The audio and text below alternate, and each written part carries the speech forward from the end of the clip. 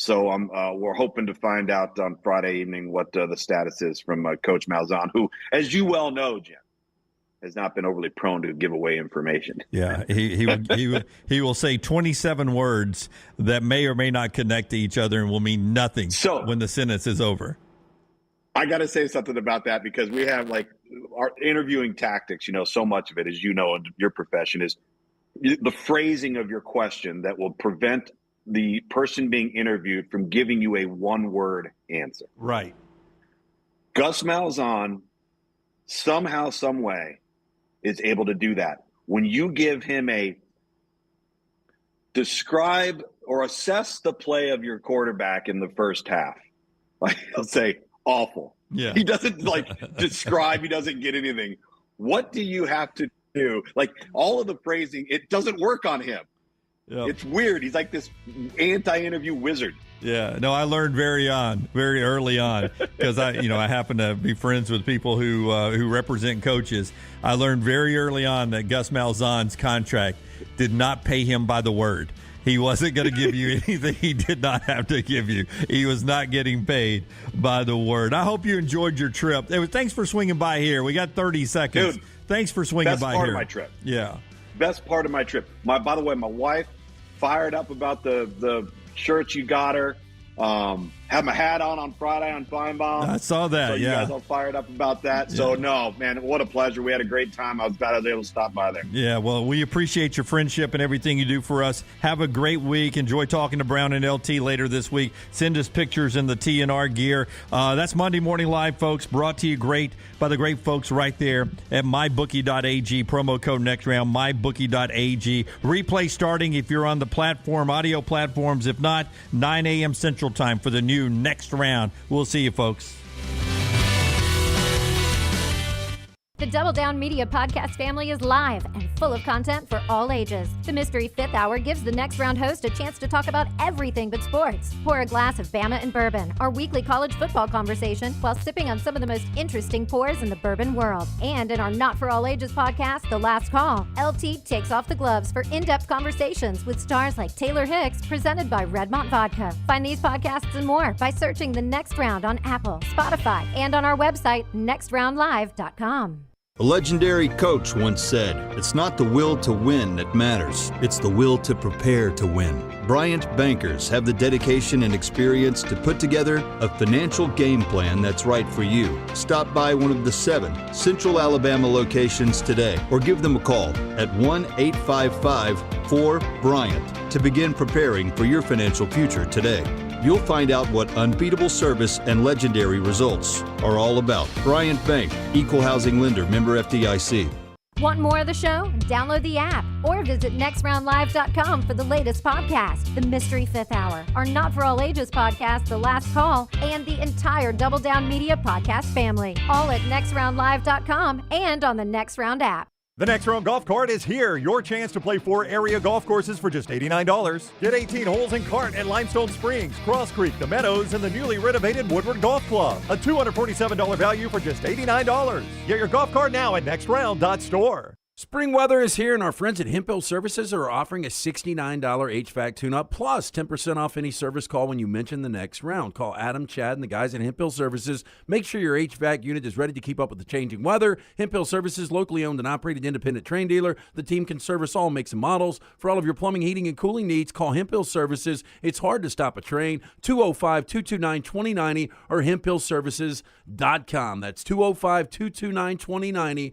hemphillservices.com. Storm season is here. Make sure you have a plan of action in place right now. Greg from Pell City and Storm Restoration Roofing should be your first call when storms hit. Insurance companies love working with Storm Restoration Roofing because of Greg Nelson's name and reputation in the industry. When storms hit, call Greg Nelson. He's local, 205-542-3531. He's the home of the free no-cost roof inspection. Greg from Pell City on Facebook, 205-542-3531. It's Storm Restoration Roofing. Stop by the New York Butcher Shop and pick up the finest in certified Angus prime beef steaks and burgers, premium pork chops, ribs, and all-natural chicken cut to order just for you.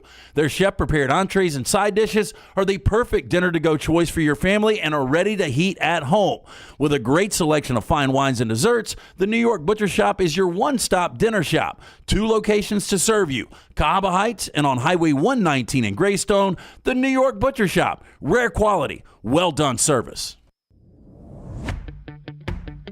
Jim Dunaway, Lance Taylor, Ryan Brown, and Rockstar.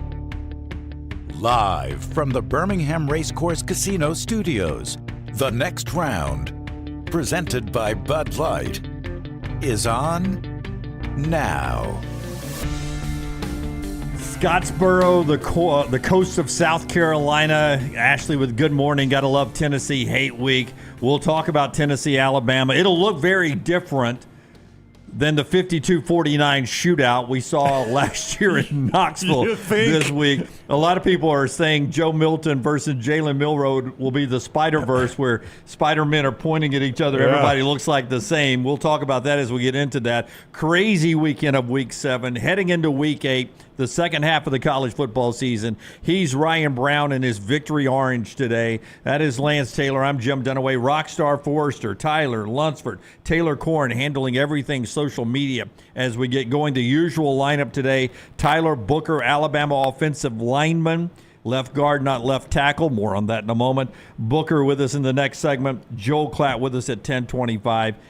Where do you start on this weekend, except with the biggest game in the country? That's Washington and Oregon.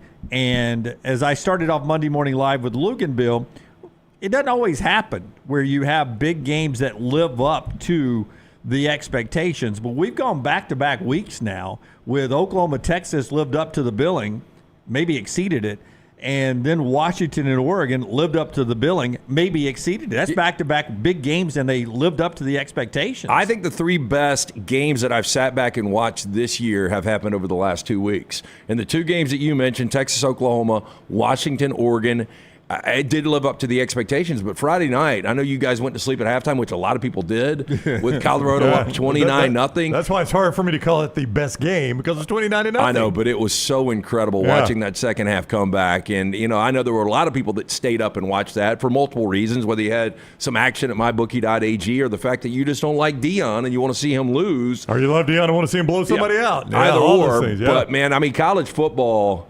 And this week, we get Penn State, Ohio State. Well, and that's what I was about to say. If the big games are delivering, Penn State, Ohio State this week. Oregon, Washington was everything I wanted it to be. Like, I had not been this excited about a regular season Pac-12 game in a very, very long time. And the crowd was just juiced. You know, you had Herb Street and Fowler, so it felt like a big game. The game itself delivered. Yeah, Dan Lanning making some super curious decisions. Michael Penix gutting through an injury. I mean, it had all the intrigue really you want. It comes down to a kick. And college kickers miss kicks most of the time. They do. Let's get into the choices of Lanning and then everything else. The choices that we always ask you to choose our sponsors, which includes our great friends at Hemp Hill. They'll bring you best and worst of the weekend later on this hour, but also cooler temperatures this weekend. Had a friend of ours, Reed, was out camping this weekend up in Mentone. It got chilly overnight. Feels great outside, doesn't it? It was in the 40s this morning. Yeah. 205-229-2090 since 1954. That is the name that Alabama has trusted for all of their heating, plumbing, and cooling needs. Call Adam, Chad, Andrew. Hard to stop a train. 205-229-2090 or hemphillservices.com. I had to get into my fat closet this morning because of the temperatures. Maggie had the first Fiesta soup for us of the weekend. I know you had done it the week before. Yes, love it. A couple weeks ago, yeah. 4 pounds. This weekend. From the time I left here Friday until I got on the scale this morning, I had 4 huge bowls on Saturday watching football, and then I had 4 bowls. 4, not just bowls. They were the kind of bowls, huge bowls, like a mixing bowl. Yeah, like they were. Maggie is like cauldrons. How many spoons full of soup are you putting in there? We have this big ladle, and it was 4 ladles full Jimmy. in there for each one, and then I throw a little cheese and a little Fritos on top of that. I don't know the calorie count. Any IPAs? I ate 4 of those. No. I capped it off with a nice Pinot Pinot Noir. Nothing says Mexican or Fiesta soup more than a nice little Oregon Pinot Noir. Yeah. So it was. One thing I never think of on a college football Saturday is calories. I just eat anything I want on a college football Saturday. You really can't. That's what you're supposed to do. It's college football Saturday. I'll work it back off. I'll figure it out. Yeah. So Dan Lanning and those decisions. We've talked about this in the post game shows on Saturday night, but for our audience here. The last one I agree with 100%. Oh, really? Yeah, the one to not punt. Oh, I totally disagree. No, see, that's the one I'm 100% all in on there. For what reason? I'll tell you, as I'm explaining here, is that I feel like... It's very early in the week for him to be doing this. I feel like Bo Nix, my offense, is a better matchup against Washington's defense than my defense is against Washington. And at that point in the field...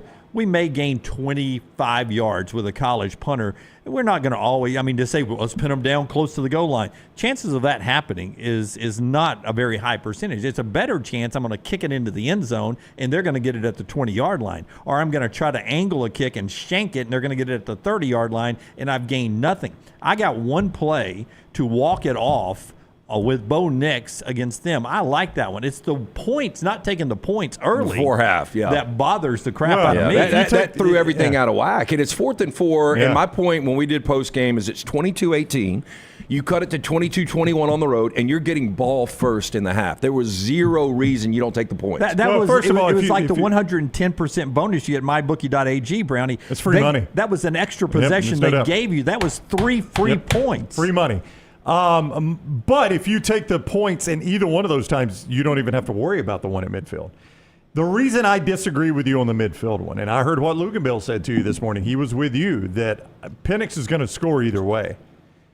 Michael Penix was injured at that point.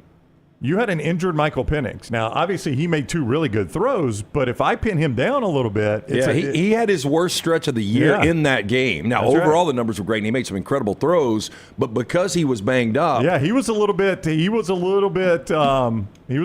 stuck in the pocket right there, and if I kick him deep, I can be a little bit more aggressive with my pressure packages and try to get to him a little bit more. When I turned it over, all of a sudden, I'm not saying they were in the prevent, but the end zone... is right behind me right now. I don't have them pinned down where they got to drive the field. Yeah, and I understand what you're saying.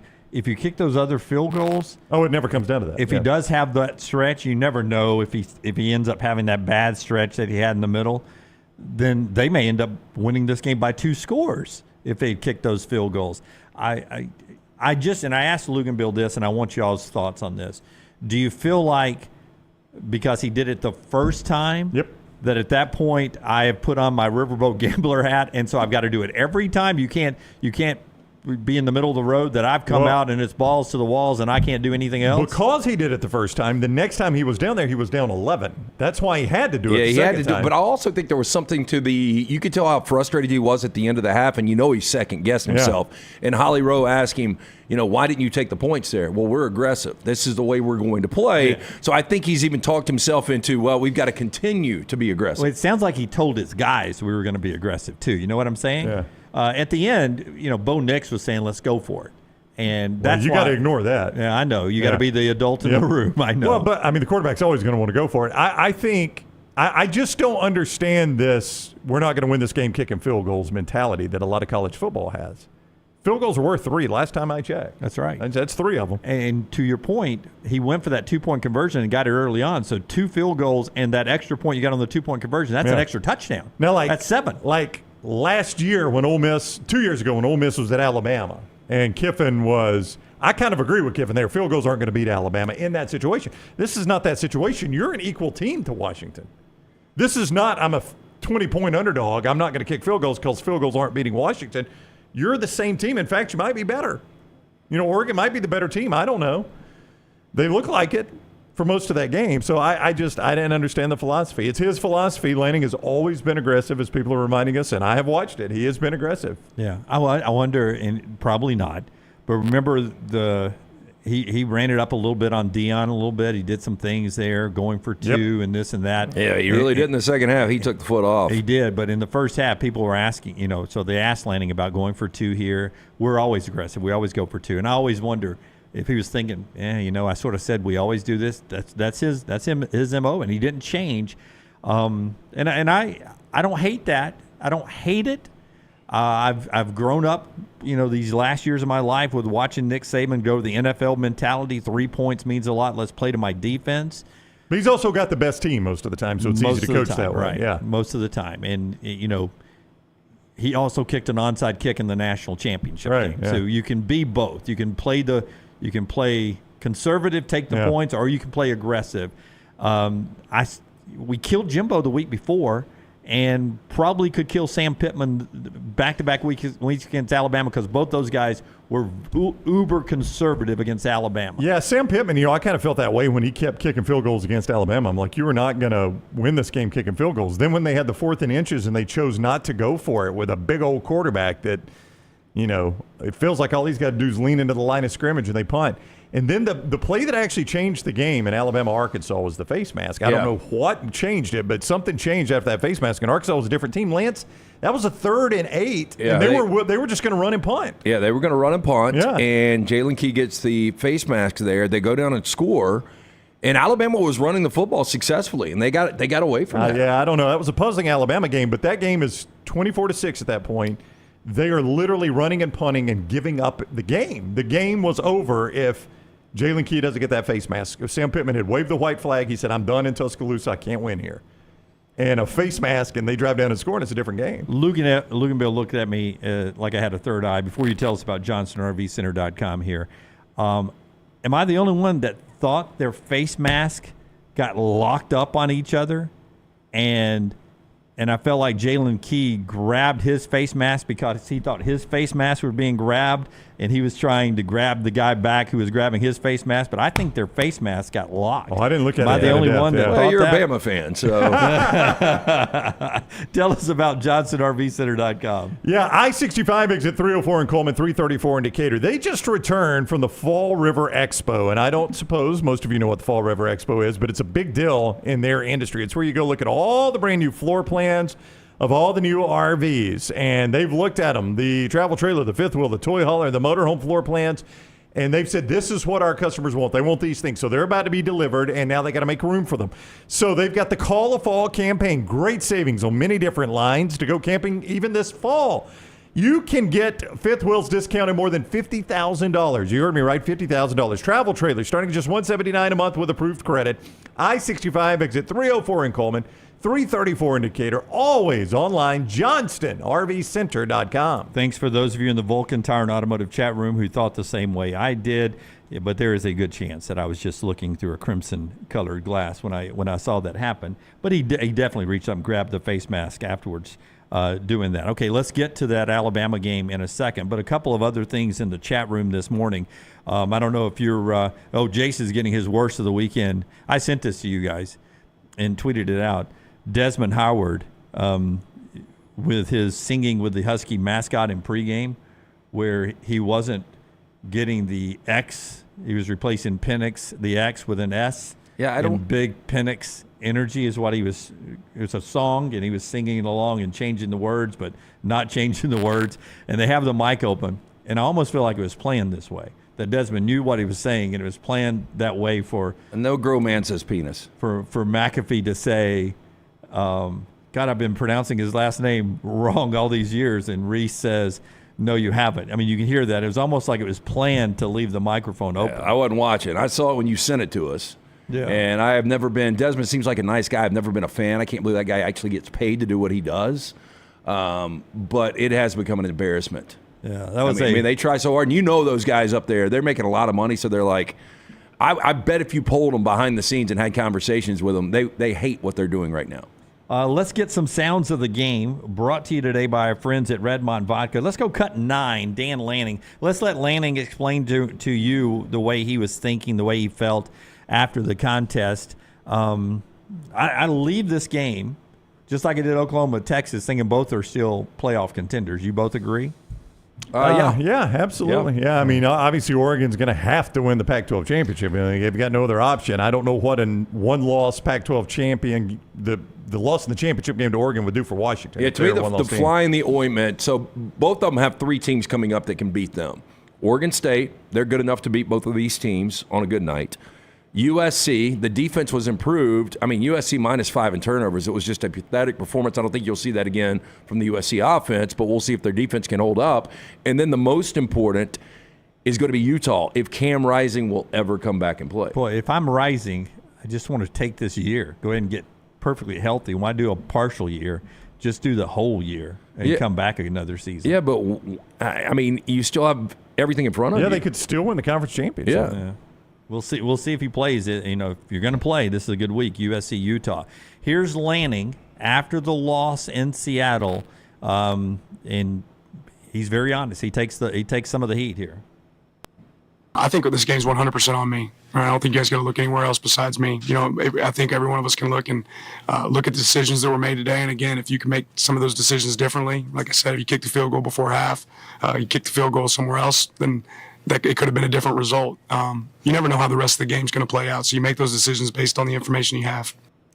Information you have there. More on that in a second. Tell us about Redmond Vodka, who brings you the sound of the game. Locally owned and operated. One of the great faces behind Redmond Vodka, our friend Charles Barkley. 8 times distilled. It's gluten-free. Fantastic product. Available in 22 states. If you're out locally, ask for it by name. If they don't have it, tell them to get it. Again, it's Redmond Vodka. A couple of people are saying Dan Lanning will never be Alabama's coach.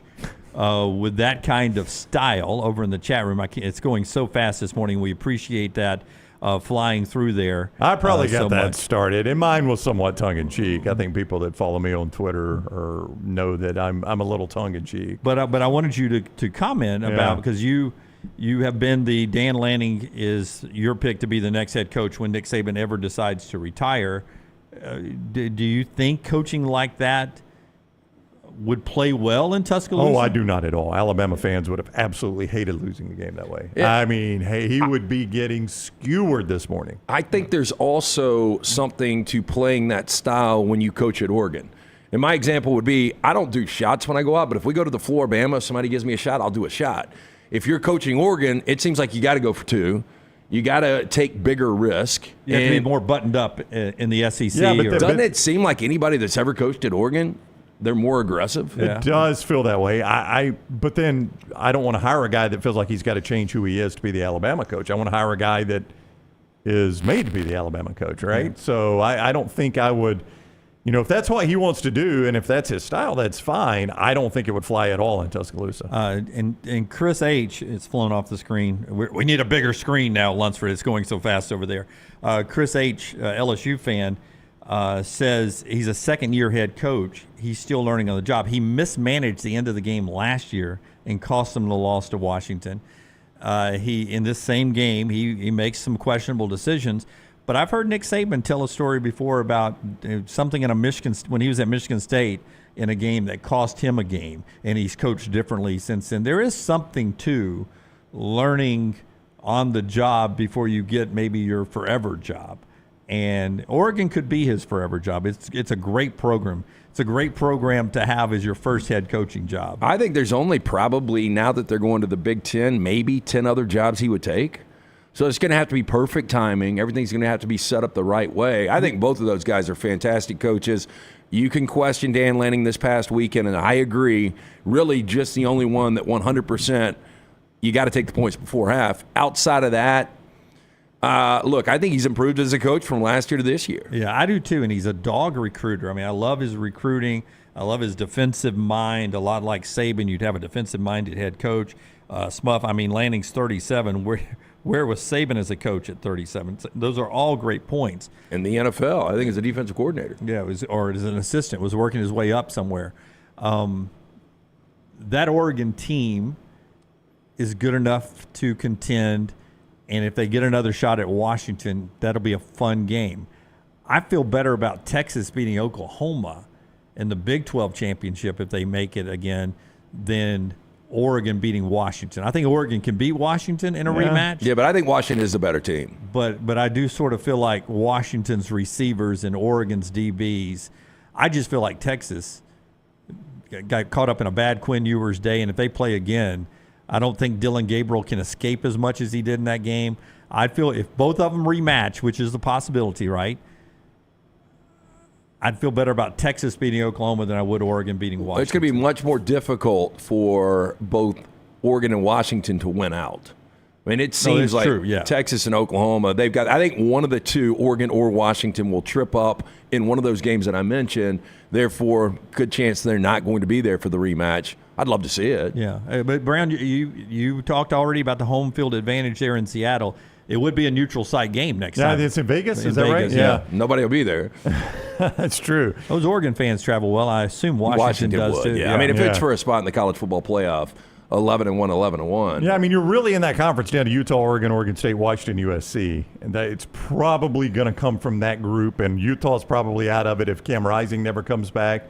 Oregon State is good enough to do it, but they've already got the loss. Oregon's got the loss. Washington and USC, it's easy to forget. That was not a conference game for USC Saturday night. As bad as they looked, they're still undefeated in the Pac-12. Now, I think it's a harbinger of things to come, but they are still undefeated in the Pac-12. Yeah, we'll see a lot about USC this weekend. We'll see how they come back from, again, the worst offensive performance I've seen under Lincoln Riley maybe ever. Maybe ever, yeah. Yeah.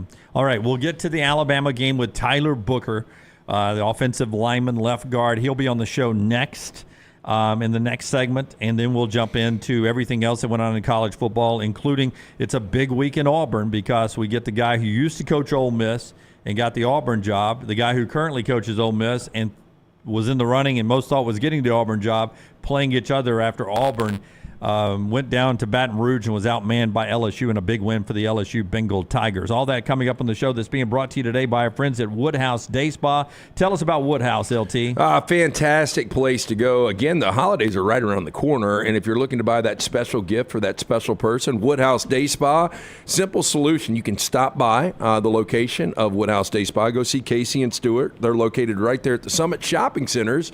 You can always shop online, buy that gift card for that special person. You can do that 24/7 at birmingham.woodhousespas.com. 70 options, massages, body treatment, skincare, waxing, nail services. Voted America's best day spa since 2009. It is the Woodhouse Day Spa. You can't ignore the elephant in the room. Watch it at Roll Tide Pods on YouTube and wherever you get your podcasts. Stop by the New York Butcher Shop and pick up the finest in certified Angus prime beef steaks and burgers, premium pork chops, ribs, and all-natural chicken cut to order just for you. Their chef-prepared entrees and side dishes are the perfect dinner-to-go choice for your family and are ready to heat at home. With a great selection of fine wines and desserts, the New York Butcher Shop is your one-stop dinner shop. 2 locations to serve you, Cahaba Heights and on Highway 119 in Greystone. The New York Butcher Shop, rare quality, well-done service. Want more of The Next Round? Download the app or visit nextroundlive.com for the latest podcast. The Mystery Fifth Hour, our Not For All Ages podcast, The Last Call, and the entire Double Down Media podcast family. All at nextroundlive.com and on the Next Round app. Things fall apart. There's even a book about it, but that doesn't mean you have to break the bank to fix them. Ryan Brown here for The Next Round. Our friends at Mortgage Right have a new renovation option that will make repairs and other home improvements easy. If you've recently purchased a home and find yourself short on cash, or you're looking to buy a fixer-upper, Mortgage Right's renovation loan program can help you spruce up your space. Repairs can be made to your roof, plumbing, flooring, and more with the help of top-notch mortgage professionals. So get your fix by visiting mortgageright.com/TNR. And MLS 2239 Equal Housing Lender. The Next Round is so much more than the show you get from 9 to 1 each day. So make sure to head to our official YouTube channel at Next Round Live and subscribe to get all of our latest content. We, of course, have plenty of specialty content and shorts based all around the sports in the heart of the SEC. But we also talk pro sports, gambling, lifestyle and entertainment, and so much more. It's the Next Round YouTube channel where you never know what you're going to find next. Subscribe now to see the latest content and get notifications when we go live. That's at Next Round Live on YouTube. This is for the men who never settle, the ones who miss the fairway all day and still pull out the big stick, the type of guys who will always prefer to be behind the grill than in front of the camera, and the men who never let their friends forget about a high school nickname. This is the Lodge mentality. This is Twin Peaks. Who wants to settle for a single TV? With more TVs, bigger screens, plus our fabulous scenic views, there's more to watch at Twin Peaks. Hey, Lance Taylor from the Next Round to tell you about our friends at Gutter Cap. Gutter Cap's that patented aluminum cover system that fits over most existing gutters to keep out debris and eliminate that gutter cleaning. It's backed with a lifetime warranty, almost 20-year service record right here in Birmingham. Stay off that dangerous ladder forever. 45% off the retail price now if you call guttercapbirmingham.com. Call my good friend Chris Stewart now, 205-823-2212. Cap it, don't snap it. It's Gutter Cap. Start your day online with our website, nextroundlive.com, for the latest videos, podcasts, and college football stories. It's also a great way to stream the show or shop in the Next Round store. Stay connected by visiting nextroundlive.com.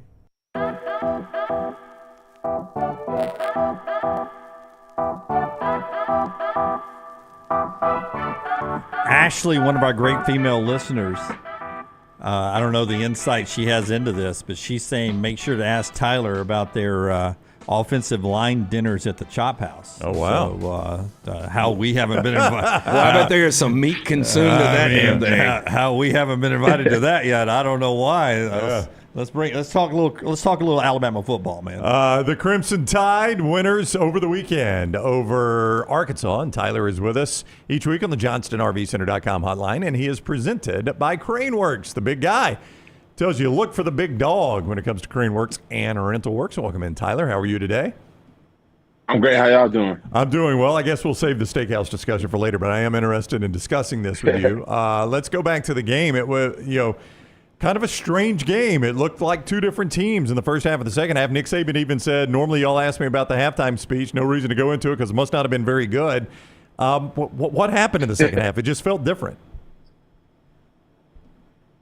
It felt like we just have to work on finishing a lot more. We're capable of it. It comes down to the same thing as every game this year. We just have to put together 50 minutes of football. And that just comes from carrying over intensity and keeping momentum. And what I mean by keeping momentum is, well, from the offensive perspective, we can't have a drive stopper. Drive stopper is a drop ball, a tackle for a loss, or a sack, which we have way too many of.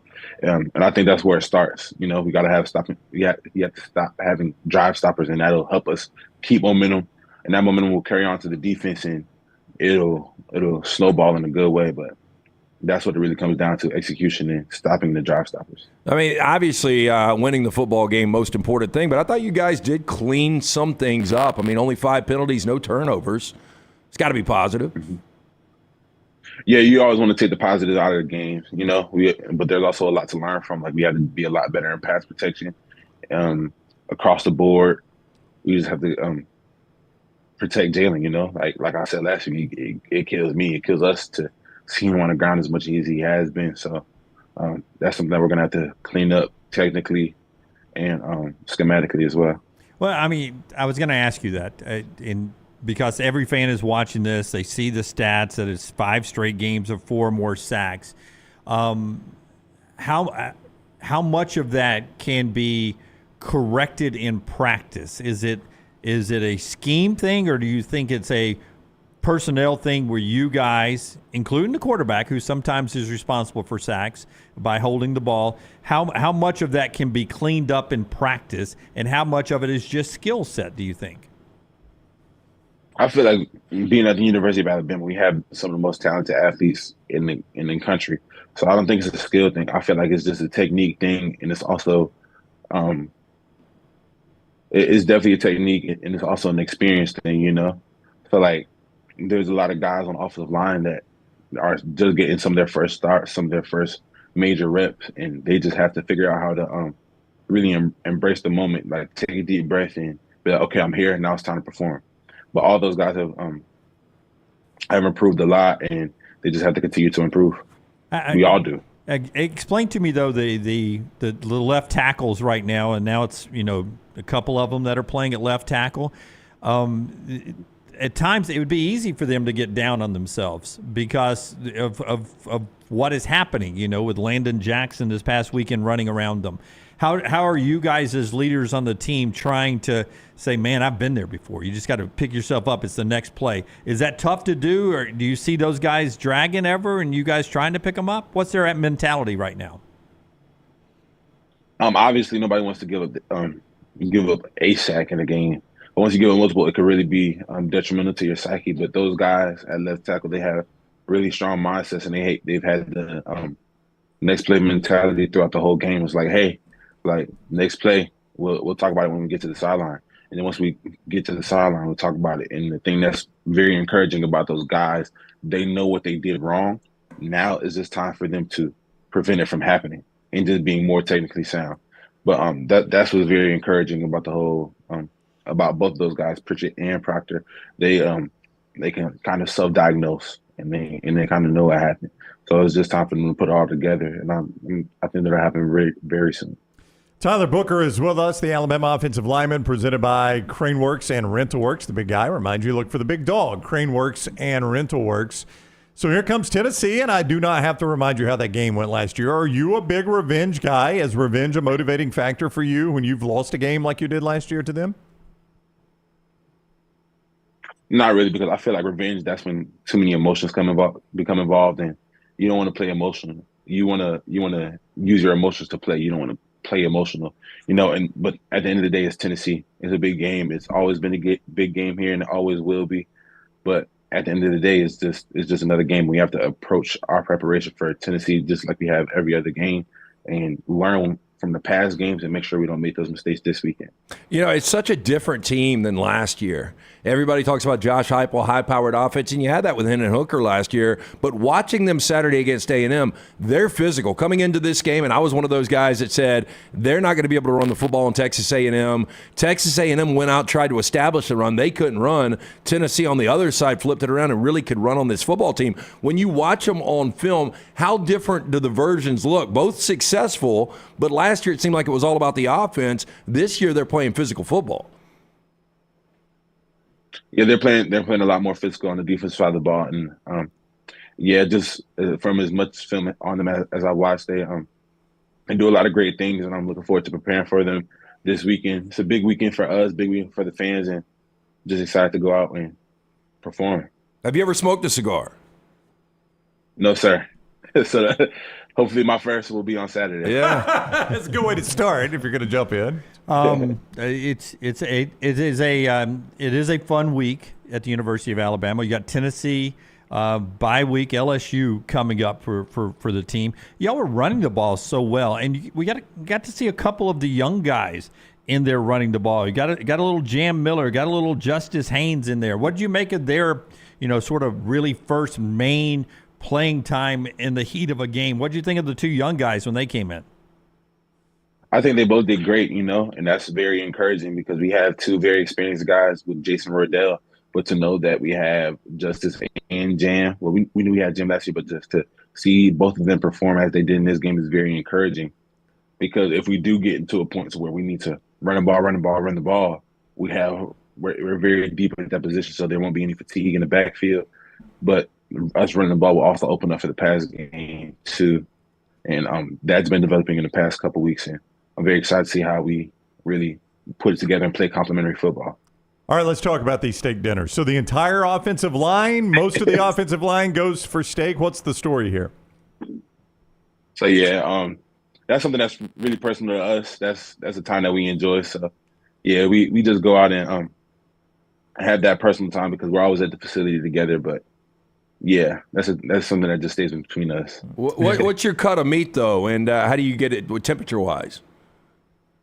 I go for a ribeye and I get it medium rare. Medium rare. Good call. Me too. Exactly. I mean, what size? What's your maximum size of ribeye, you think? 48 ounce? You're a big guy. My God. Well, he's a big guy. That's a big Before a game, I keep it at a 16 ounce. Okay, 16 ounce. That's a little smaller than I would have thought there for you, Tyler. Okay, I don't know how well you can tell my physique here, but one time we were at a local steakhouse. I ate a whole steak meal, appetizer, salad, sides, couple of beers, no dessert. And then afterwards, I could have eaten it. I can eat steak all day long. It doesn't fill me up. I could have eaten it again. And I then, to pay off a bet with him, I ate a full bag of 12 Crystal cheeses right after that, just to show him I could eat it again. He could eat with you guys. Yeah, so I would spend all your next round money at the Chop House if I was with you there. So could you eat? How many ribeyes could you eat if it was like an eating contest, like a hot dog eating contest? How many ribeyes could you eat? Because I just love steak, man. I could eat it all day. I think we're in the same boat. If it was just the ribeye, no sides and nothing, I think I could take down 3. Yeah, me too. I love it. You ever had meat sweats though? Will you eat so much meat that you sweat in the middle of the night? No, I haven't. I haven't gotten that yet. Oh, I've done that once. It is not good. See, by the way, we got to the 48 ounces there. He said he could eat 3 16-ounces, so there you go. There's the 48 ounces. What is your go-to side? I usually go smashed potatoes. Okay. Smashed potatoes. No salad or anything? You don't mix a salad in? Nah. I'll get asparagus every now and then. Asparagus, yeah. Makes your pee stink, but it's good. Be prepared. Once you go to the NFL, they're going to make you pay for these first few meals. Yeah. And they're going to run up the wine selection is what's going to kill you. When I see these tabs these rookies pay, you've got these $600-700 bottles of wine on it. That's what's going to get you. So you might as well go on and acquire that taste in the next couple of years of red wine because you're going to be paying for it. Yeah, definitely. I'm not looking forward to that, but looking forward to everything else about the next level. Hey, well, stay in contact with us. Maybe we can pay you when you get to the NFL and pick up that first tab for you. Yeah, then again, maybe we can. Yeah, maybe Jim will do that. I was about to say I'm going to hold y'all to that. I bet you will. I think I just got outvoted 2-1 there. My bad. I'm sorry, Tyler. Very quickly. Yeah. Hey, real quickly, who's the all-time leading scorer in SEC football history? Do you know? Will Riker. Oh, look at that. There you go. Will Riker. I love it. Guy just keeps kicking, man. Tyler, good luck against Tennessee. We appreciate the time, as always. Thank you. Y'all have a nice week. All right, buddy. You too. Take care. Tyler with us each week on the JohnstonRVCenter.com hotline, presented by Craneworks. The big guy reminds you, check the big dog, Craneworks and Riddleworks. Probably don't need to remind Alabama fans the last time he missed a kick. Pretty big one. Oh, gosh. Yeah, it's been almost a full calendar year, hasn't it? Yep. It was Tennessee. Wow, I did not think of that. My wife is, what is it, 26 straight now? Yeah, wow. I mean, what are you doing? He's got a no-hitter going. CBS tried to jinx him. Yeah. I mean, they ran it. They said, hey, he's made 25 consecutive kicks. The last time he missed a kick was against Tennessee last year. My wife always blows me away with sports knowledge she's got. And just out of the blue the other day, she goes, how in the world is Alabama's kicker about to be the scoring leader in NCAA football? I was like, well, A, he's been kicking there since Ray Perkins was the coach. That's A. I said, B, they score a lot. And I was like, you just got to think about it. I mean, he's 3-1, 3-1, 3-1.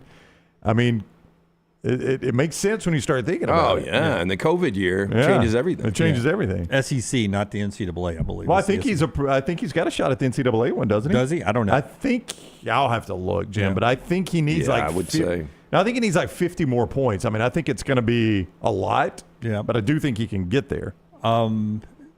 I like the ribeye too, by the way, because the marble, the meat, the flavor the is fat a in little bit there more. a little bit. Yeah, Just depends on what I'm after. Sometimes I want a lean fillet. Sometimes I want a good marbled ribeye. We picked up New York Butcher on Saturday for Saturday night, and things got kind of thrown out of whack because I had family in town. So we ended up doing the steaks last night. But I'll tell you, we did the roasted red potatoes and put a little cheese on the top. Bake those and then put jalapenos to finish it off. Had that with a Greek salad and some of those prime cut fillets from the New York Butcher Shop. So good. Can't beat that. Also, our friends at Way to Wellness, your journey to healthy living. Between the steak talk and me eating 4 huge bowls of the Mexican Fiesta soup, I'm so glad I'm on the Way to Wellness plan because I can drop that weight. By the time I get back to another football weekend, I'll be back down to the weight I want of 184. I'll drop those 4 pounds all week long. Way to Wellness can help you jumpstart your weight loss journey and get your blood pressure and cholesterol in a great spot. All you have to do is go to the website, planforme.com. That's the website, planforme.com. No contract, no sign-up fees. Board-certified members, Leslie and her team will take care of you through the whole process. And you get a free consultation to learn more about it. Why not try it today? Just go to the website, planforme.com. Planforme.com. It's Way to Wellness, your journey to healthy living. We'll get to best and worst of the weekend coming up in the next segment. But Alabama survives Arkansas. There was a moment in that game when I think it was like 10 minutes to go in the contest, 10:59, just under 11 minutes, where they cut it to 24-21. Yeah. And I thought Alabama was going to lose the game. Did anybody else ever creep in? I thought it was going to go to overtime. I had this feeling that Alabama was going to win this game in overtime. Look, they got the scare that maybe some fans wanted going into this Tennessee game, but we were on a group text, and we were talking about going live if they lost that game. That is true. There was a discussion. It never felt like a game they were going to lose. I'm with Lance. I could have seen overtime because their kicker's pretty good, and you're down 3 in that situation. All you got to do is pretty much get to the 40, and that Arkansas kicker's got a shot to make it. He's good. Yeah, he's got a leg on him. Yeah. That's about as good of a college kicking matchup as you can see. Yeah, Cam Little, 55 and 49-yard field goals, and Will Reichert. That 55, he bombed. He bombed that thing, yeah. Absolutely. The 49 looked like it had been good from 79 there. The only thing that bothered me is that Milroe had gotten into they had gone 3 straight 3-and-outs, and he was 1 of 9 passing. And I think what was blowing Alabama fans' minds was the fact that they came out to start the half running it down their throats and just gashing them with runs, and then it ended in a field goal, I think because the penalty set them back. Ended in a field goal, and then as Arkansas crept closer, it was like they were trying to establish a short passing game or something, and Milroe had lost his bearings. He was throwing them high and wide. Well, that's not his strength anyway, short passing game. I mean, he's so good throwing the deep ball, but at that point – you've quit even at deep. You're trying to move chains with the pass game rather than score touchdowns with the pass game, right? And that's just not his game. You're not going to get that out of Milroe. I mean, I like the way Jam Miller can get to the edge, man. It was like that solar eclipse. I could only look at it for a second. It was a quick glimpse. I mean, you got in Kool-Aid's head. I mean, Little T sent that out and tagged Kool-Aid McKinstry, and he wouldn't look up. He wouldn't field a punt. Yeah, every one of them hit the ground. I'm like, Dunaway has somehow gotten Alabama's punt returner's head. He's in a bad habit of not running and catching punts. I don't know if he's being coached that way or he's not seeing it well off the foot. He's bobbled a couple. Yeah, and so I don't know if that's gotten in his head a little bit. Yeah. Like, if I can't get to it cleanly, I'm not going to try to catch it. I'll tell you, though, man, if I am running the football that effectively, there is nothing more demeaning than having it run down your throat. No doubt. Like, I always bring it back to the Rams, but they started the second half with 9 consecutive runs, which I've never seen that under Sean McVay. They couldn't stop it. That's exactly right. And for Alabama, you got 4 guys you were running in there. Man, you run it a couple of times and then, boom, put in a new running back and keep running. Yeah, and on top of the fact that you can't protect your passer, it seems like running is the play there. Yeah. I mean, your passer is just getting destroyed from the blind side because his left tackle can't stop anybody. All right, part of the show today being brought to you by our friends at Odie's as we get ready for another great week. Rockstar, did y'all sing this week? Is that coming up soon where you're killing Damon or something like that? Yeah, he's hard to kill, man. He's a good-looking guy, though. It's this Friday. Is this Friday at Odie's? This Friday at Odie's. Yep. And the name of the band again is? Will's Dayton Rockstar. Will's Dayton Rockstar. Will's killing Damon. Damon's not even in a band. Always poor Damon. Live music every Friday, Saturday. The newest location in Homewood. We will be out there a week from Wednesday with our friends at Bud Light Game Night. A week from Thursday. Yeah, a week from Thursday, I should say. We'll be out there 5 to 7 at the new location right off of Broadway on Oxmoor Road. Used to be Hud's grocery store way back in the day. Beautiful location, but the original Crestline. That's when we do team trivia every Wednesday night. Get there early, enjoy some great food from Rodney Davis. Ice cold beer buckets full of Bud Light. Birmingham Institution, Odie's Tavern. Follow Sean Lunsford on Twitter @JLuntz. As summer bids adieu, get ready to welcome the arrival of fall. But hey, it's not just football season making an entrance. In the world of pest, it's fall invader season. Hold on tight, because we got 4 major troublemakers stepping into the spotlight: box elder bugs, kudzu bugs, ladybugs, and stink bugs. These pests don't just knock, they barge in like they own the place. But fear not, dial up Wayne's Pest Control now, 865-588-6686, and show those fall invaders who's boss. Don't let pests crash your fall. Take charge today. Storm season is here. Make sure you have a plan of action in place right now. Greg from Pell City and Storm Restoration Roofing should be your first call when storms hit. Insurance companies love working with Storm Restoration Roofing because of Greg Nelson's name and reputation in the industry. When storms hit, call Greg Nelson. He's local, 205-542-3531. He's the home of the free no-cost roof inspection. Greg from Pell City on Facebook, 205-542-3531. It's Storm Restoration Roofing.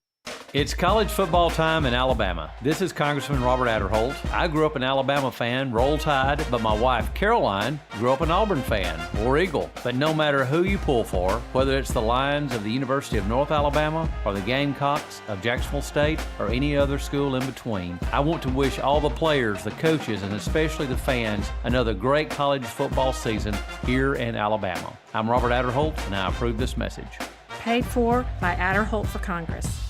The Next Round Golf Cart is here. Your chance to play 4 area golf courses for just $89. Get 18 holes in cart at Limestone Springs, Cross Creek, The Meadows, and the newly renovated Woodward Golf Club. A $247 value for just $89. Get your golf cart now at nextround.store. Football season is here, and Legacy Credit Card is just what you need to manage your spending safely and wisely. Credit cards offer better consumer protection against fraud when compared to a debit card, which is linked directly to your bank account. Legacy offers rates as low as 8.9% APR on credit cards compared to major card providers who advertise rates as high as 29% APR. Look no further than Legacy. Open a credit card online in minutes at legacycreditunion.com/join.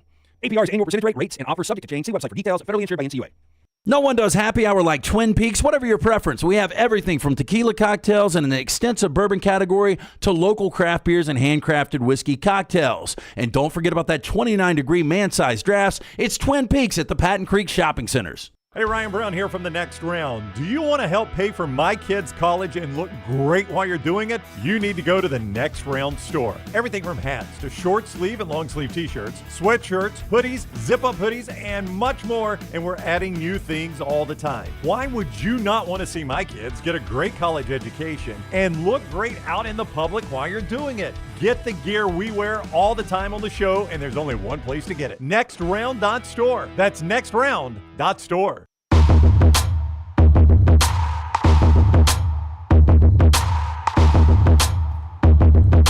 Back with you on the next round. You heard LT talk about creating his own loaded fries at his house at dinner this past weekend. Milo's does it for you right now. Their loaded fries includes their classic crinkle cut fries, which are unbelievable.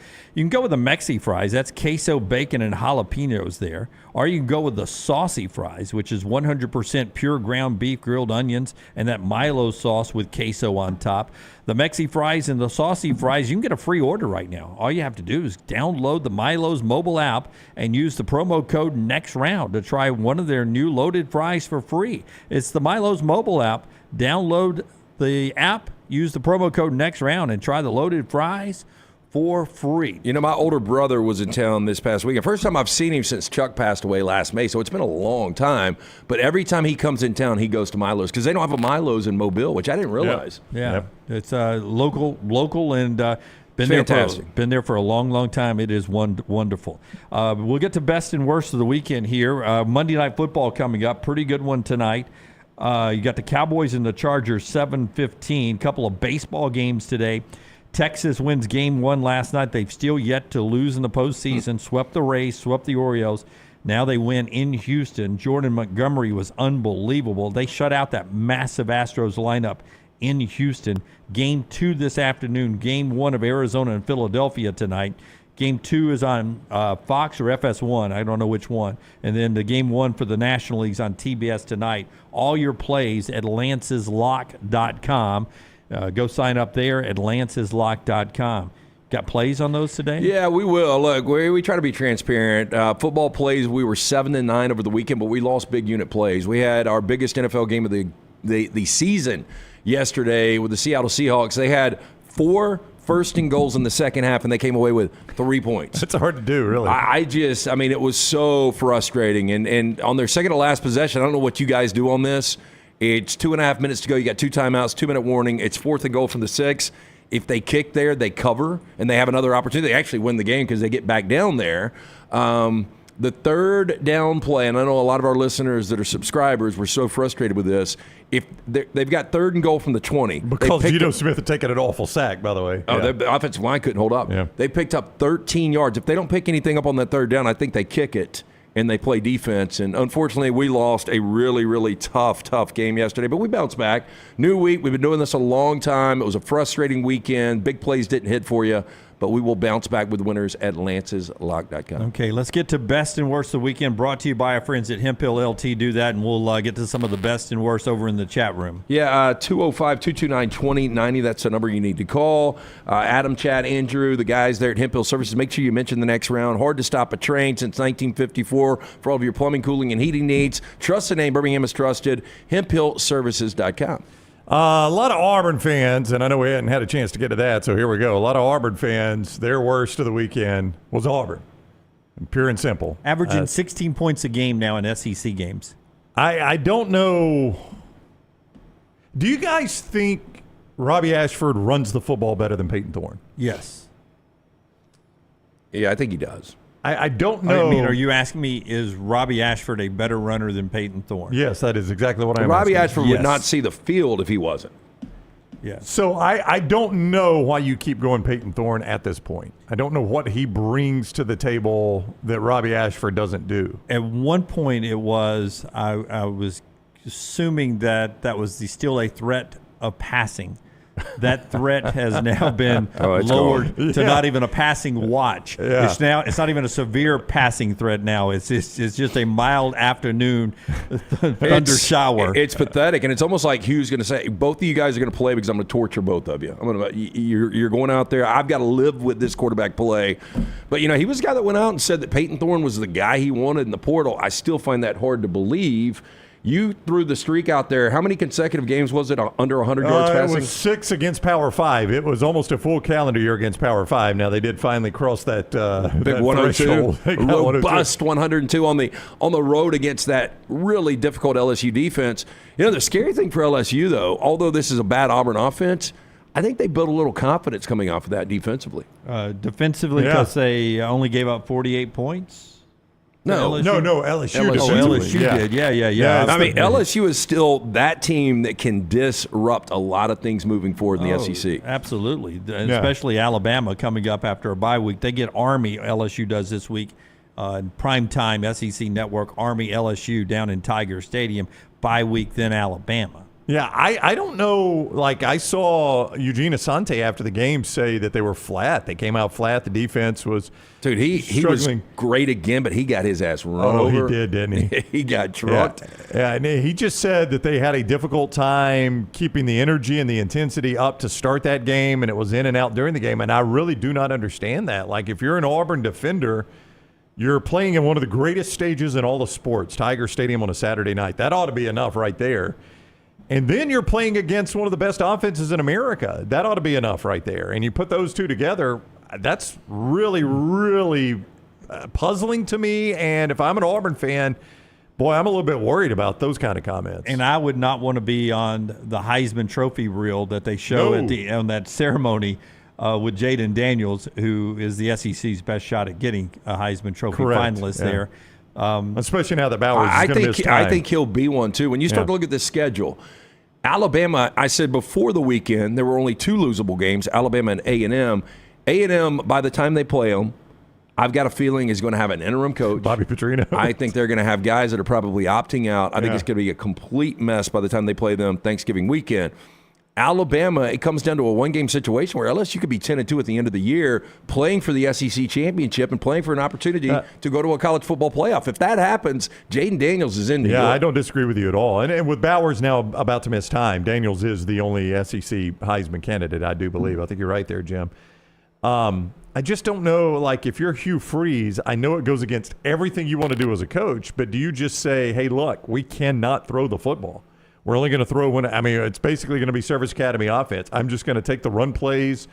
Robbie Ashford can do well, and we're going to try to find a way to win with that. Robbie throws it just as good as Peyton Thorne. I don't disagree with you at all. That kid's not making great throws either. So Robbie, I mean, he made a great throw in last year's Iron Bowl. It was the only one, but he made one great throw. So, I mean, Peyton Thorne hadn't made many great throws either. So why not just go ahead and let Robbie try to capture what they did under Carnell last year until you can get a quarterback in there. I don't blame Hugh for any of this, though. Rockstar, give me cut 3 because he's going to a gunfight with a knife or a knife fight with a Twinkie, whatever you want to say. Hugh Freeze. Never take a Twinkie to a knife. Hugh Freeze. They just were outmanned in this game Saturday night.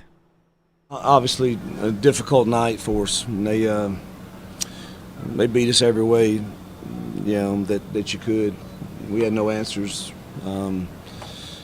defensively for them, and offensively just not consistent enough to stay in a scoring match with them. And we got to own everything that's on that film, the effort, the good and the bad, and go back to work and hopefully get better. This will test us, which is football does that, and it'll test us because the only way to get out of this funk is to work hard, and to do that you've got to have the right attitude and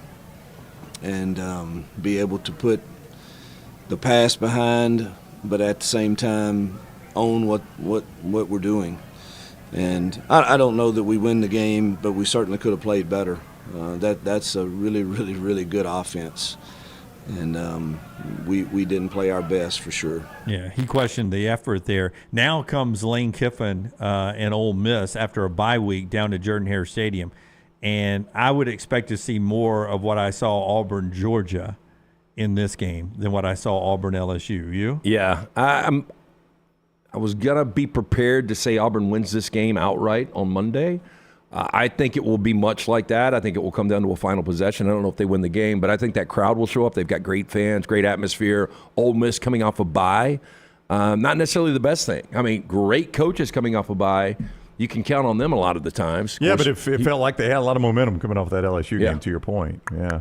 So I think this will be a tough game for Ole Miss. I do too. I mean, I don't think Auburn's done yet by any stretch of the imagination. But, Brown, if Auburn does lose this game, you guys tell me a game you're comfortable. New Mexico State. Yeah, New Mexico State. I mean, even at Vanderbilt. Vandy, yeah, I mean, Vandy played with Georgia to an extent. I mean, it's still going to be a one-sided score.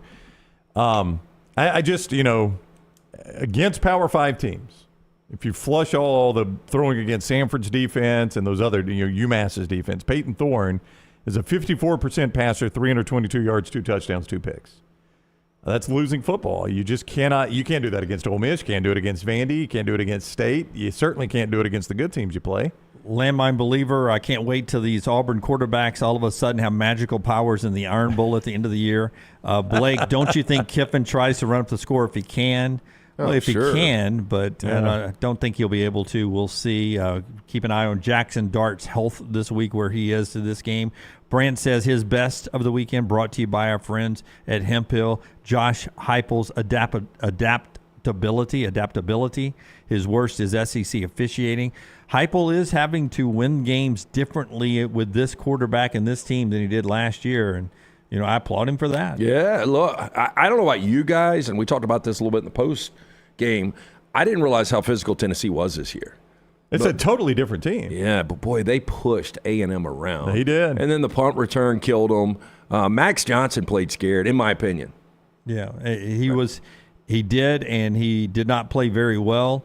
But that short field punt return, without that, that probably is a different game. BD's worst of the weekend, the Tide offense, first down in first quarter versus Arkansas. I will tell you the Bama defense, until that face mask, it had been since the 6-minute mark of the first quarter since Arkansas had gotten a first down. Then that face mask happened, and then it was a different game till the end. Alabama lucky to get out with a victory. Tennessee, Alabama, Ole Miss, Auburn, part of the SEC slate this weekend. South Carolina and Missouri in the Battle of the Columbias after Missouri got a big win in Lexington. And hard to believe that Florida's 5-2. Yeah, I don't know what to make of that team. I mean, they look dead at South Carolina, and they storm back at the end. It's so funny because, before the season, I was like, this is one of the more unpredictable teams in all of college football. I don't know. They could go 9-3. They could go 3-9. It looked like for a moment after the Utah game and then after, the Kentucky game, they were look more 3-9, and after Tennessee and what you saw South Carolina, they look more 9-3. And now they don't play again until Georgia. And again, Seth Emerson of The Athletic is the one reporting this morning that Brock Bowers is going to miss extended time, may have to have surgery. Seth Emerson, he covered Georgia for a long time, may still do it, but he's with The Athletic. Yeah, works with The Athletic, covers the SEC as a whole. Yeah, but he's a Georgia guy. Yeah, well connected. And if that's true, I don't know. If you see Brock Bowers again in the Georgia uniform. I mean, you may not. I hate to say that because he's such a phenomenal player. But their offense is a different offense without him. If it's a tightrope surgery, though, you get the bye week, you got the Florida game. You would miss that. And then probably one more game. You'd probably miss a month with the tightrope. Then he's back for the SEC championship. Yeah, if that's what it is. The 2 playoff games, if that's what it ends up being. That's if it's a bone issue and not a ligament issue. Ligament issues are different stories at that point. Top of the hour, we'll do more college football coming up. The show being brought to you by the best tequila in the business. It's Maestro Dobel Diamante Tequila, 100% pure agave. Pure agave, that's what you get with Maestro Dobel Diamante. They age this tequila in wood barrels from the Balkan region of Eastern Europe. They've done extensive research to come up with the perfect process here. The results are pleasant, crystal clear tequila. I poured over ice with just a twist of lime in there. It is so delicious. Ask for it by name, Maestro Dobel Diamante. More college football reaction coming up. More best and worst with you guys in the chat room. And Joel Klatt at 10:25 Central Time, all right here on The Next Round. Our Monday morning quarterback is Fox Sports' Joel Klatt. Every Monday at 10:25. DryTech Water Restoration is a locally owned company that specializes in mold remediation, fire and water damage cleanup, and SteraMist services. DryTech's goal is to provide clients with expert guidance when dealing with any home disaster. DryTech's highly trained specialists are available 24 hours a day, 365 days a year. They will work closely with you and your insurance company to make sure the process is stress-free as possible. Call DryTech today, 205-637-0143. The moment you discover damage to your home, DryTech's team will handle the rest. A legendary coach once said, "It's not the will to win that matters, it's the will to prepare to win." Bryant bankers have the dedication and experience to put together a financial game plan that's right for you. Stop by one of the 7 Central Alabama locations today or give them a call at 1-855-4-BRYANT to begin preparing for your financial future today. You'll find out what unbeatable service and legendary results are all about. Bryant Bank, Equal Housing Lender, member FDIC. The Next Round store is live and loaded. Check out the latest logo t-shirts and hoodies. Get your favorite team colors, the Next Round flag shirt, or grab the popular Y'all Can Have the Rest t-shirts. Go to nextround.store. That's nextround.store. Man, I love a good meal. I'm Jim Dunaway. A good meal is what you get with my friend Sterling at Champy's Chicken on Highway 119 in Alabaster. We're talking great southern fried chicken, wonderful sides, hand-cut chicken fingers, po' boys, and those Mississippi Delta recipe tamales. You got a perfect menu for everybody. Champy's Chicken is perfect for watching the big game or taking a meal to the lake house, down to the coast, or stay in the restaurant and dine in a great atmosphere. It's all made fresh to order right there on 119 in Alabaster, Champy's Chicken. The Next Round golf cart is back and is presented by Urology Centers of Alabama. For $89, play Limestone Springs, Cross Creek, The Meadows, and the renovated Woodward Golf Club. $247 in value for just $89. Or get bonus gifts with the Deluxe Golf Cart for $119.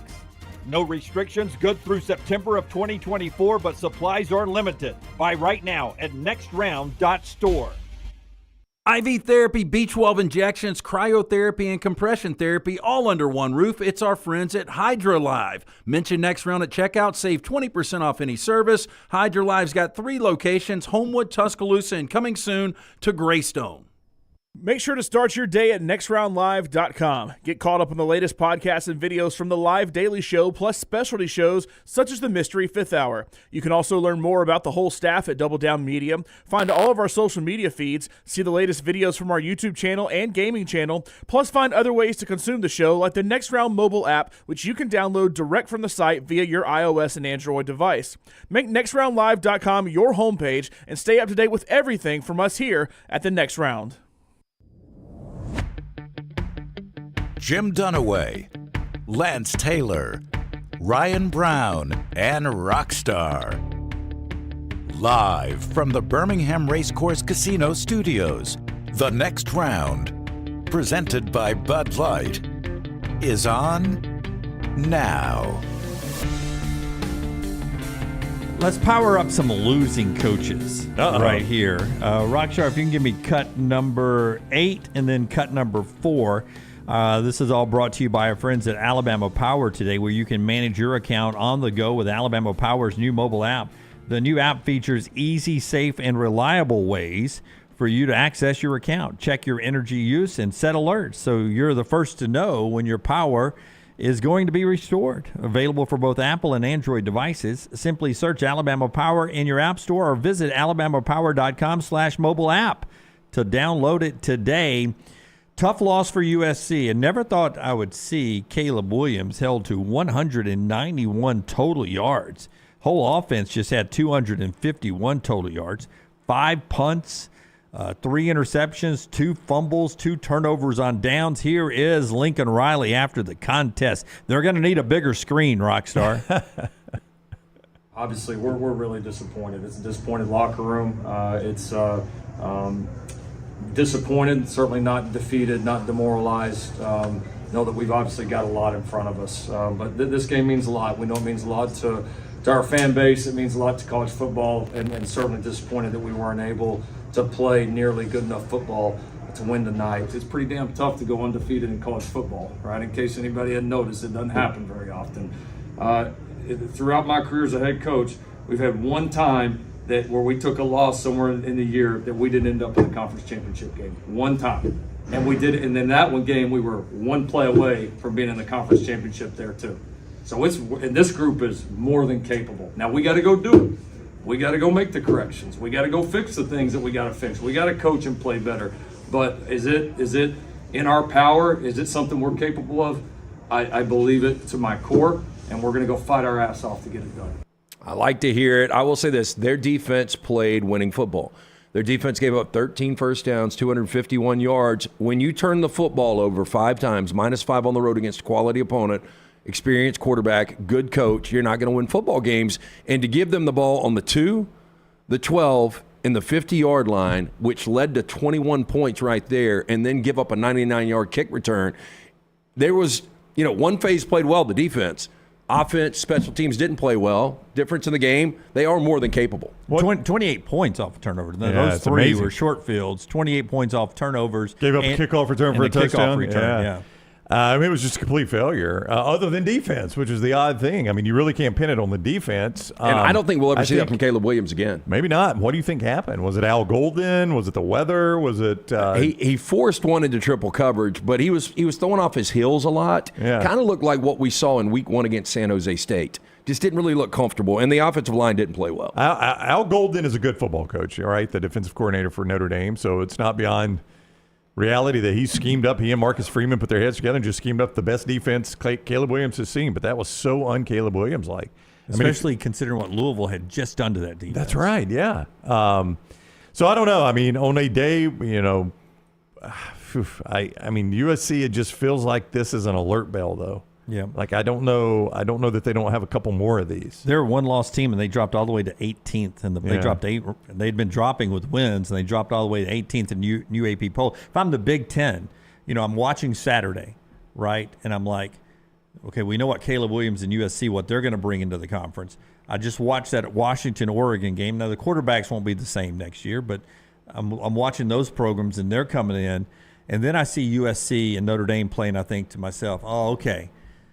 Maybe we get those great West Coast teams in Midwestern weather in October and November, and that's how we slow them down. That's what it felt like. Like, it felt like weather had to impact this. It was cold and drizzly. Yeah. I'll tell you what blew me away, though, was I know Lance was. I don't know if you're watching right at the half, but Notre Dame gets a sack, and USC's trying to scramble to spike drill, clock it, to get a kickoff.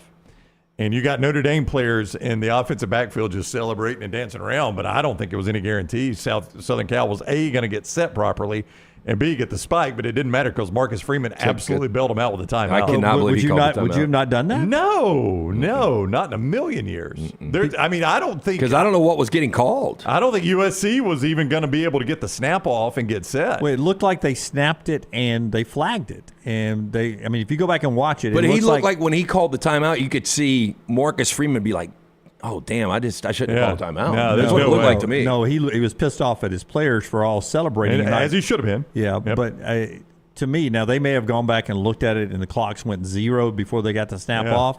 But if you go back and watch it, I think USC gets a snap and flags are flying everywhere because there are 3 guys in the backfield. Oh, no, that did happen. Yeah, absolutely, yeah. it did happen. I'm just saying if I'm Marcus Freeman, I gamble that I do not call a timeout. Yeah, that's 5 extra yards to go from a 48-yard field goal to a 43-yard field goal. Yeah, but that's a big difference. What if you call a timeout and they weren't going to get the snap off? That is a massive difference. Now it's 3 points versus 0 points. Yeah, well, that's what happened, right? So I thought it was a bonehead play by Marcus Freeman, and of course Jason Garrett was praising him for it. Yeah. Hey, by the way, that team of Jack Collinsworth, Gibby McKay, and Jason Garrett is awful. Yeah, it's hard to believe that's your Notre Dame. And did Chris? I like Chris Collinsworth, but did Chris say, "Look, I'm not going to do any more broadcasting if you don't hire my son"? Don't know. Yeah. They did a good job with the USFL games. And that's the crew that did the USFL games. That's not exactly Notre Dame. Never watched one. Yeah. So USC's got Utah at home. They play so well in the Coliseum against Utah. It's like Utah's kryptonite.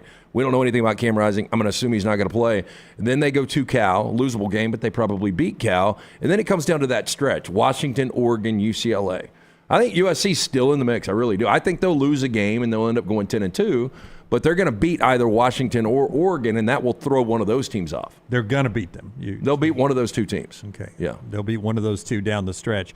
Friends at Moore's Marinade, before we get to Jimbo Fisher's address to the Aggie faithful after the loss in Knoxville. Let's hear what he has to say, but tell us about Moore's Marinade. Yeah, looking at Friday night, date night, steak night, I have found on TikTok a very simple recipe that involves Moore's Marinade. I think I'm going to try all my steaks. And you can do the same thing and be the grilling expert this coming football weekend with Moore's Marinades and their wing sauces. Don't forget those. First on the marinade, lower sodium than the leading lower sodium brands, but don't sacrifice quality. Scott's showing you photos. Use it on my steaks, use it on my vegetables, use it everywhere when you're grilling. You still get that great hickory flavor, but much less sodium. And don't forget the wing sauces. They are fantastic. The honey barbecue wing sauce is amazing. It's probably my favorite. The buffalo wing sauce is great as well. You can dip, drizzle, or slather Moore's buffalo wing sauce on everything you eat: chicken fingers, burgers, sandwiches, pizza, pasta, tacos, fries, and more. See why grill masters prefer Moore's marinades and wing sauces. Get recipe ideas, get grilling inspiration, mooresmarinades.com. That is mooresmarinades.com. So for Texas A&M, Max Johnson had 2 fourth-quarter interceptions. As LT said, and Brownie, he looked different, looked like he was playing scared in this contest. 5 of 15 on third downs. That's what Tennessee held them. And that's with Jimbo Fisher and Bobby Petrino. And I think it was you, Brown, that made a point that it looks like that Bobby Petrino's not calling plays anymore. That was me. Lance said it, but I agree 100%. Yeah. It looks like the same old offense, doesn't it? It does. Yeah. Who could see this coming, Lance? Who could see this coming? And now, if you're Jimbo, I think it really happened after the Alabama game, because you get 2 losses and then you're like, man, I'm coaching for my life. And now he's really going to think that after a 3rd loss to Tennessee, and we're in the middle of October, and they've got probably 2 more losses coming. Yeah, which would be really bad. So, it's now the clock ticking. The $70+ million clock is ticking. So Jimbo gets asked afterwards, what do you tell the Aggie faithful? What would you say to the tens of thousands of Aggies that have been so same thing? Hold I'm not finished. Emotionally and financially supportive? That question whether or not you can actually the same things I just said to our kids. I mean, they ain't hurting no more than our kids are. Those players in that locker room, don't put them above the players. I mean, I love our players and I love our fans. I love our people who give money, but those kids are what's more important. That's why they're giving it. Those kids are hurting in there too, and we got to find a way to help them. We got to coach them better, get them to play better, and play in critical moments better. And that's what we're going to do. Go back and do it. I like the report. I'm not finished. You just wait there, Jimbo, before you start reeling off all your words. There's a good this, and maybe I'm wrong about this, but there are a few reporters at every college fan base, I believe, that has the ear of the big boosters, or really the big booster has the ear of the reporter. And there comes a time in a coach's tenure where those boosters want you to hold his feet to the fire. Yep. And all of a sudden, you as a reporter is not worried about access to the guy's program anymore, because you know you're not going to have to deal with him much longer. So you turn on him. That's what that sounded If you like. can play that one more time, Rockstar. Now I want you to listen with the. I mean, this is not a Oh, national. yeah, he pushes through. This is not. This This is not a national guy. This is a local guy who knows that my booster friends are telling me I'm not going to have to worry about any repercussions from asking a question like this. What would you say to the tens of thousands of Aggies that have been so Same thing. Hold I'm not finished. Emotionally and financially supportive? That question whether or not you can actually the same things I just said to our kids. Okay, I mean that's a guy that's like, hey, listen, you can ban me from practice or not talk to me the rest of the season, but I ain't gonna have to deal with you in 2024. Look, it's been a long time. Be here. But do you guys remember when before direct deposit, you would get a hard check either in the mail or at your place of business? I remember at Joxim handing out checks back in the day. Yeah. And so my buddy Scott Banks reached out from after that loss from Denver. And he said, do you know how Jimbo Fisher collects his paycheck? And, knowing Jimbo, hell, maybe it's not direct deposit. And I said, no. And he said, with a gun and a ski mask. Yeah, absolutely. Josh says, not a Jimbo fan, but that's a bullshit question after the game. F the boosters over the players. Well, I disagree completely. Yeah, I disagree, too. I think even more fair is when you came here, you got a 10-year, $75 million guaranteed contract. You got a raise since then. Do you think you are earning your money right now? Yeah. Now there's times and a place for those questions, and I would agree a little bit that after a loss, we are always like somebody earlier. Like, I think coaches how hot is the hot seat for Shane Beamer today? Well, they're having a crappy year, but are you going to do this every year after a guy who beat Clemson and Tennessee last year has improved South Carolina more than the expectations every year? Yeah, you're going to fire him this year? I mean, you can't just. I think that's silly, but I mean, the sample size from A&M, it's big enough. It's massive, and this thing is not going to change. He's 25-20 now in SEC games, and there's not a school out there. I don't care if it's from Michigan State to whoever that pays $9 million a year to be 25-20 in conference. You just don't. I mean, the math simply does not work. I do not pay my coach top 10 money. And by the way, I'll tell you the next coach that's going to potentially have to face this, and it's going to be on down the road, is Lane Kiffin. He's getting top 10 money now. And if I'm an Ole Miss fan, if I'm paying top 10 money, I'm not going to be 25-20 in conference. And if I'm a Texas A&M fan, I'm not going to be 25-20. $9 million does not get me 25-20 in conference. I'm not going to where that works. Pretend to know Jimbo Fisher at all, but he better be living a clean life. And most people out there aren't living clean lives, and they are digging right now. And I'm not going to be surprised at any moment if we see a Mel Tucker railroad job here. I would walk in right now if I was Jimbo Fisher and say, listen, I don't want to do this every week the rest of the way. If let's go ahead and find a happy, not even a medium. Too big of an ego. How about 60? Not going to happen. $60 million in a hard check. Yeah, I'll walk away today for 50 or now, if I wasn't living a clean life, I would do exactly what you're saying. To the actual game, though, and I mean, Texas A&M just could not run the football, could not run it to save their lives. Couldn't run it against Alabama, which we all was like, Alabama's defense is so awesome. Maybe Tennessee's defense is good too. I don't know, but they could not run it. Tennessee can run the football. The thing that blew me away is how well Tennessee ran it against A&M, and nobody's really run it that well against A&M. We pointed out even in the loss at Miami and the loss to Alabama, neither one of those teams really ran the ball on them. Yeah. They were just able to win the football game without a good rush attack. Boy, Tennessee ran it down their throat, and Joe Milton couldn't throw it in the Tennessee River, so it wasn't because they were passing the ball. Yeah, 54 yards rushing for Alabama, got down to 23 because of the subtractions of the sack yardage in that game. Jalen Wright had 136 by himself for Tennessee. When we had our friend Tom Luganbill stop by the studio last Thursday, we were talking about this game, and him and I were in agreement that we thought A&M was better than a two-loss A&M team. And I don't know what happened on Saturday, but Luganbill was like, they're not going to be able to Tennessee will not be able to run the football like they've run the football this year. And, boy, they were even better than they've been. Yeah, I mean, that's crazy. And you wonder if that carries over to Tuscaloosa because they got very little out of Joe Milton, 100 pass yards out of Joe Milton. Now, they were given 2 Max Johnson interceptions. They were pretty bad interceptions. Max Johnson did not play well. Yeah. Dangerous game here. And a kickoff return, but dangerous game for Alabama. Yeah. Oh, absolutely. Just when you can't guarantee that you're going to score a certain number of points, makes every game close.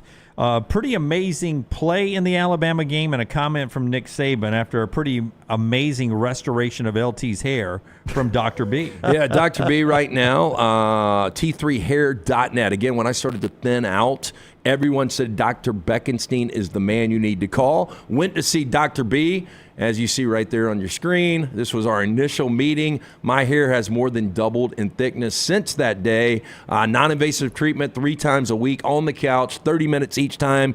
It's that simple. For more information, go online. For more than 20 years, women and men have turned to Dr. Beckenstein for a range of cosmetic treatments.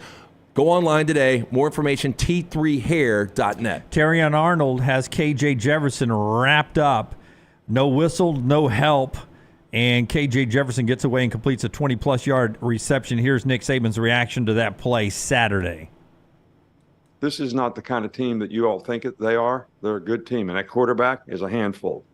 I mean, you know, when a quarterback can take a major college football player and sling him off like a gnat on a fly's ass. I mean, a fly on a gnat on a cow's ass. I mean, that was one of the most impressive plays I've ever seen a player make. And, you know, but we said one guy gets a guy, you know, you got to hold on, you got to hang on, and we got to clean them up. We didn't clean them up. We made a couple of mental errors on defense in some of those drives that let them get back in the game too. You know, we ran a stunt the wrong way. Quarterback, you know, runs for 25 yards on a big play when it was second long. So, but we learned from all these things. Yeah, I mean, Terrion Arnold has the guy. Where the hell's the rest of the guys? They all stopped. Yeah. And I mean, they've changed the way they call this. That would have been in the grass several years ago. That play would have been blown down. I was shocked they didn't blow the whistle. I give them credit for not blowing the whistle. I mean, he wasn't down, obviously. NFL, that whistle is blown. No, easy. They protect the quarterback way more than the NFL. They do. But, I mean, you're watching that wrestling match going on.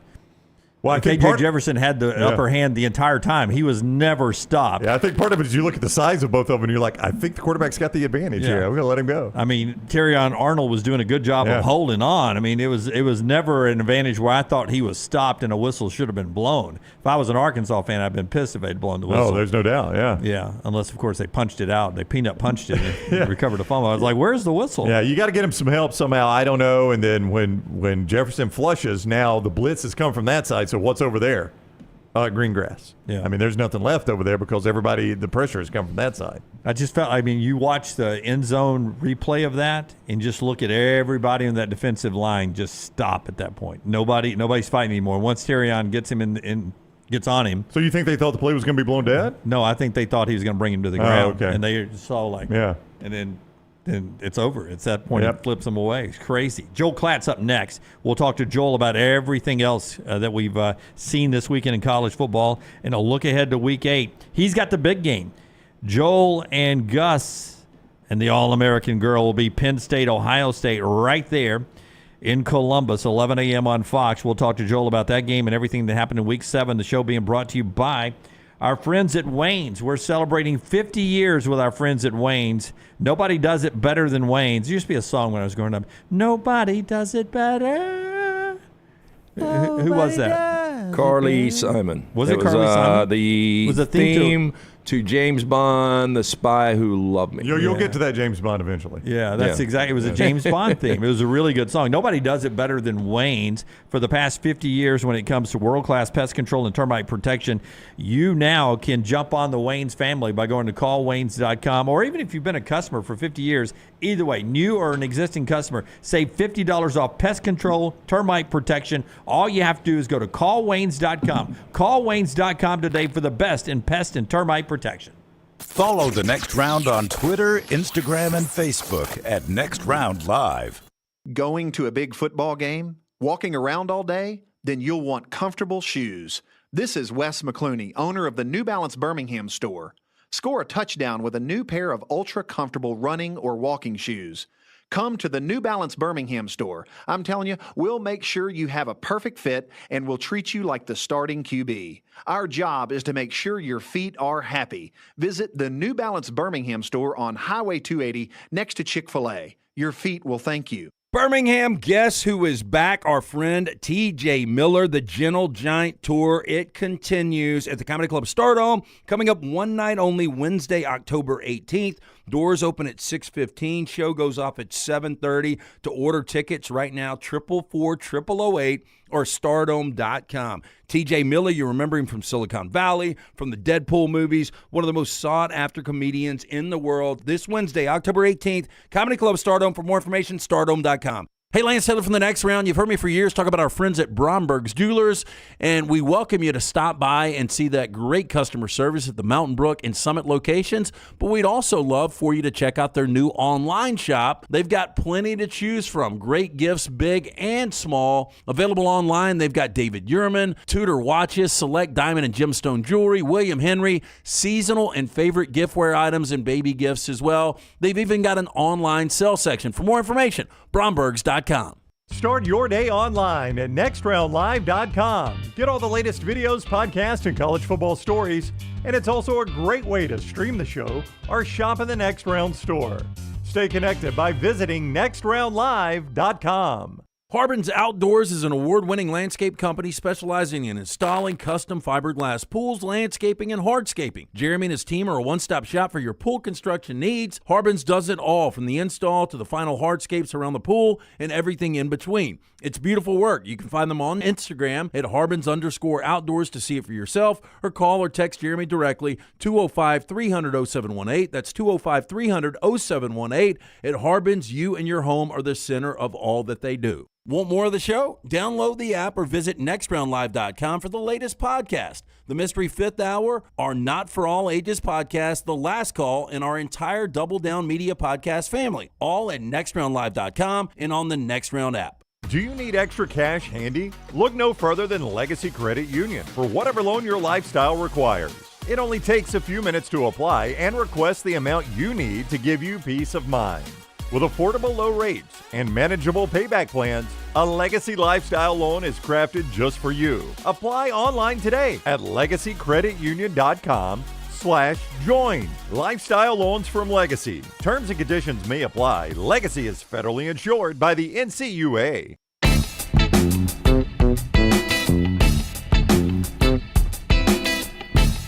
Joel Klatt in just a second. Baseball, 2 games today. Game 2 of the American League Championship Series. Game 1 of the National League Championship Series. And yesterday in basketball, women's basketball season started. Pretty cool scene, only because of the sunlight, and you were having to deal with the sun and shadows at Kinnick Stadium in Iowa, where the Iowa women played in front of 55,646. Caitlin Clark, Iowa beat DePaul there.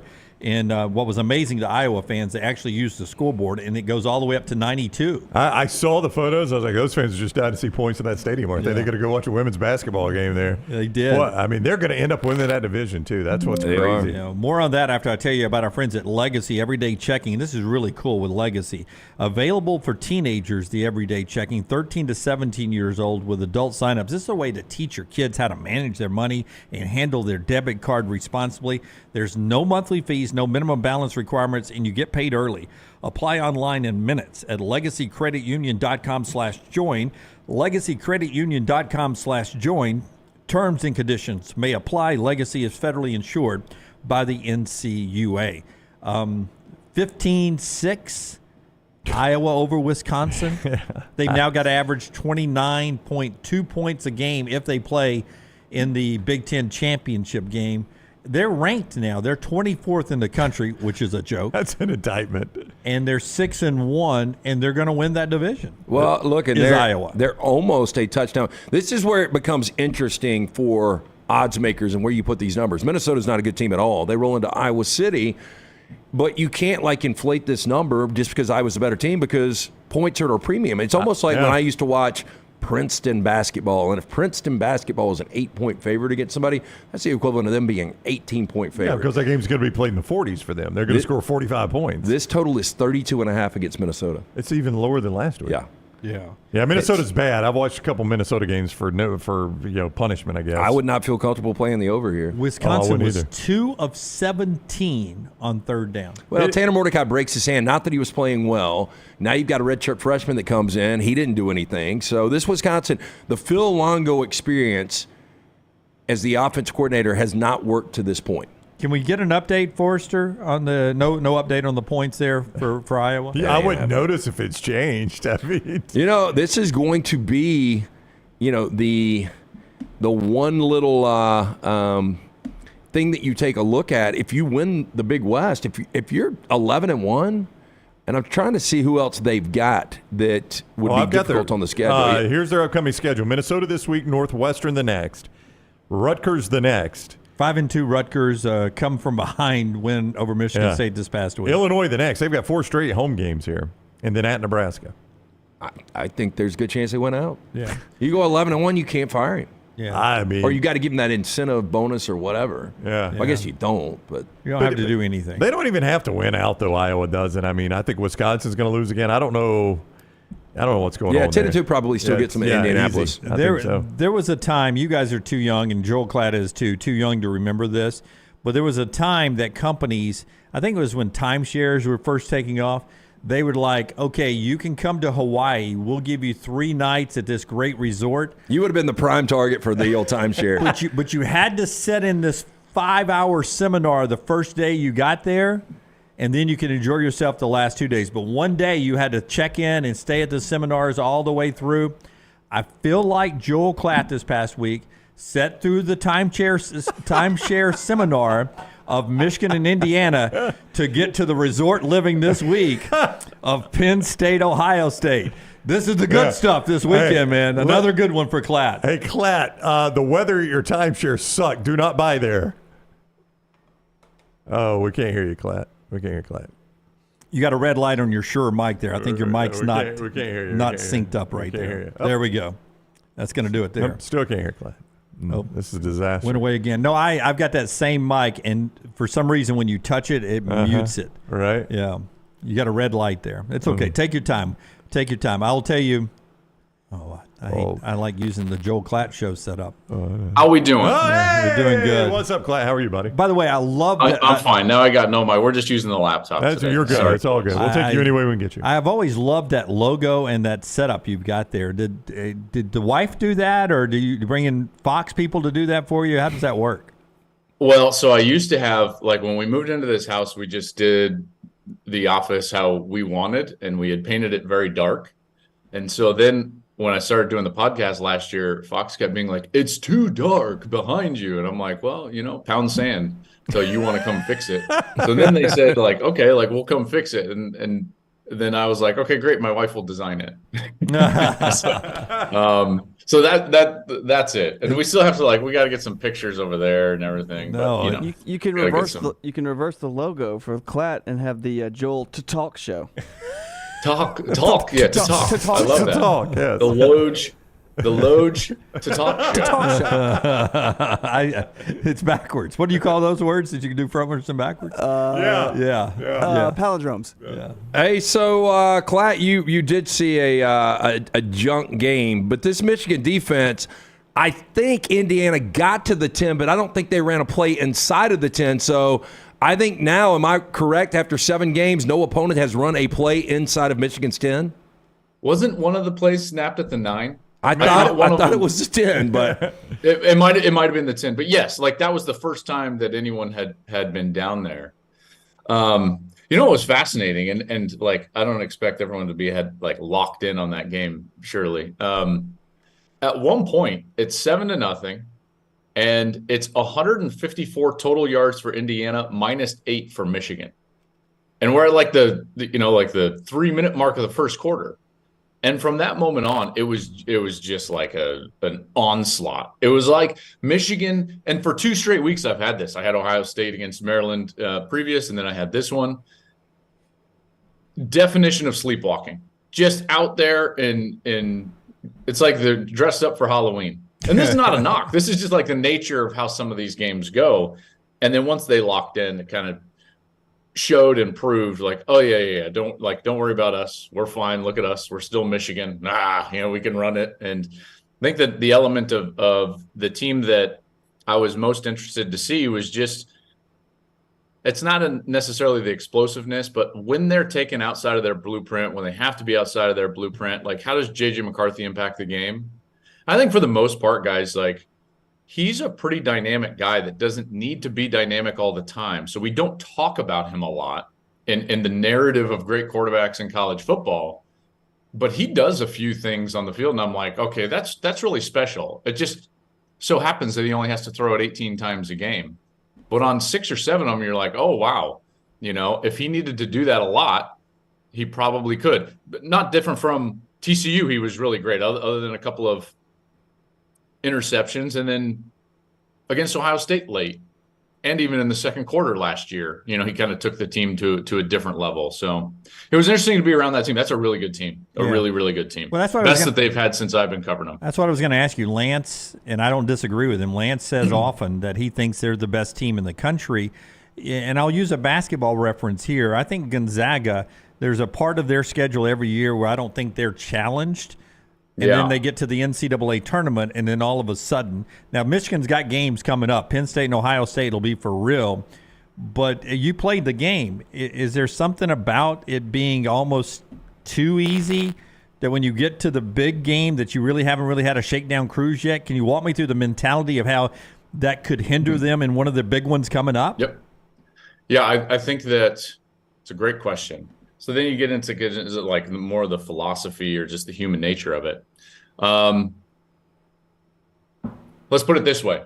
All of us, individually and then as a group, whatever group you're in or individually, we like to think we have standards, right? Standards of our own behavior, expectations of our own behavior, expectations of the way that we perform in our career, the way that our family, anything like that.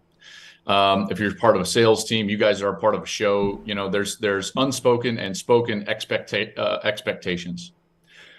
Over time, the most urgent expectation required is what you will default to as an individual or a group.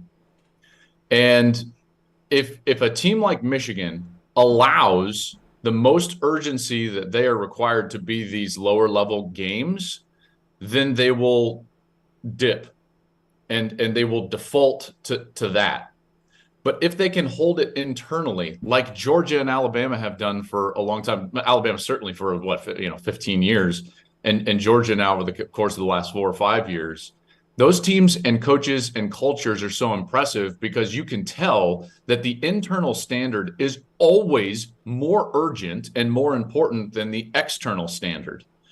And that's what has made them so great. So that's what Michigan is going to have to traverse down the stretch, is this constant, every single day, am I willing as an individual and as a team to hold myself to standards that nobody else is holding me to? The scoreboard's not holding me to it. Even in practice might be easy. But what am I doing to get better every single day? And this is where the depth of that team, I think, really pays off. Because let's face it, this is what has been so good for Georgia and Alabama over the course of the last few years.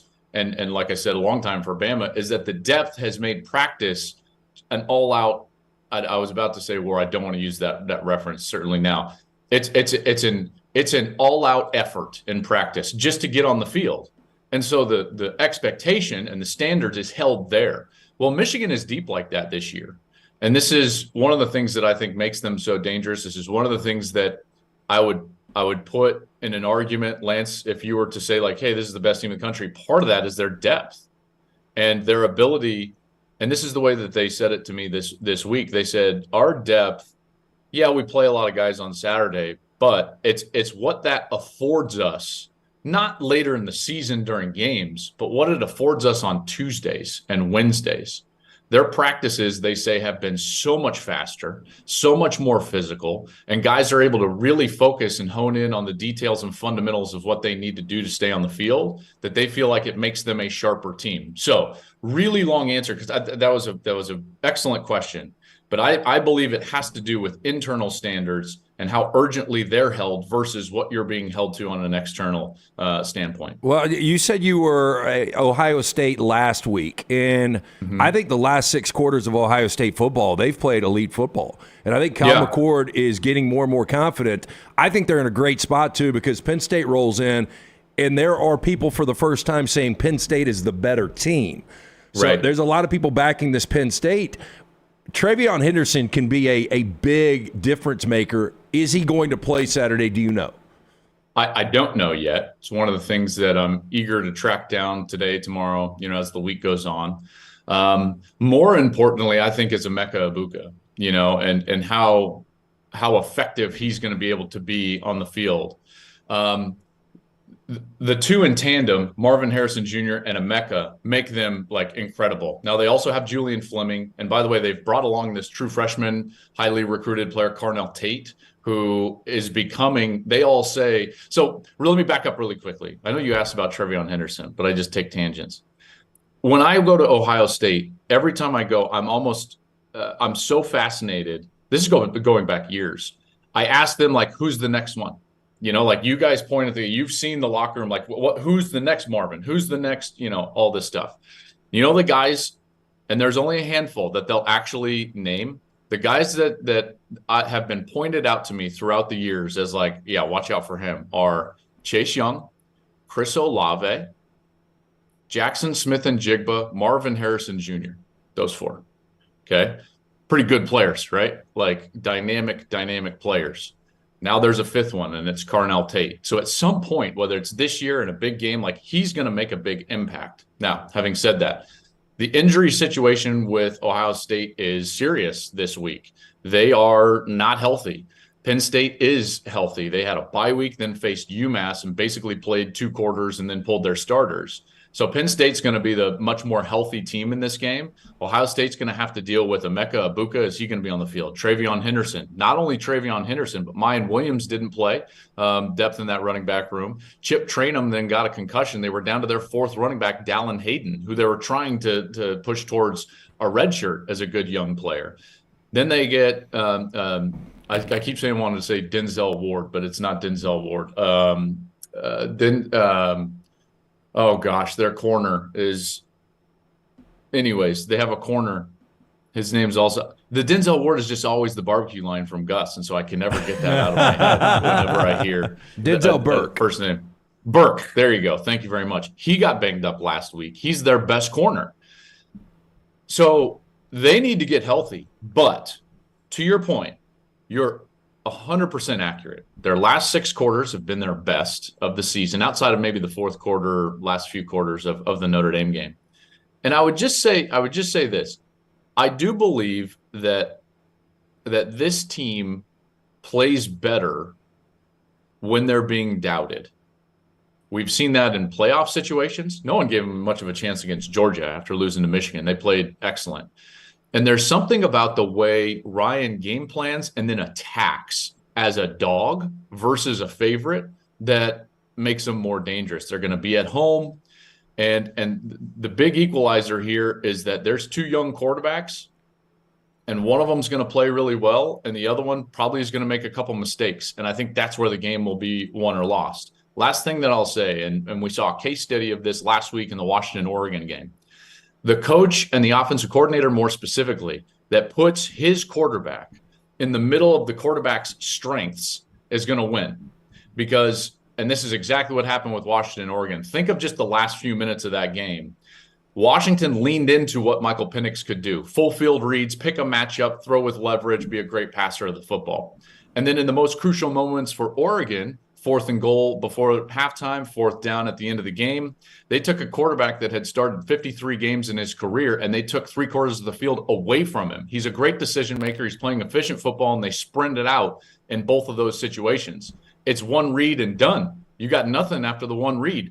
So you minimize the options for an experienced quarterback. I believe that was a mistake for Oregon. So when you point that forward, any big game down the course of the season, down the stretch of the season, watch it through those lenses. What's the play caller doing to put his quarterback in a best position to succeed based on what the strengths of that player is? Joel Klatt of Fox, big noon kickoff, Ohio State and Penn State this weekend from the Horseshoe. 11 o'clock Central on Fox. He joins us each week courtesy of MyBookie.ag. Still doing that 110% sign-on bonus. You sign on, make a deposit. They give you a 110% bonus, MyBookie.ag. That is when you use code NEXTROUND at MyBookie.ag. You did not like the play call. Did you like the decisions by Dan Lanning? It felt like the one he made right at the end of the half almost handcuffed him to keep going for it later on. So I think both of those were very different situations. And what I dislike about the overall mentality of that we're always going to be aggressive is that every situation is wildly different. And the the risk reward profile is wildly different. I very much disagree with going for the fourth down before the half. I don't mind the one at the end of the game. Again, that decision and then the execution and the play call are separate things, and so I think a lot of times what we do is we see a failed fourth down and then we immediately revert back to the decision. And sure, I understand that, but to me, the play call of the last fourth down was the worst part of the entire process. So let me break this down really quick. If you're going to go for a 4th and goal, part of the risk reward profile of a 4th and goal opportunity is that if you fail, you're still setting yourself up for an advantage in subsequent series because of field position. This is one of the inherent advantages of going forward on 4th and goal. Now, they didn't have that advantage. They weren't going to potentially get a series after that because the situation of the game was halftime. They're under 10 seconds. So all the benefits of potentially failing are out the window, which means it's much more about just 3 points or potentially 7. And I think you take the 3 points there. As it is, if you fail, you're going to give them a lot of energy going into the half. You would have had the ball coming out of the second half with a much bigger belief in yourself. So that halftime at Oregon is going to be very down, trying to pump yourself up. Washington's halftime is going to be very up. There is momentum. It's a human instinct, right? And so then Washington comes out. They've got all that energy, and they force a 3-and-out from Oregon. So they're on what could be a 10-point swing in the game in terms of a good series on the front end of that second half, and the 3 points turns into no points. Okay, so that's that one. I don't like that decision. At the end of the game, I don't mind it as much. And the reason is because if you ask Dan Lanning before the game, hey, Dan, you're going to have a 4th down. I shouldn't say that because he would just say yes before you even set up the situation. But I'm going for it. I'm going for it, yes. Yeah, of course. You're going to have one snap for the game. Would you take it? He would say, absolutely. Absolutely. And that's that situation. You can end the game. And so I don't mind that decision. I minded the play call, rolling left, cutting off 3/4 of the field. I really despise the play call. It's not the strengths of what the quarterback Bo Nix can do. Plus, everyone's saying like, well, their defense played so well in the second half. You can't just assume Penix was going to go down the field. On the contrary, that's what he had just done in the previous series. 13 plays all the way down. Now they stopped him at the 1. There was that, remember, like the fumble, and then they reviewed it. They stopped him at the 1, so good on them. But if you're Dan Lanning, I'm sure he felt a little bit like what Pete Carroll felt like in 2005 on 4th down when Vince Young's on the other side of the field. It's like, I would much rather try to end this game right now with my guys rather than go out there and give him 10 snaps with 2 minutes to go. So I don't mind that decision. But again, and then, by the way, when you get into like play calling, quarterback strengths, think about this. Ryan Grubb has been with Kalen DeBoer. Ryan Grubb's their offensive coordinator. He's been with Kalen DeBoer all the way back to Sioux Falls. He was like a strength intern at Sioux Falls. So these guys know each other. At Fresno State, they know each other. Communication, their philosophy in big moments is basically enmeshed in the culture of the coaching staff. Will Stein's in his first year as coordinator for Oregon. Comes up from UTSA. And even if you have some history as a friend, like, they're not enmeshed in the philosophy. Maybe they haven't talked about, listen, we're going to go for it on 4th down. And then Will's like, all right, what do I like as 4th down calls? Maybe they haven't had a chance to sit there and really talk about the philosophy of what's Bo great at, and let's put him in the situation to succeed in those moments. Because those sprint outs on 4th down, I got to be honest, like, there's few times during game when I want to throw something. That's one of them. Do not take an experienced quarterback and cut off 3/4 of the field. As you do your prep for this week's game, sneaky pipeline for James Franklin. 4 state of Alabama players in Keaton Ellis, who has played high school football here locally as well before he transferred out. So sneaky pipeline into SEC country for James Franklin from his days in Nashville. You know what's so fascinating, you guys, and maybe you don't care, I don't know, maybe this is interesting to you or not. The Big Ten East tiebreakers are hilarious when you actually go through it and you look at, if there were to be a scenario where all 3 of these teams, Michigan, Penn State, and Ohio State, wind up 11-1, and they're, it's the 2008 Big 12, remember, with Texas Tech and Oklahoma and Texas. You get down to like the 6th tiebreaker, which is the winning percentage of the crossover opponents in the league schedule. and you start getting down to like Northwestern beat, I think it was Indiana earlier in the year. And Northwestern, I believe, is a crossover opponent for Penn State. And so right now, like that game, if they're all tied, would put Penn State in the Big Ten championship game. It's wild. Just something that I'm tracking as a total nerd. All right, you will see Klatt. Ohio State, Penn State, big noon kickoff. Biggest game of the weekend on Fox, 11 a.m. Enjoy it, Klatt. Should be a fun one. Thanks, guys. All right, buddy, we'll see you. Good to speak with you. You guys have a good one. Yeah, you too. Klatt with us on the JohnstonRVCenter.com hotline. He's presented each week by MyBookie.ag, code next round. When you sign on to MyBookie.ag, get that sign-on bonus of 110%. You make a deposit, they give you a 110% bonus. That is free money. You can play right away. Win with it once. It is yours forever. MyBookie.ag, code next round. That is MyBookie.ag, code next round. And also by our friend Greg from Pell City and Storm Restoration Roofing. Had some rain over the last few days, and maybe this is when you started to notice, man, I got a leak on my roof. You need to call Greg from Pell City and Storm Restoration Roofing, because you don't know what happened up there this summer. Wind, storms, rain, thunderstorms and stuff. But listen, before you start to have damage, get Greg up on that roof to inspect it. Call this number. It's his cell number, 205-542-3531. 205-542-3531. Number on your screen there. That's a free, no-cost roof inspection, no obligation. You can look him up on Facebook, Greg from Pell City. A-plus rated with the Better Business Bureau. So many of our customers have done it in the past. They will tell you.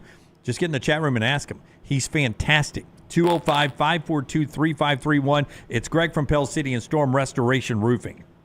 Start each game week on Monday morning live with ESPN's Tom Luganville and Jim Dunaway. 7 a.m. everywhere you get the next round. As summer starts to fade, get ready to welcome the arrival of fall. But hey, it's not just football season making an entrance. In the world of pest, it's fall invader season. Hold on tight, because we've got 4 major troublemakers stepping into the spotlight. Box elder bugs, kudzu bugs, ladybugs, and stink bugs. These pests don't just knock, they barge in like they own the place. But fear not, dial up Wayne's Pest Control now, 865-588-6686, and let's show those fall invaders who's boss. Don't let pests crash your party. Take charge today. The Double Down Media podcast family is live and full of content for all ages. The Mystery Fifth Hour gives the next round hosts a chance to talk about everything but sports. Pour a glass of Bama and bourbon, our weekly college football conversation, while sipping some of the most interesting pours in the bourbon world. And our Not For All Ages podcast, The Last Call, presented by Redmont Vodka. LT has in-depth conversations with personalities like Clay Travis and Taylor Hicks. Find those podcasts and more by searching The Next Round on Apple and Spotify. And remember to like and subscribe. Hey, Lance Taylor from The Next Round to tell you about our friends at New Life Art. Daniel A. Moore has completed his original full-color oil painting honoring Bryce Young, Alabama's 4th Heisman Trophy winner. This painting depicts the memorable Heisman-worthy go-ahead pinpoint pass to John Mechie in the corner of the end zone as the Tide dismantled the vaunted Georgia defense in the SEC championship game this past year. Use code TNR for 15% off. You can order online at danielmooreart.com. Stop by the New York Butcher Shop and pick up the finest in certified Angus prime beef steaks and burgers, premium pork chops, ribs, and all-natural chicken cut to order just for you. Their chef-prepared entrees and side dishes are the perfect dinner-to-go choice for your family and are ready to heat at home. With a great selection of fine wines and desserts, the New York Butcher Shop is your one-stop dinner shop. 2 locations to serve you, Cahaba Heights and on Highway 119 in Greystone. The New York Butcher Shop, rare quality, well-done service.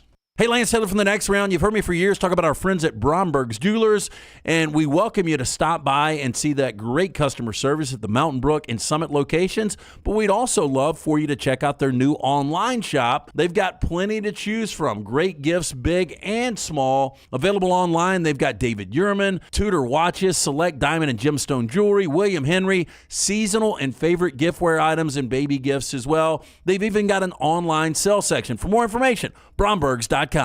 The wait is over. Tonali has arrived. Beautifully distinctive Italian styling and performance. Come test drive the all-new 2024 Alfa Romeo Tonali plug-in hybrid at Alfa Romeo of Birmingham. The all-new Tonali offers best-in-class horsepower and torque, fastest 0 to 60 times in its class, plus best-in-class range with full electric charge. And best of all, qualified Tonali leasees are eligible for up to $7,500 EV tax credit factored into your lease. Hurry down to Alfa Romeo of Birmingham and experience the all-new Tonali.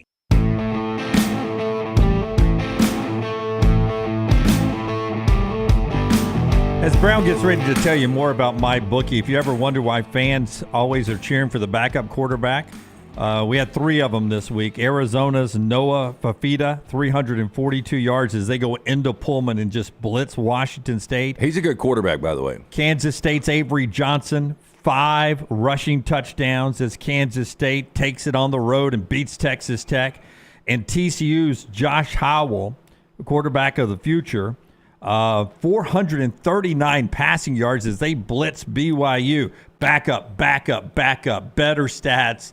Fantastic. MyBookie.ag. Code next round at MyBookie.ag. When you sign on, make your deposit, and use code next round, they're going to give you 110% sign-on deposit bonus. That is absolutely free money that you can use right away. Win with it once. It is yours and yours forever at MyBookie.ag. That is when you use code next round.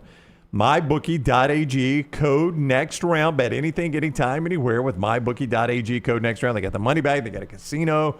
They got everything, all the games right there at MyBookie.ag, code next round for that sign-on bonus. I'll say real quickly, Georgia has made it official where Brock Bowers, he is having surgery. They don't say it's the tightrope, but all the reports are it's the tightrope, which has generally been 4 to 6 weeks. Could be as much as 6, as little as 4, which puts you absolute miracle best case scenario getting back for Tennessee. Probably normal scenario getting back for Georgia. Worst case scenario back after the SEC championship. Georgia Tech and then the SEC championship game. That's official there. Get to our 4 downs now. Brought to you by our friends at Slice. More on the impact of Georgia coming up in the next hour. Yeah, 4 great locations, locally owned and operated. Local pizza, local ingredients. Stop in, see the Bajaya Brothers. For more information, slicebirmingham.com. First down.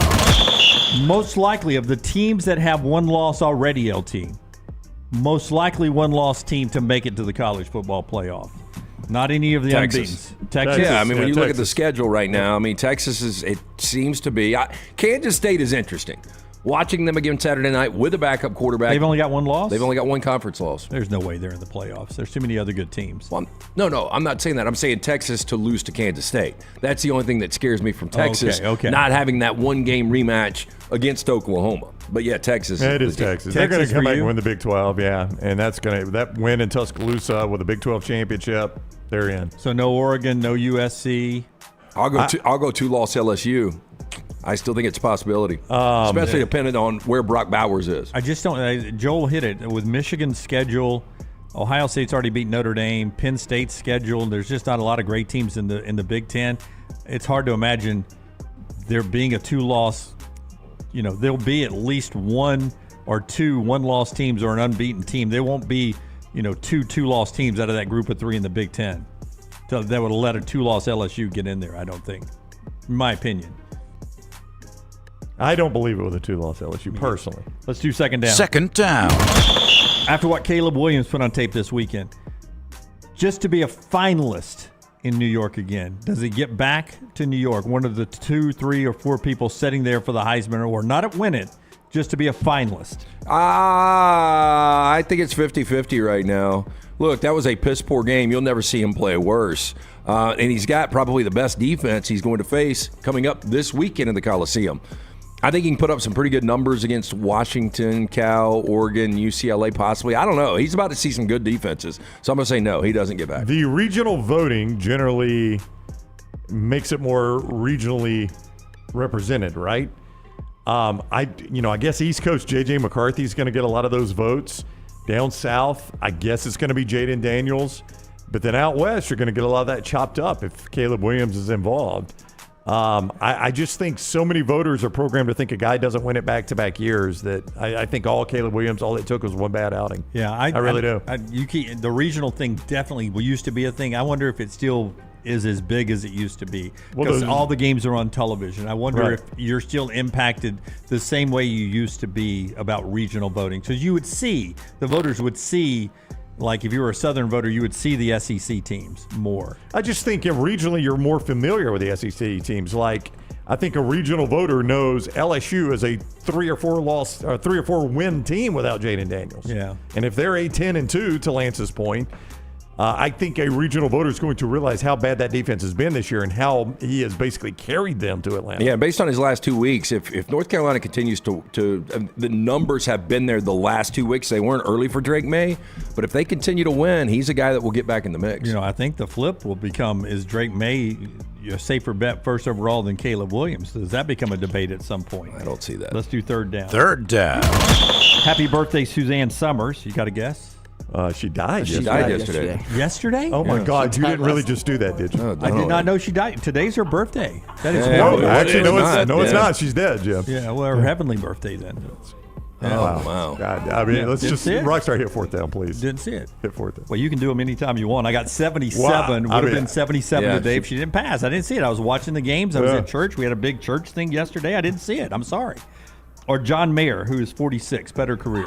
Based on the fact that I would have gone John Mayer, I'm gonna pour one out for Suzanne. We do dead Summers. people best careers all the time. No, Suzanne Summers or John Mayer? It would have been John Mayer, but again, shout out Suzanne Summers. Nice. Yeah, I think nice I'll go John Mayer.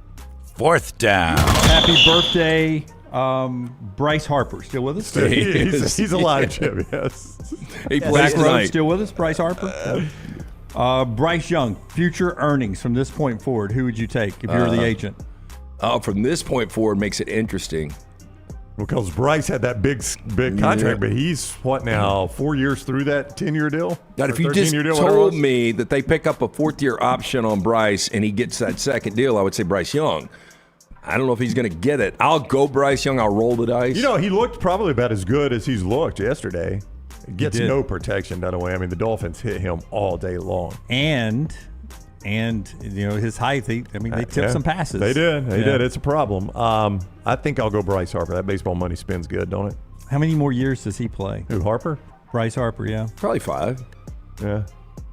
So he's got one more big contract? I don't know. I mean, wasn't that a 13-year deal? Was it? That he got with Philadelphia? I know they got Trey Turner in an 11-year deal. Yeah. That seems to be what they're doing there. Yeah, Phillies for life. Bryce kind of cruise on what he's got right now because Philadelphia is spending a shit ton of money. That was our 4 downs brought to you by Slice. My apologies to the Suzanne Summers family. If you're looking for a great gift this time of year, our friends at Bromberg's. Since 1836, family-owned and operated. Holidays right around the corner. If you're looking to pop the question, they are your diamond specialist. Again, 2 locations, Mountain Brook and the Summit. You can shop online right now. Go to Brombergs.com. Take the next round anywhere you go with official Next Round gear. Buy yours today at nextround.store. A legendary coach once said, "It's not the will to win that matters, it's the will to prepare to win." Bryant bankers have the dedication and experience to put together a financial game plan that's right for you. Stop by one of the 7 Central Alabama locations today or give them a call at 1-855-4-BRYANT to begin preparing for your financial future today. You'll find out what unbeatable service and legendary results are all about. Bryant Bank, Equal Housing Lender, member FDIC. Going to a big football game? Walking around all day? Then you'll want comfortable shoes. This is Wes McClooney, owner of the New Balance Birmingham store. Score a touchdown with a new pair of ultra-comfortable running or walking shoes. Come to the New Balance Birmingham store. I'm telling you, we'll make sure you have a perfect fit and we'll treat you like the starting QB. Our job is to make sure your feet are happy. Visit the New Balance Birmingham store on Highway 280 next to Chick-fil-A. Your feet will thank you. There are so many things I love about walk-ons. Authentic, mouth-watering Louisiana cuisine prepared fresh daily from scratch. A great beer selection and TVs everywhere to watch the big game every day of the week. And of course, they've got 2 great locations on Highway 280 and 119 and at Hoover near the Hoover Met. Walk-ons is also a great place for happy hour, 2 to 6 Monday through Friday with $5 moonshine swirls, $5 house pours, and half-price appetizers. And it's an easy take-home experience for the family as well. Highway 280 and Hoover with walk-ons. DryTech Water Restoration is a locally owned company that specializes in mold remediation, fire and water damage cleanup, and SteraMist services. DryTech's goal is to provide clients with expert guidance when dealing with any home disaster. DryTech's highly trained specialists are available 24 hours a day, 365 days a year. They will work closely with you and your insurance company to make sure the process is stress-free as possible. Call DryTech today, 205-637-0143. The moment you discover damage to your home, DryTech's team will handle the rest. IV therapy, B12 injections, cryotherapy, and compression therapy all under one roof. It's our friends at Hydra Live Therapy. IV therapy treatments are packed with nutrients to increase energy, reduce stress and anxiety, and boost your immune system, and more. If you mention the next round at checkout, save 20% off any service. You can join the IV League today. Members are rewarded with deep discounts. Make sure you ask about that. Hydra Life Therapy open 7 days a week. Homewood, Tuscaloosa, and coming soon to Greystone. The Next Round Golf Court is here. Your chance to play 4 area golf courses for just $89. Get 18 holes of golf and cart at Limestone Springs, Cross Creek, The Meadows, and the newly renovated Woodward Golf Club. That's a value of $247 for just $89. Or get the Next Round Deluxe Golf Cart for just $119. It gets you all 4 courses with cart, plus an exclusive Next Round Golf t-shirt, koozie, golf tees, and a sticker. There are no restrictions. The cart is good through September 2024. Get your golf cart now at nextround.store. Jim Dunaway, Lance Taylor, Ryan Brown, and Rockstar. Live from the Birmingham Racecourse Casino Studios, The Next Round, presented by Bud Light, is on now. We were just talking about the ending of the Bills and Giants game. And I don't know how the Bills are so inconsistent offensively. One day they look like they're world beaters. The next they're in a 14-9 game with the New York Giants. But how do you not make that call at the end? I mean, I know they just made one, but they had it. I didn't. The one they just made that gave the Giants an untimed down from the one, I thought was pretty nitpicky, honestly, on pass interference. The second one, the one they didn't call, I thought was a clear pass interference. Like the guy's beat, he's basically holding on and saying, "Okay, it's gonna be a flag," but they got to do it again from the same spot, basically. The one they called to give them the untimed down, the ref, the receiver's kind of backing up. The defender never turns his head, but I don't know that he made a ton of contact. He did not turn his head, and I think that's all the ref saw, and he flags it. The second one, right in front of the same ref, I thought was abundantly clear. I mean, he's holding his arm down. He's got his jersey pulled. I mean, that is as clear. The ball's in the air. That's as clear as it could be in the NFL. You got your hands on the guy. Listen, I know we're getting better at making one-handed catches, but that's not a call, especially in the college level. If I'm somehow restricting your arm from getting up, a lot of people are making one-handed catches. Shout out Keon Coleman. Yeah, that's a heck of one. But if I'm basically holding one of your arms down, that should be a flag. I mean, I know we don't want to go to the stadium, pay that money, and watch penalty after penalty after penalty. But DBs get away with more and more every year, it seems like. First game the Giants have covered all year. Back to the Giants game, yeah. First one they've covered all year. Go ahead. They gave it away at the half. Brian Dable boneheaded coaching at the half and left points on the field. That was a theme in football this weekend, it appeared. Part of the show being brought to you by our friends at Champy's. Champy's world famous fried chicken, Highway 119 in Alabaster, champyschicken.com. Right there, Sterling and the crew is ready to serve you lunch right now. Also, a wonderful place for dinner as well. Perfect for date nights. And also, if you're watching football, you can order up those hand-cut chicken fingers, the Mississippi Delta recipe, tamales, and so much more. Champyschicken.com, champyschicken.com. Tennessee, Alabama, 2:30 this weekend on CBS. The rivalry game, Tennessee broke the losing streak they had to Alabama last year. Both these teams come in. Do you think give me a grade. Neither one's playing their A game right now, right? Where are these teams right now? I think Tennessee is playing better than I thought they would. They're able to yuck it up and win football games, and I've got a feeling that Alabama will do what they need to do to win this game, but I think it's going to be an ugly game. It's hard to grade Tennessee because it's such a different product than it was last year. I think it's solid B, though, for the personnel that he lost offensively to be able to be doing this right now. And Joe Milton is not a great quarterback by any means. No. Well, how are we grading Tennessee differently than we're grading Alabama, though? Are we not? I mean, it sounds like you are, that we talk about Alabama's struggles, but isn't it the same way? Alabama lost more than Tennessee lost. Yeah, but, I mean, Nick Saban's in year 17. Yeah, I expect more out of Alabama. Yeah. Yeah, I expect more out of Alabama. I mean, that was the first quality season Tennessee last year had in 15, 20 years. Yeah.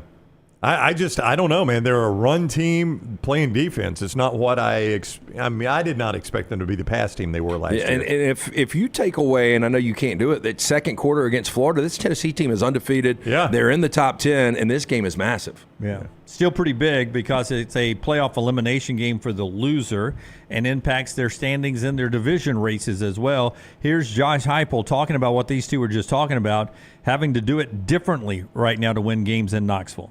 Josh, you're synonymous with wins that get in the 30s and 40s and stuff like that. Yeah, this one wasn't one of those, man. And along those lines, how does that feel? I mean, what does it mean for this program to win a game like this? What was it like for you? Because you said it's been a while.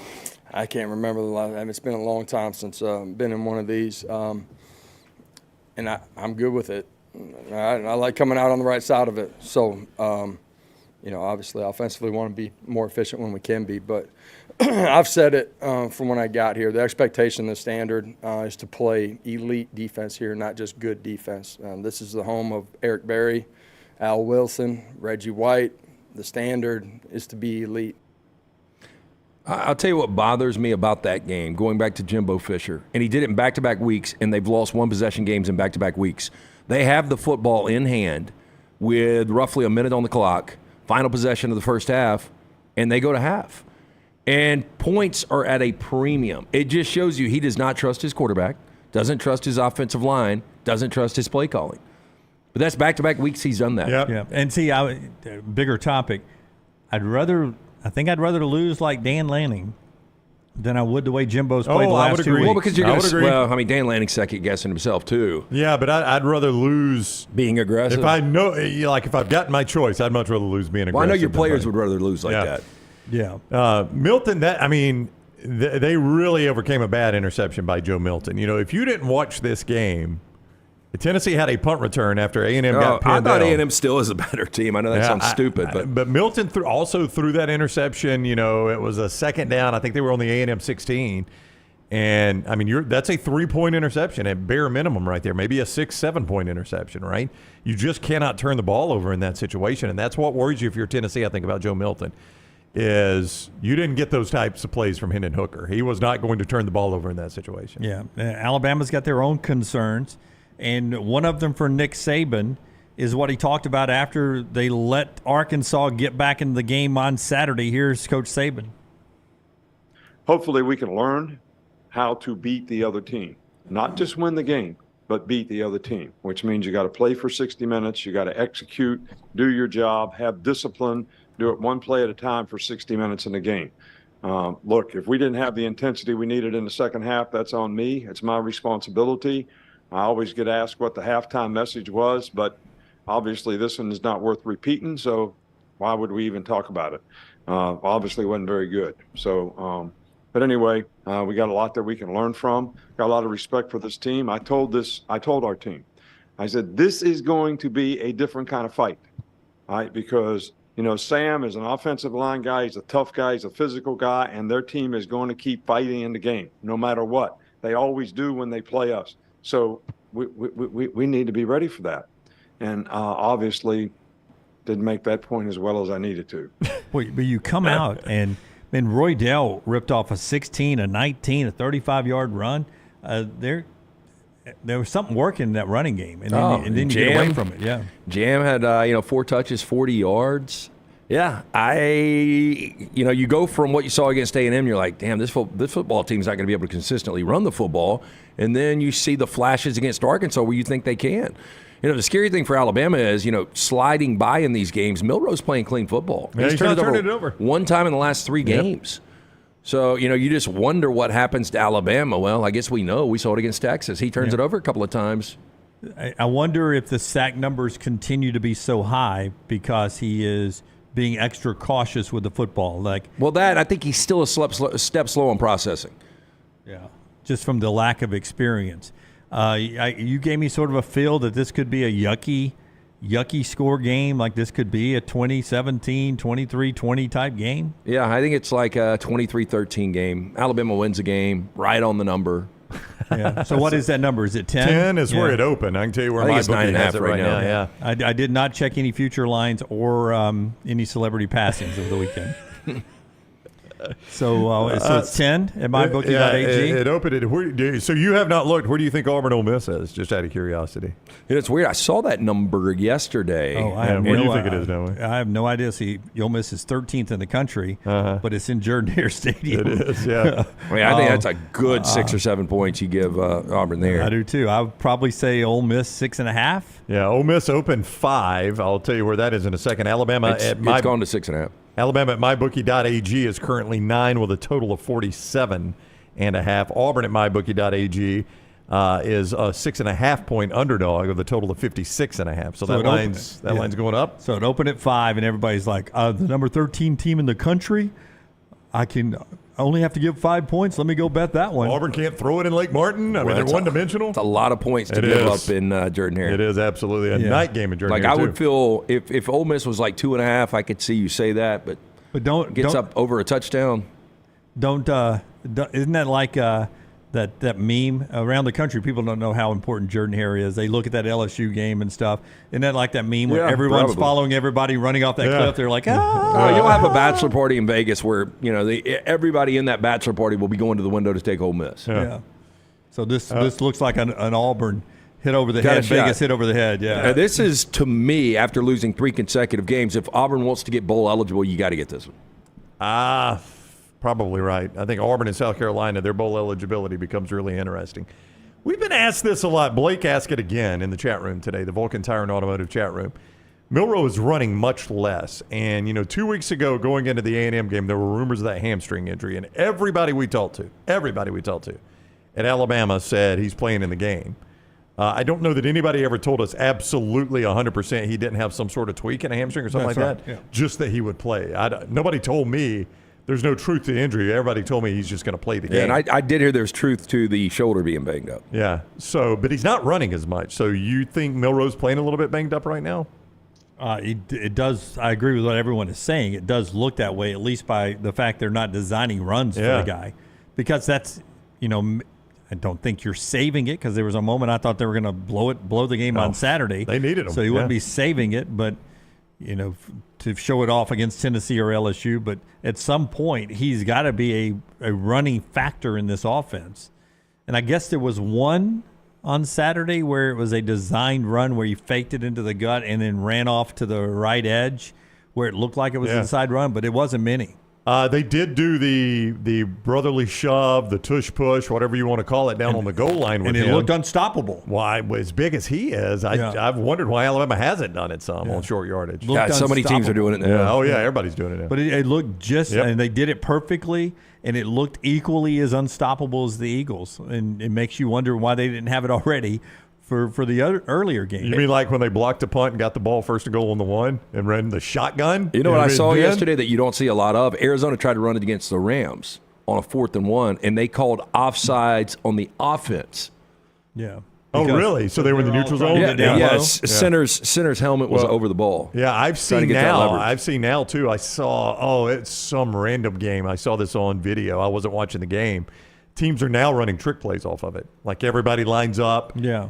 And, a guy goes in motion, they flip it back to him, or they fake a guy in motion and flip it out to a back because now everybody's, congregated right there in the center of the – I don't know if they got a trademark, but I think I saw the Eagles do that one time. Oh, really? Already? Where they flipped it to a guy. Yeah, just out of that formation. Yeah. Again, that would tell you Milroe is not severely hurt. I don't think you'd run that play if he's got a really, really bad shoulder. I don't know. Maybe he is a little bit banged up. 200 wins from Nick Saban. 200 wins for Nick Saban in Tuscaloosa. Yeah. Not going to catch Bear Bryant, though. What is he? Did we figure out? Well, I saw it this weekend after the game. 224, we were told. Yeah, I'm looking I think it was a little bit more than that. I'm going to look it up right now. Because it looked to me it would be 3 full seasons would be the only way he gives it a run. You got him retiring at the end of the year, so he's done with it. Well, that's what I mean. Do you guys think if he doesn't retire at the end of the year, you think he makes it 3 full seasons? Saban needs 24 more. Bryant was 224, 42, and 9 in Tuscaloosa. So this year and 2 more years. Yeah. So do you guys see him coaching 2 more years after this? 24 more.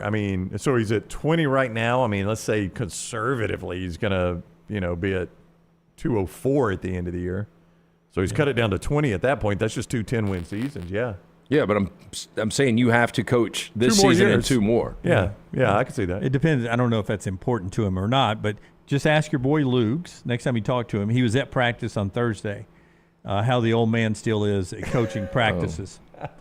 I'm sure it's intense. Well, I mean, both of them ran away. They're still amazed that he's throwing passes to the DBs in the practice, that he's running around. Oh, physically, he can do it. I don't think there's any doubt. I just wonder where his headspace is going to be, because NIL transfer portal is going to get worse or better depending on how you look at it. Yeah, but I mean, and when you just think that he doesn't really have the fire he once did, you see them botch a kneel down at the end of the game because Jermaine Burton is taunting a team they should have beaten by 3 touchdowns that they're going to be lucky to win by a field goal. Which needs to be nipped in the bud. And McClellan is having to tell him, shut up, we're lucky to win the game. Don't get some stupid 15-yard penalty and miss the first half of the Tennessee game, you idiot. Yeah, and that's what you get from a guy like DK Metcalf. He got another one yesterday, and you got to be able to control those guys' emotions. But the problem is you get on somebody's ass, they transfer out. But you see Saban, you see his reaction to that because that's a simple play. Yeah. And you get a procedure penalty because your idiot wide receiver is running his mouth at a team you're fortunate to beat. If I was Jace, I'd have walked over and kicked Jermaine in the balls when we got back to the locker room because he gets his ass chewed out. Exactly. Because I'm trying to calm you down, and I'm the one moving. I'm the one two. He gets flagged for the penalty because he's trying to calm a guy down. A team we're not talking enough about, maybe right after LT tells us about our friends at HydroLife. Our friends at HydroLife want to remind you, if you can't make it to HydroLife, guess what? A nurse can actually come to you. IV therapy, compression therapy, cryotherapy, B12 injections, all under one roof. Again, can't make it to one of those 2 great locations, the newest in Greystone, one in Homewood, open 7 days a week, 9 a.m. to 6 p.m. They can actually send a nurse to you. Make sure you mention next round at checkout, 20% off any of those great services. Again, for more information, hydrolifetherapy.com. North Carolina jumps over Alabama after they beat Miami. Tez Walker makes his debut with a full week of practice.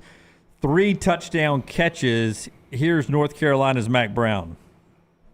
Did you sense from him that he was ready for this moment because he had waited so long and finally he was integrated into the game plan? You know, Andrew, you never know. He doesn't say very much. He's so humble.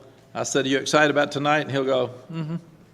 I mean, that's about all you get. So you'll have him here in a minute, and you won't get a whole lot. He just keeps talking about how blessed he is and how much fun it is for him to play. I mean, I had a little feeling of that, but I mean, just wanted to go out there and get the win, really, and just do my part.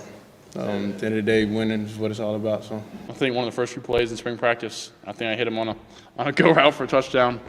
And, I think as quarterbacks, we kind of said, he's going to be some trouble for some people. And, saw that tonight. 3 touchdowns, and I think I should have found a way to target him some more. Okay, now boom. There's a 3 touchdown deep threat, good hands guy added to this North Carolina team who, oh, by the way, playing a lot better defense than they did last year. Well, it was impossible to go the other way, but they've improved a lot. Statistically, best defense they've had since 1997. And when you look at the schedule, they're only going to be underdogs in 1 game coming up. At Clemson? At Clemson. Well, their next 3 are absolute layups. And then their end of their schedule is interesting, Jim. Yeah. They're against Duke, who will have Riley Leonard healthy. Should by then. They're at Clemson, as Lance said, they'll be underdogs. And they're at NC State, who's been a disappointing team. But that is still a tough game for them. Yeah, they'll beat NC State. I think they lose either Duke if Riley Leonard's 100% or the Clemson game. It's but an at 11-1, what do you do with North Carolina if they go on to win the ACC? I mean, I don't really know. Again, I got to know what everybody else did. But you're right, Jim. It's an interesting team. They've got a top 10 draft pick playing quarterback, maybe a top 10 draft pick at receiver. I don't know what Tez Walker, what his NFL prospects are, but he is a heck of a receiver. I watched a good bit of that Miami game Saturday night. Me too, yeah. And he looked phenomenal against the I thought Miami was going to win that game. Yeah. Mario Cristobal is getting himself into a Jimbo Fisher situation. About to fall apart for Miami. Amarian Hampton, 197 yards running the football. When you can get out and run the ball, and you got Drake May throwing it, that's a pretty good little combination there for the Carolina Tar Heels. LT's got trash coming up on the other side. He'll tell you about Michelson first on our way to break here. 969-8100, that is the number you need to write down, a number that I called more than 2 decades ago. I had the 2200 vision, legally blind without the aid of contacts. After the procedure, 12-minute procedure for both eyes, 2015 vision, better than 2020. Make the phone call that I made, 205-969-8100. Ask for Amy. Tell her the next round sent you. They're going to hook you up with a hassle-free consultation. 0 to lose to find out if LASIK is right for you. Dr. Mark Michelson, Dr. Jen Michelson, best in the business. For more information, michelsonlaservision.com. The National Football League with ESPN's Dan Orlovsky every Wednesday on The Next Round. Harbin's Outdoors is an award-winning landscape company specializing in installing custom fiberglass pools, landscaping, and hardscaping. Jeremy and his team are a one-stop shop for your pool construction needs. Harbin's does it all, from the install to the final hardscapes around the pool and everything in between. It's beautiful work. You can find them on Instagram at Harbins_Outdoors to see it for yourself, or call or text Jeremy directly, 205-300-0718. That's 205-300-0718. At Harbins, you and your home are the center of all that they do. The wait is over. Tonali has arrived. Beautifully distinctive Italian styling and performance. Come test drive the all-new 2024 Alfa Romeo Tonali plug-in hybrid at Alfa Romeo of Birmingham. The all-new Tonali offers best-in-class horsepower and torque, fastest 0 to 60 times in its class, plus best-in-class range with full electric charge. And best of all, qualified Tonali leasees are eligible for up to $7,500 EV tax credit factored into your lease. Hurry down to Alfa Romeo of Birmingham and experience the all-new Tonali. Football season is here, and Legacy Credit Card is just what you need to manage your spending safely and wisely. Credit cards offer better consumer protection against fraud when compared to a debit card, which is linked directly to your bank account. Legacy offers rates as low as 8.9% APR on credit cards compared to major card providers who advertise rates as high as 29% APR. Look no further than Legacy. Open a credit card online in minutes at legacycreditunion.com/join. APR's annual percentage rate, rates, and offers subject to change. See website for details. Federally insured by NCUA. Want more of the show? Download the app or visit nextroundlive.com for the latest podcast.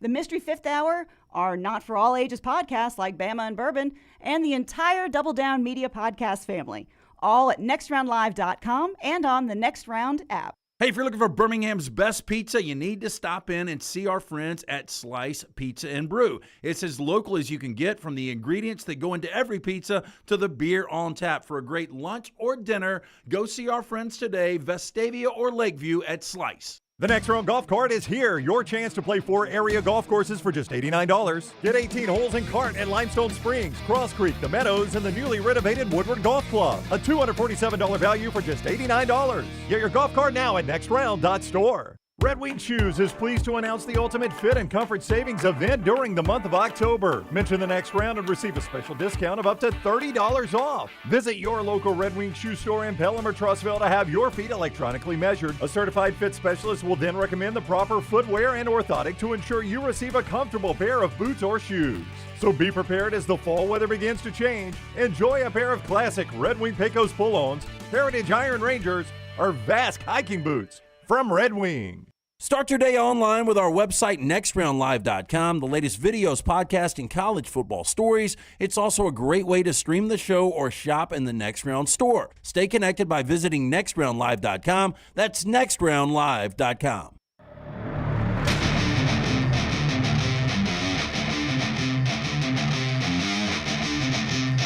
All right, trash coming up in just a second. In the NFL, I was just telling Brown, watching the Jaguar highlights, Trevor Lawrence's injury is something to keep an eye on late in that game as you move forward with the Jaguars. They won 2 in London. They come back with a win. It'll be interesting or important to notice whether or not he misses any time. Yeah, there's some significant quarterback injuries. I mean, as significant as Jimmy Garoppolo is, he walked to the locker room and then had to be ambulanced to the hospital. It's kind of weird. Right. Yep. I mean, like Damian Harris last night, which fortunately that appears to be trending well, but I mean, the ambulance comes on the field to get him. Garoppolo just walked to the locker room and then ends up in an ambulance to the hospital. It's an injury league show brought to you by our friends at Champy's. By the way, Champy's Chicken, Highway 119 in Alabaster. For your lunch and your dinner, Sterling will take care of you. Champy's Chicken, hand-cut chicken fingers. You see all the great food there. Cooked-to-order chicken, and wonderful for your tailgates. Look for it online, champy'schicken.com, Highway 119 in Alabaster. You know, injuries happen in the league. Deebo Samuels, Christian McCaffrey with the 49ers. Yep. They lose to Cleveland 19-17. Jamison Williams back early from his suspension for the Lions, makes a big impact. Takes the tops off a couple of times for the Lions as they beat the Buccaneers. They're 5-1. Some people saying, are they a top 5 in the NFL team, top 4 in the NFL, top 3 in the NFL? Where do you have the Lions right now? I think they've got to be close to the top 5. And I heard somebody bring this up. This is probably the best Lions team, at least right now, that you've ever seen when you're alive. Yeah. If you've under the age of 65, you've never seen a championship going back to the old. The only one that is close is the one that played in the NFC Championship game with Barry Sanders. Yeah, but didn't even win a playoff game. Well, that's true. The last time they won a playoff game, I think was I guess they did win a playoff game. Yeah, 91 was the last time. To yeah, they did. NFC Championship. That was the 91 team. Bye. Last time they won the division was 93, but that 91 team, you guys have any idea who the starting quarterback was? Rocky, do you know? For 91? Yeah. I was going to say Scott Mitchell, but he was right after that. Yeah. It's not Charlie Batch. Not Charlie Batch. No. LaFleur? Eric Kramer. Eric Kramer. Wow. That was your last time you won a playoff game, was all the way back in 1991. So you start to look at them. I thought that they were going to struggle on the road against Tampa. And offensively, they weren't great, but the defense was great. Yeah, it was fantastic. It started right on the very first play. Mike Evans is released wide open, and Baker's about to throw it to him, and the ball gets batted down at the line. Is a broken coverage. Would have gone 90 yards right off the bat. Those uniforms are so good you guys have. I enjoyed it too. Didn't appreciate them when you had them. That's exactly right. And it's been a while since we've worn them, and we rarely get that window of 325. Yeah. It's the best window. Where the sun is setting. You get just that setting sun look on those uniforms with the lights on, but it's still daylight. I mean, that was popping yesterday. All right, show brought to you by our friends at Harbin's. Before we update you on the AP basketball poll that's out. It is that time of year. And trash. My man Jeremy and his team do such a fantastic job. Hardscaping, landscaping, ceramic pool installation, one-stop shop. They've been featured on HGTV. Again, the fiberglass pool installation, landscaping, lawn care, hardscaping. Call or text Jeremy right now. Go to harbinsoutdoors.com or harbinsoutdoors@gmail.com. 205-300-0718. That's 205-300-0718. You can see the photos right there. Does fantastic work. It's our friend Jeremy Harbin, Harbin's Outdoors. Kansas is number one, and they've already they're really 1-0. They've already beat the NCAA this year with nothing penalty. Kansas, Duke, Purdue, Michigan State, top four. Shaka and Marquette 5. UConn is 6. Houston 7. Creighton 8. Tennessee is in at number 9. Florida Atlantic all the way down at 10, number 10, after they got everybody back from a Final Four team. The Zags of Gonzaga 11. Arizona, a team to watch, really good, 12. Miami 13. Arkansas 14. A&M 15. Kentucky 16. San Diego State 17. Texas 18. North Carolina 19. Baylor 20. USC 21. Villanova 22, St. Mary's 23, picked by the media to win the West Coast over Gonzaga. There's Alabama at number 24, and there's Illinois. Auburn is receiving votes 26, 27, 28, 29, 30, 31, 32 in the preseason rankings. No UAB votes at all there. So Alabama in at 24 as the basketball AP poll is out. So we're about to have some dual sports going on. Yeah, I'm not ready for basketball yet, but it's interesting that Gonzaga is 11th in that poll, and they were picked second by the media in their own conference. Yeah. It's kind of odd, isn't it? It is odd. Let's do trash. It's brought to you by Mortgage Right. Hit it, man. Okay, I started at Discount Karate from the grassroots, and then they sold out to Dairy Queen, and then they couldn't afford to pay their taxes, so they merged and became Taekwondo DQ. And to this day, you can go to the drive-thru, get your ass beat, and a brass knuckle blizzard. LT's Trash is presented by Mortgage Right. Mortgages done the right way. Hey, let the experts at Mortgage Right help get your financial house in order. With locations in Birmingham and Leeds, Mortgage Right offers a variety of loan products, fast and free pre-approvals, and reliable hands assistance that will help you take advantage of all available home buying and refinance options. Take control today. Visit Mortgage Right. Their locations, Highway 280 in Birmingham, Parkway Drive in Leeds. You can apply online, mortgageright.com/TNR, or call 205-815-9200, NMLS 2239, Equal Housing Lender. Teacher in Kansas fired after joking on TikTok about, quote, saving up his farts for the classroom and farting on students. What? Yeah, weirdo. Stephen Taylor, who has worked as a teacher for 6 years alongside his career as a stand-up comedian, was fired from the Olathe Mill Creek campus alternative school in September. Taylor made a series of videos on TikTok, often joking about farting in the classroom. He went on to say, quote, I save up big, milky, lactose-intolerant farts. I drop bombs silently because I'm an adult and I know my body. And then I just let it stew. In the clip, the teacher also says he crop dusts his students on a regular basis. Also describes messing with the students, even teaching them the wrong information. Goes on to say, I tell my students the wrong thing all the time when they annoy me. I tell them Abraham Lincoln invented the car. That's why it's named after him. Now, ironically, he signs off the video saying, and you know what? They can't fire me because they need me too badly. Guess what? You got fired. Yeah, absolutely should have been fired. Yeah, idiot. For being a bad comedian, or? Yeah. I think that was the whole thing. It was a shtick. It wasn't funny, but I don't think he's really saving his farts to crop dust his students. I mean, if you got fired over the funniest comedic routine of all time, it'd be like, oh, maybe it was worth it. Well, look at him. He looks funny, doesn't he? Getting fired for that routine? Yeah. That's an old school rugby shirt with rubber buttons and all. Not a... So he wasn't really doing these things, Rockstar? I don't think so. I think if you're doing it on TikTok, he's also a comedian. I mean, I don't think No, but if I told you guys, hey, this picture's from 1987. Yeah, you'd be like, perfect. Do you really think he's telling his students that Abraham Lincoln invented the car? I think he was it's a kidding. joke. I don't think he should have been fired at all. I think it was terrible comedy. I can't believe he's trying to do that. But I mean, why are we firing the guy? He's obviously he's not a good teacher. Well, he's teaching the alternative school. I mean, that's but to me, if he really was crop dusting, then that's a fireable offense to me. If you're walking around intentionally farting in the room, serious? Yeah, You'd fire a teacher for that? Get the hell out of here. That is get bad the hell out of atmosphere. here. Well, it's a bad atmosphere. I think we're pretty low Yeah, I on think I'd fire him, too. teachers. I don't think I'm going to fire a teacher over the hell crop outta dusting. here. I can get somebody else to do this. I don't really. I think we're kind of low on teachers right now. I wouldn't want that guy. Apparently, he thinks so. Father in Arizona devised an unconventional method to protest a proposed dress code change at his children's school, wearing the very attire that school board members considered permitting under new policies. What? Now, Ira Latham right there removed his shirt and pants during a September meeting at the Higley Unified School District in Gilbert, the town southeast of Phoenix, revealing a tiny black crop top and denim shorts he says he bought at a local thrift shop. So this would be legal for girls to wear to the school? Yeah, in May, some governing board members expanded the dress code. Hadn't been updated in 22 years, according to Phoenix station KPNX. Now the district considered allowing students to show their midriffs, wear tank tops, spaghetti straps, among other alterations. Yeah, there's a reason why you don't have this dress allowed in schools. I can't tell you what X or Y is if I'm learning algebra because I'm too worried about Z.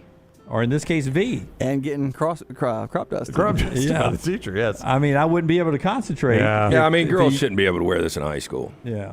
I mean, I agree. Yeah. I'm far from conservative. I think everybody knows that. Yeah, but there's a reason girls shouldn't be able to wear this. No, in high but school. that's why point, he's right. protesting, Oh, because no. they're going to allow this. That's what I'm saying. I Yeah. understand why they don't allow it to happen, right? Because in school, I'm hopped up on hormones. I can't. I mean, it's bad enough when girls would wear the sundresses, which were very modest compared to today's standards, and even I was distracted by that. So it's all you can do to keep the boys focused most of the time anyway. Let a good-looking girl walk in wearing that, it's over with. That's right. Yeah. That's right.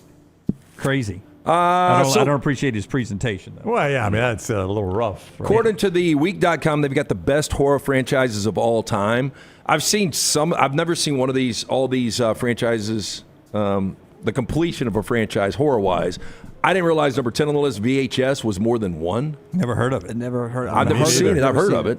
That's a pretty cool art. Yeah. Pretty cool art on that, though. Really I is. like that. I've never heard of the movie. This is a horror movie.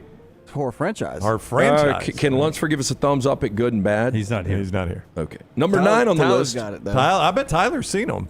I've seen all of them except the most recent one, I think. Okay. But they're pretty good if you like the found footage style of movies. I'm not a fan of found footage. What stuff. is a found footage style? Where the shaky camera, like Yeah, Brown it's- recorded this on his iPhone. We found it in the forest. Yeah, We're hard gonna find out what pass. I happened don't like Camcorder. those. Yeah, I don't like Number 9, Friday the 13th. I saw like the first 3 or 4. I think when Jason went to hell, I tapped out, or Manhattan, one of the two. When he went to One and the same. Manhattan, then he went to hell. Okay, yeah. If heaven ain't a lot like Dick, send me to hell or New York City. They'll be about The first same one to was me. scary as hell as a kid. Yeah, that was, I think of all of them, that was the one that got you the most. Kevin Bacon. Yeah. And speaking of crop tops and stuff, what they would do, they'd sucker you in just a Yep, little bit of that's right. nudity, Yeah. just so you'd be all. Oh, right when tit was out is when somebody got a blade Oh through no! him. I'm sitting here. I'm Weed like, whacker. her boob's out. I'm like, Yep. and I thought, Yeah, machete up through the couch. Number 8, I thought this was scary as a kid, too. A Nightmare on Elm Street, the first one. Yep. Is that the one when you sleep? Oh, yeah. That's all. Yeah. It's the old nightmare. Hey, if Nancy doesn't wake up screaming, she won't wake up at all. Yeah. Rockstar's got that T-shirt in his house. Amen, sister. Number 7, again, I thought the first one was really good. I don't know how it can be included after the third one where they made a mask, like out of Stonehenge, and you, like, listen to the devil. The third one made no sense. No Michael Myers. It was really weird. Number 6, Saw. I've only seen one of these. People swear by it, though. There's a new one wow. out. Good cover. Wow. How about the article? Straight to the point. Yep. There's a new out. Yeah, there is. Number 8, wasn't Chris Rock in one of the Saws? Yeah, I think he directed like the last one. Number 5, The Conjuring. I've heard it's really scary. I don't like anything you conjure. No, thank you. I'll be. I mean, just that tree scares me to death. Number 4, Child's Play. I saw the first one and laughed my ass off, but haven't seen any. Well, I guess I saw the second one when Andy went to military school. That was the third one. The second one was they reanimated Chucky. The second one was cool because they started the whole process. So they're like, this is a thrown away doll. Let's reanimate it. Let's rebuild it. Was that when they, like, the whole toy warehouse was involved in it? Yeah, that was one of the. So, yeah, I guess I saw the first 3. And now they got a show on Sci-Fi. Yeah, it's a little overkill. I'll never forget when that chick was about to, she was like, "Are you real?" in the first one. She was like, "I'm going to throw you in the." He called her a whore, and then Chucky has he a said, bad "You mouth. don't F with the Chuck." Nope, you don't. She did. He did have an attitude. Number 3, Evil Dead. Critics love this one. I saw the first one. That's the only one I saw. Kind of freaky. Number 2, Final Destination. Never seen any of these. And the number 1 horror franchise of all time, according to theweek.com, is Scream. Saw the first one, thought it was creative, good. I've seen Scream. This is probably, I have not seen most of those, my least favorite genre movie. Oh, cannot stand them. Yeah. I've never really liked that genre movie. Cannot stand them. Scream was a little more. I mean, there was some comedy in it. Yeah, I was going to say, it was a little more of a horror comedy. Yeah. Here are interesting reasons, oddly specific reasons, different actors took roles for money. Okay.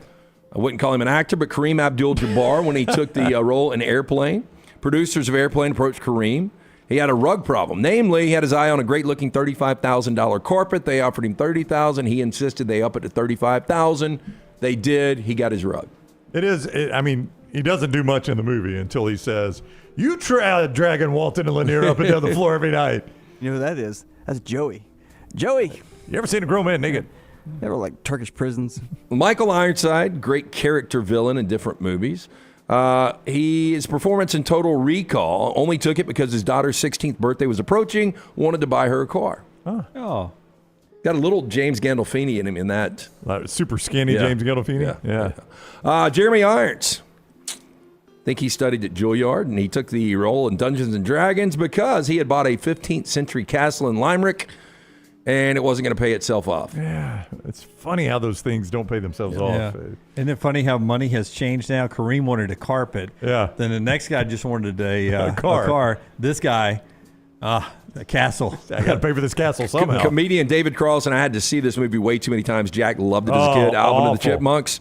In order to make a large chunk of money and buy a summer house in the woods, something Cross is described as the best decision he ever made. Well, good for him. I'm glad he's at peace with it. They had a squeakquel, too, didn't they? They did. Oh, yeah. Alvin and the Chipmunk, maybe the most annoying animated character. Chipwrecked. Yeah, I watched them all with Jack a bunch. Took him to see them. Bought the DVD that had the figurine chipmunks in them. He'd carry those things around everywhere. No. I went to see a couple in the theater, too. There's one where they go on a cruise, right? Oh, yeah. Chipwrecked. That's Chipwrecked. Yeah, that's Chipwrecked, yeah. And then finally, Timothy Olyphant, hitman in Live Free or Die Hard. He bought a house while filming Deadwood. Right after he bought the house, guess what? Show got canceled. He made both Hitman and Live Free or Die Hard in a mild panic in order to pay for the house. Hey, buddy. Got to pay that mortgage. Hey, Patrick, I'm in a mild panic. Can you give me a roll? Give me a roll. Mild panic here. I can get you two. Hey, if you take that gun away from the trailer or the poster there, is it a different movie? Yeah, a little bit, yeah. It's like a Lifetime movie. Yeah. I do not believe she's wearing underwear, Lance, but I'm not certain. I would say, yeah, I think you're 100% right on that one. Hitman? Question mark? And the evil look just breaks it a little bit more into a smile. Yeah, probably. That is Trash Today, brought to you by our friends at Mortgage Right. Yeah, our friends at Mortgage Right want to remind you, buying a house, major milestone in life, getting it right comes under the right advice at the right time. That's why we're proud to partner with the friends at Mortgage Right who do mortgages the right way, locally owned and operated. Mortgage Right, standing by to help you today. Visit the locations, Highway 280 in Birmingham, Parkway Drive in Leeds. You can apply. MortgageRight.com/TNR. Call 205-815-9200. NMLS 2239, Equal Housing Lender. You wanted to take the gun out of that movie. Brownie wanted to change his whole bathroom with our friends at A+. And we did it, Jimmy D. When we bought our house, we weren't crazy about the bathroom. Fully functional, obviously. We just didn't like the way it looked. We wanted some of the darker tones. It was a very light bathroom. We wanted it updated. So Jennifer scoured the internet to find out who we should use. She talked to certain contractors, people that had used certain contractors, read reviews. She selected Brad Bell, A+ Tile Home Remodeling. I am so glad she did. We brought Brad in. We said, listen, here's what we want. And I'm telling you, if I could have shown you a photo of what we wanted, I'm doing it right now through Scott because he did exactly what we wanted, made it darker, made it more updated, even more functional than it was before. And Lance, in fact, saw it and liked it so much, he's like, hey, I got a darker bathroom. I want to be lighter. That just shows you Brad's not hung up on one way of doing it. He's going to do it the way you wanted. And that's what he did for both me and Lance. Master Bath and Kitchen. When you remodel Master Bath and Kitchen, you're going to get your money back more on those than anywhere else in your house. That's what Brad specializes in. Master Bath and Kitchen. Master Bath and Kitchen. A+ Tile Home Remodeling. 205-422-1758. That is 205-422-1758 for my man Brad Bell, A+ Tile Home Remodeling. Call the next round now at 205-734-0923. A legendary coach once said, it's not the will to win that matters, it's the will to prepare to win. Bryant bankers have the dedication and experience to put together a financial game plan that's right for you. Stop by one of the 7 Central Alabama locations today or give them a call at 1-855-4-BRYANT to begin preparing for your financial future today. You'll find out what unbeatable service and legendary results are all about. Bryant Bank, Equal Housing Lender, member FDIC. Do you need extra cash handy? Look no further than Legacy Credit Union for whatever loan your lifestyle requires. It only takes a few minutes to apply and request the amount you need to give you peace of mind. With affordable low rates and manageable payback plans, a Legacy Lifestyle loan is crafted just for you. Apply online today at legacycreditunion.com/join. Lifestyle loans from Legacy. Terms and conditions may apply. Legacy is federally insured by the NCUA. Spring weather is here, and our friends at Hemp Hill Services are offering a $69 HVAC tune-up plus 10% off any service call when you mention the next round. Call Adam, Chad, and the guys at Hemp Hill Services. Make sure your HVAC unit is ready to keep up with the changing weather. Hemp Hill Services, locally owned and operated independent train dealer. The team can service all makes and models. For all of your plumbing, heating, and cooling needs, call Hemp Hill Services. It's hard to stop a train. 205-229-2090 or hemphillservices.com. That's 205-229-2090, hemphillservices.com. Hey, Lance Taylor from the next round to tell you about one of our favorite places for breakfast, lunch, and dinner. That is Hamburger Heaven since 1982. Hamburger Heaven has been serving Birmingham's best hamburgers, cheeseburgers, French fries, hand-spun milkshakes, and sandwiches made fresh to order. All of their ingredients are fresh and prepared daily. This includes their beef, always fresh, never frozen, hand-pattied each and every day. For breakfast, lunch, or dinner, visit any of the 4 locations, Highway 280, Irondale, Gardendale, and Homewood. You could win a Dodge Challenger RT or your share of $25,000 in free play and cash at Birmingham Racecourse Casino. The more you visit, the more chances you have to win. Play the latest, most exciting games around with fun bonuses and big jackpots. You could be a winner too. Come win your share during the Challenger RT and $25,000 giveaway at Birmingham Racecourse Casino. Drawings October 27th and 28th. Located off I-459, exit 31 Derby Parkway. Must be 21 or older, must be present to win.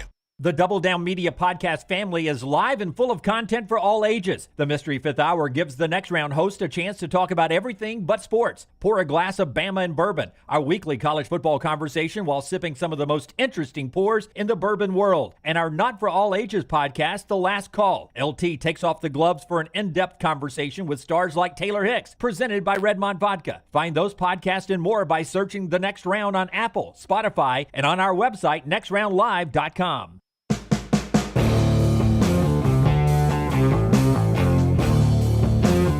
Rockstar is going to hit the big button in a second for our storylines. Don't forget the Nick Saban news conference for Hate Week, Tennessee Week, coming up at the top of the hour. And then you'll hear Hugh Freeze after that, Hate Week, Ole Miss Week, Hate Week, Lane Kiffin Week, down at Jordan-Hare Stadium. So both of those coaches, Saban and Freeze, coming up in our overtime starting at 12 noon. Brown and I will stay here and walk you through those two news conferences for two home games coming up in Week 8.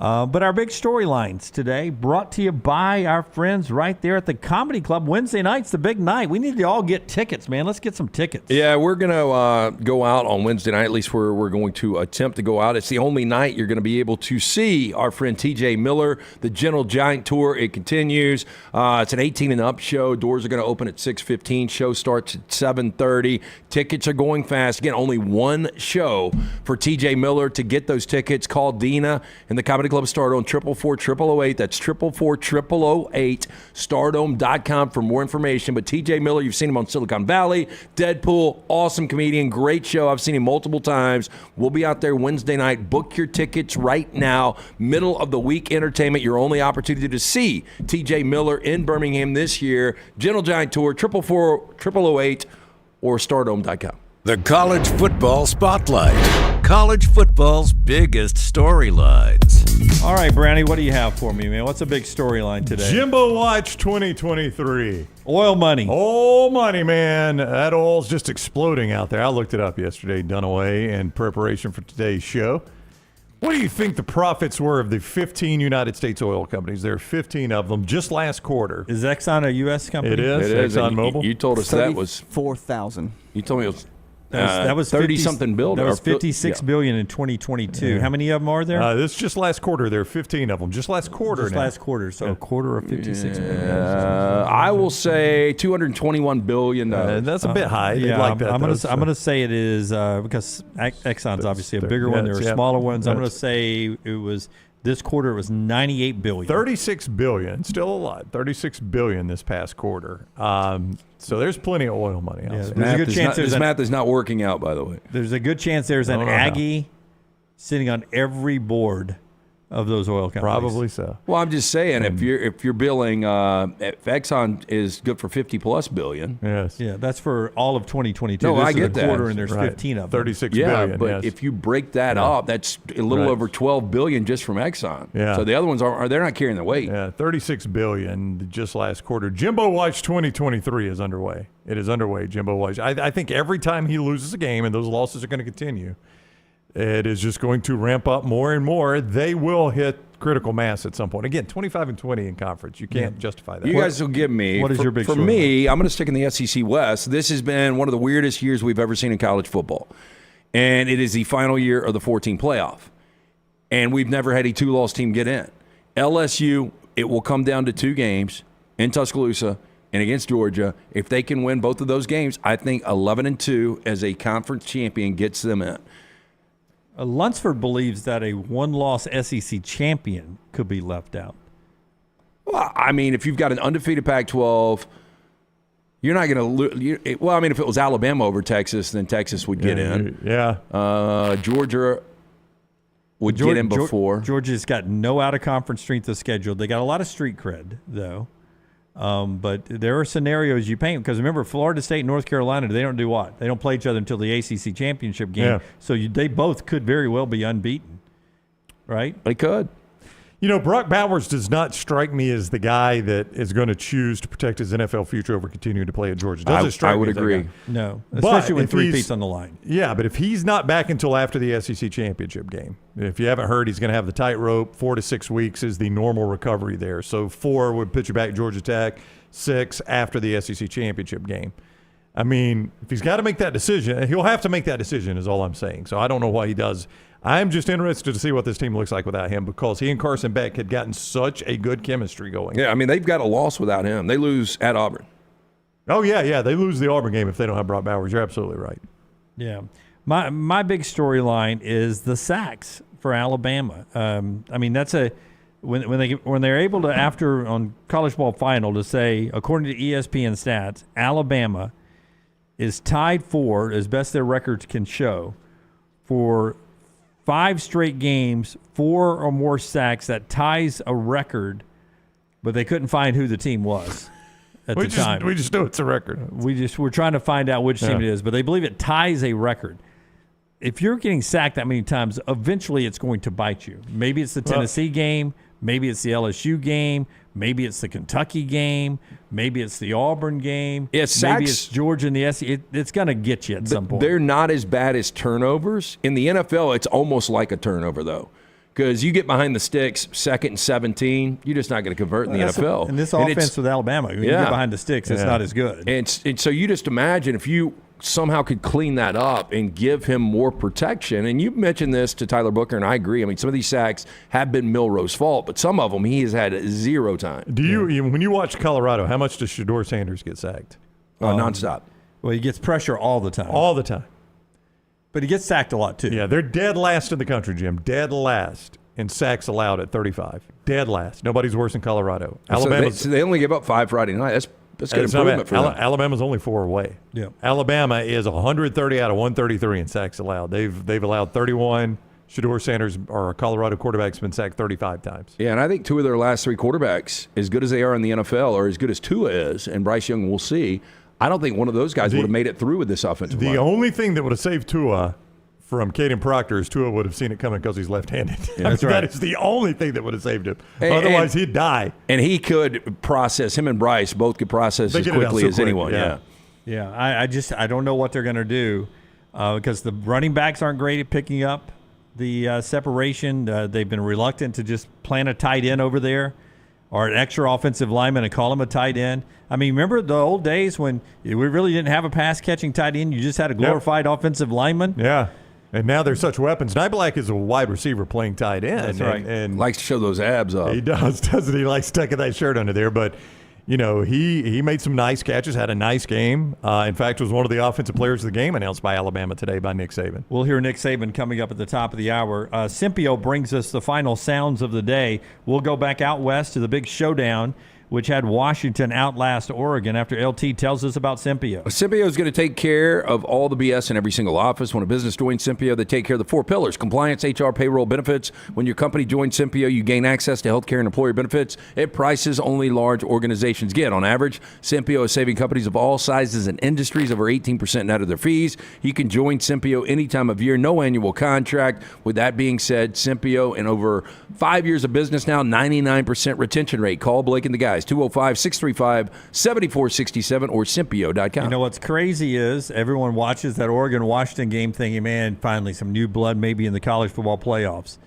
Keep in mind, both Oregon and Washington have been in the college football plallayoffs before. That's true. Yes. Oregon actually played for a national championship in 2014. Yeah, USC and Utah are the teams that have been able to get there. But the old new blood, or the new old blood, Oregon and Washington played a classic this past weekend. Here's Bo Nix first on the heartbreaking loss at the end.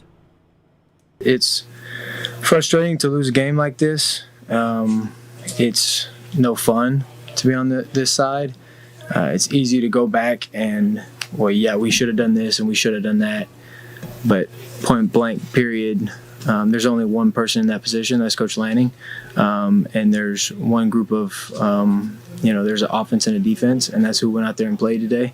And sometimes you put it all out there and it's not enough, and it's frustrating. But that's part of life. And a lot of people, they want to see how we respond. And I'm excited for that. I think that's the challenge that, I can't wait for. And I'm proud to be an Oregon Duck. I'm proud to be here. I'm proud to play with this locker room. I'm proud to play for these coaches. And it means a lot to me. And, I'm not going to quit on them, and I know they're not going to quit on me.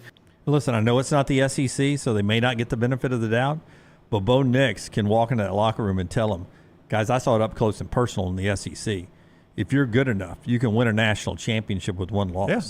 We can still get there. And to me, I don't know how you guys feel. I think either one of those teams I saw on Saturday can play with anybody in the SEC. Yeah. And it was not Bo Nix's fault. Far from it. I mean, he threw 2 touchdowns, no picks, 33 or 44, 337. He played more than well enough for them to win. I think he was, what was he in the second half? Was it 20 of 24? I don't have it, but he was fantastic. I think it was 20 of 24 in the second half. He threw so his only incomplete was on that 4th down conversion? 20 of 24. So he had 4. I'm sorry, 20 of 24, yeah. That fourth down conversion was a bad miss. And again, Klatt kind of diagrammed why maybe you can't put the blame on Bo Nix for that one. Yeah. Sometimes you don't know if the route is going to continue or stop. And that was Penix. His one pick was that miscommunication. Yeah, it was a slip and fall on that one. Here's Michael Penix Jr. on, can Washington now in this position stick the landing? Yeah, I say I'm cool, calm, and collect. You know, I'm a guy that I don't really get too high or too low in any pressure moments. You know, I love it. You know, I love being in those. I'm not gonna say I love being in those situations. If I couldn't, if I didn't have to, and we was just blowing teams out all the time, you know, that would be great as well. But when those situations do come, you know, I understand that I'm mentally prepared and you know, always ready for those moments.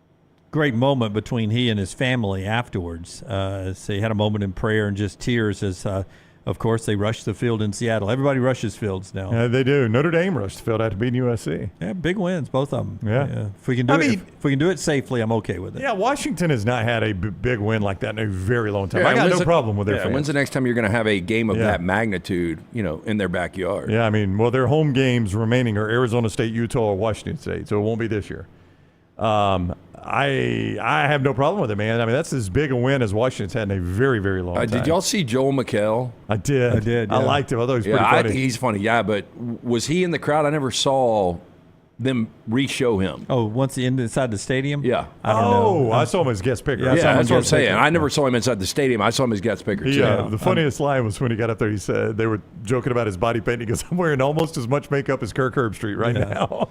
That's a good line. Kirk didn't like that either. He did not. He didn't laugh as much as I thought he would. He dogged out the Oregon civilians, too. That was pretty funny. He did. I really, there's a lot of things about that show that bothers a lot of people, but I like the kick that they're doing now for that McAfee's putting up more and more money every week for a student to come and make the kick. I think it's over 60,000 now. That kid boomed it, but it just was drifting left from the start. Yeah, it was a good No, that's little a kick. cool thing, but outside of that, they're just trying way too hard. Yeah, I think that kick usually happens while we're doing our morning show, and I'm watching it while one of us is making a point about something. I'm glancing over my computer screen, taking a glance in it, just sitting there in a mango daze. It happens. Why mango? Why did it come up with mango? Why? I don't know. Sounded tropical. It's mango. Well, who came up with the word nasty? I don't. These things just come out. The old mango days. All right, that's our show today, but don't go anywhere. You don't have to change anything. We're going to go into overtime with the Nick Saban news conference and the Hugh Freeze news conference as the hated Vols and the hated Kiffins come to home stadiums in our state here in a second. So we'll do that. Don't forget to go check out lanceslock.com for all the baseball and football plays today. lanceslock.com, lanceslock.com. Get great deals there. Until next time, God bless you and God bless America.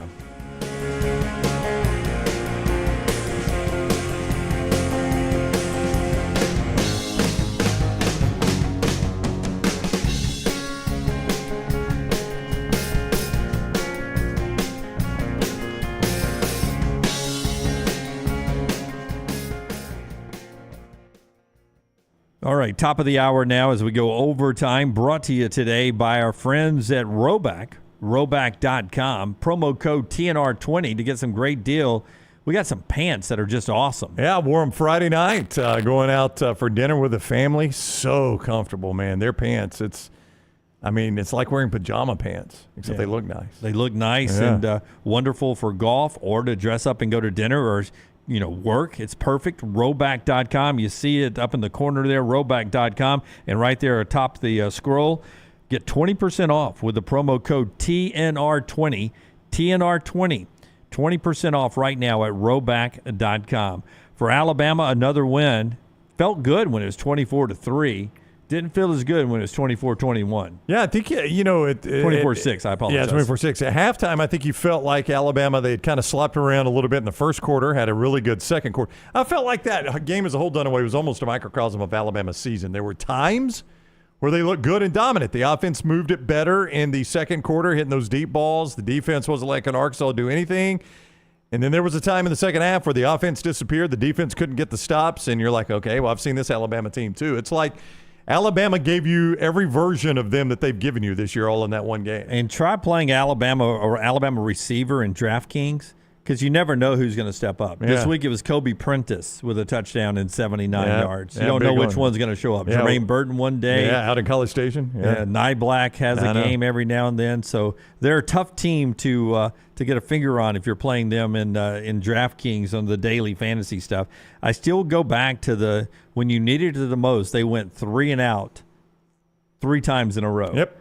And that's the scary part, is that as good as the offense can be sometimes, there are times when it just can't get out of its own way. Yeah, I mean, 2nd and 9, obvious passing down. That's just not really, or 3rd and 5 or 6. That's just not really the strength of Jalen Milroe's game. Jalen Milroe is much better when the run game is going and those safeties start to creep up a little bit to support the run, and now you can get the deep ball. Or like on the one play to Prentice you're talking about, where there's just a defensive bust and Prentice is out to practice early. I mean, he's by himself behind the safeties there, and you're able to hit it for a touchdown. Same thing with Nyblack. He identified kind of a bust in coverage there with Nyblack. That's the deeper stuff. When you got a 3rd and 8 and you got to throw a guy open, that's not his deal. All right, sweater weather now for Nick Saban. Let's listen in as it's Tennessee and Alabama. Arkansas game. I think we did a lot of really good things in the game, and I think it was also fairly apparent that when we had mental intensity, good mental energy, good focus, we actually executed pretty well.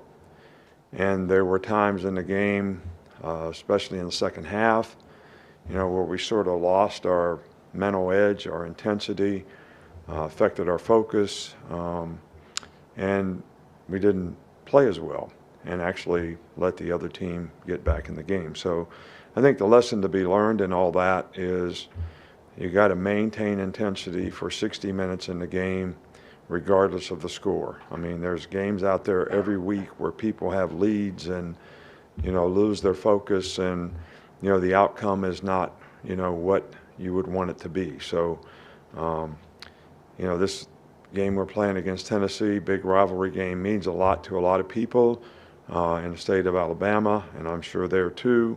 It's one of the best rivalries in college football.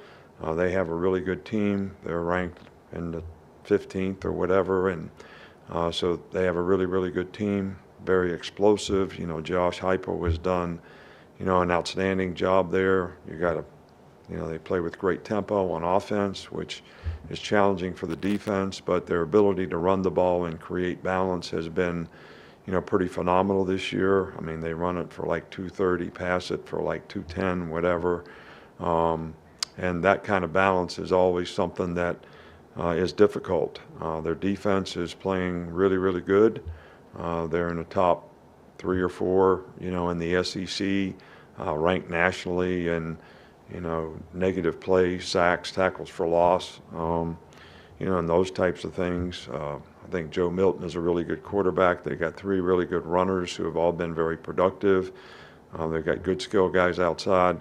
So this is, all around, a really, really, good team. So it's important for us, to have a great week of preparation and be able to maintain focus in practice, in meetings, and whatever we're doing to be able to carry that forward in a game and be able to sustain it in a game for 60 minutes, which is what it's going to take in a game like this.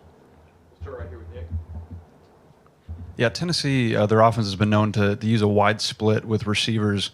What were some of the challenges of trying to cover that? Well, they certainly make you defend 53 yards wide of the field, and there's 2 challenges. It affects run support in the box because the guys that are covering the receivers are so far away from the box. And it also, they run a lot of vertical routes from out there, so the people that are covering them get pretty isolated because they're far away from whether it's split safety or middle of the field safety. So it is very challenging, and the thing that I think is going to be really important is not to give up big explosive plays, which was, a real issue for us a year ago. Katie, on the left, middle. When dealing with freshmen that are getting significant playing time, what's the balance in being patient and letting them learn and grow and kind of knowing when it's time to get tougher on them? Yeah, well, I think that, everyone's a little different, when it comes to that. Some guys even though they're young, they're very mature. They handle their failures fairly well and learn from them. They're focused on, not necessarily the outcome, but what do I have to do to get the outcome? And those guys seem to do pretty well.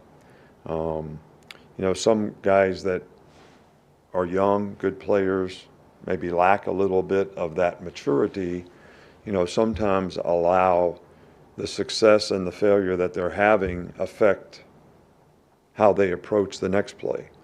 And, that's something that, I try to harp on the players that, baseball is a game of failures. So if you made 2 out of 3 outs in baseball, if you struck out 2 out of 3 times, got to hit the 3rd time, you'd be in the Hall of Fame. So for young guys, they have to understand that if I can learn and grow from the mistakes that I make, not waste the failings, that would be significant in me making improvement and developing. And, that takes, the right mindset.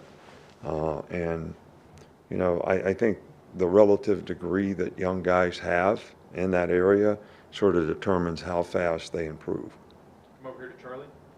Hey, Coach, you mentioned the negative plays that Tennessee's defense can create. Just how important is it for the pass rush to clean up some of its issues with that? Well, it's very important. It's been important all year. And it's something that, we have to do a really good job planning-wise, and we have to fundamentally play better. It's a combination of both. And both those things are, coaching and teaching things that we need to do better.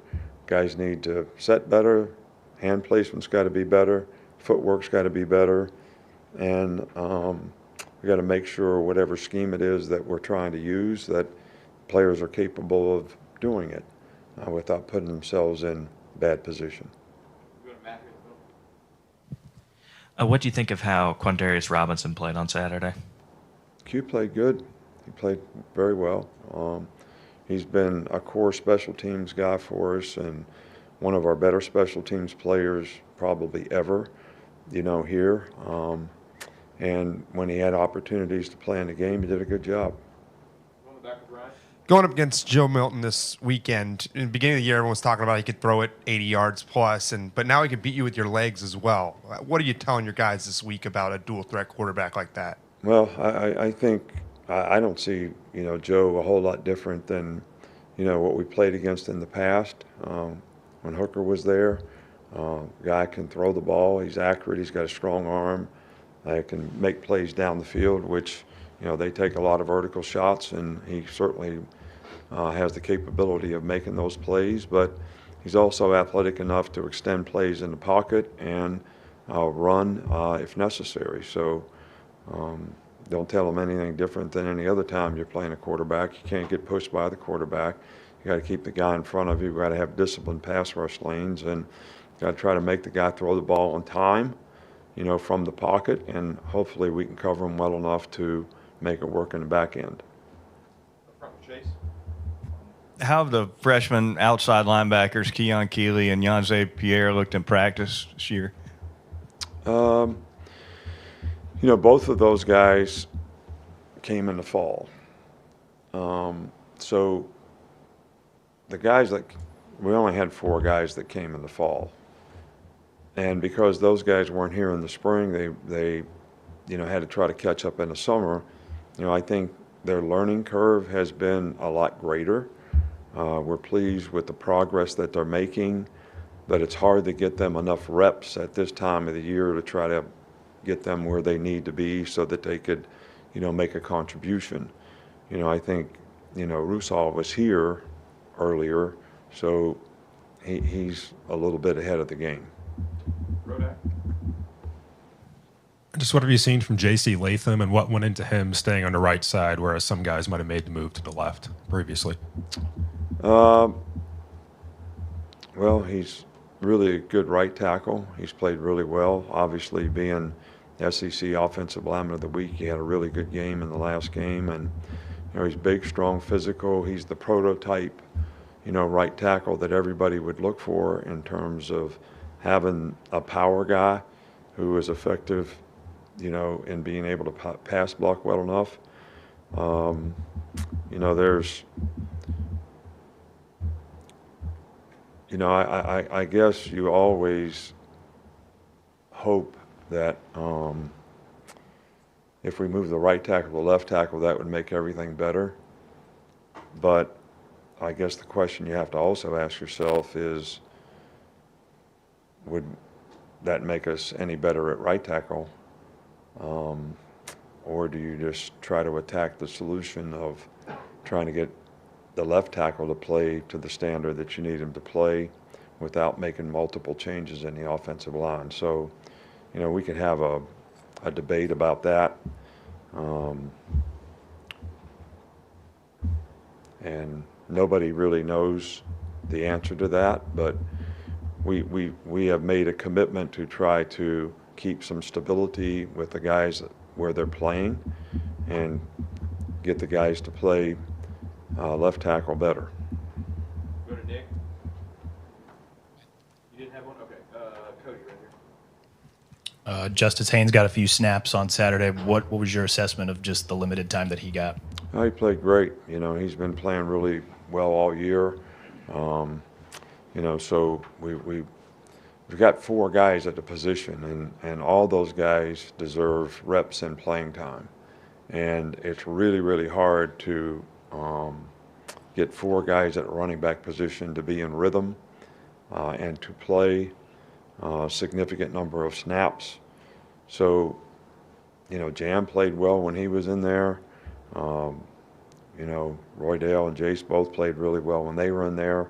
And Justice played really good when he was in there. So, you know, we're pleased with all those guys. And, you know, maybe there'll be some opportunity for him to make a bigger contribution in the future.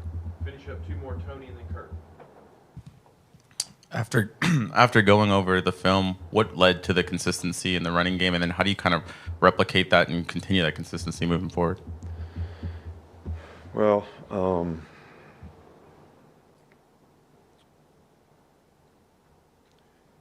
we did run the ball better in the second half, but to me, you know, the way I sort of evaluate it is, what is the efficiency in the running game?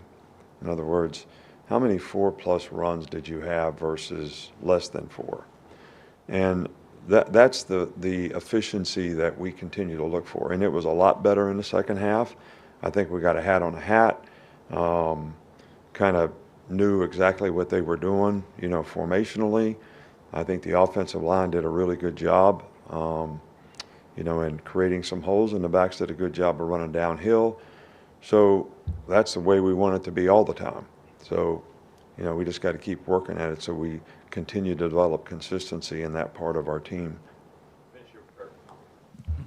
Yes, Coach. I understand your stance on sacks, but I wonder if, and I hope I'm not going over the same ground, but 31 sacks so far this year, if that is concerning, and is that fixable at this time of the year?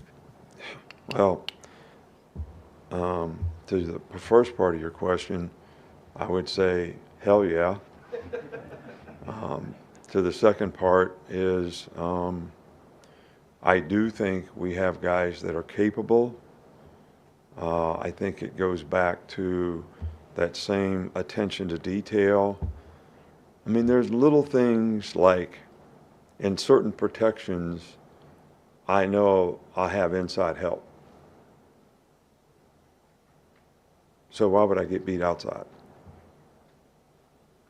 Does that make sense? So these are not all capability issues. You know, some of them are things that we could fix. You know, when we're sliding out to block 3-on-3 and the guy doesn't slide out to block the third guy and he runs in and sacks the quarterback, you know, that's a mental error. That's not a physical problem. So it's a combination of all those things that need to get cleaned up with better communication, better execution, and maybe the more knowledge and experience that we get, the more we'll be able to be more effective and consistent in those areas. All right, thanks, Coach. All right, thank you. All right, that's Nick Saban there, his news conference being brought to you today by our friends at Bud Light, as you can see there on your screen. Bud Light, easy to drink, easy to enjoy, our friends at Bud Light. Tennessee, Alabama, about a 10-point favorite as the Vols come down to Bryant-Denny Stadium, 2:30 on CBS. Meanwhile, Hugh Freeze coming off the loss at LSU, 48-18, not close, 293 total yards against an LSU defense that had been giving up about 600 plus in their previous two games. So some offensive questions for Auburn as Lane Kiffin and Ole Miss comes to town after a bye week. Hugh Freeze earlier today setting the table for Ole Miss and Auburn under the lights at Jordan-Hare.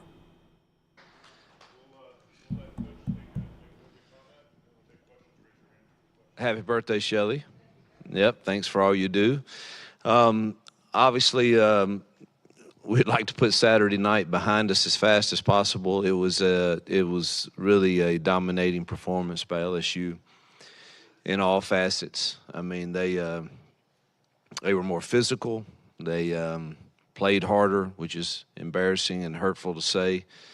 And you know, there's one thing for a team to have more talent, but I didn't think we showed up with the right energy and drive and competitive spirit, and that lies in my lap, and that's disappointing.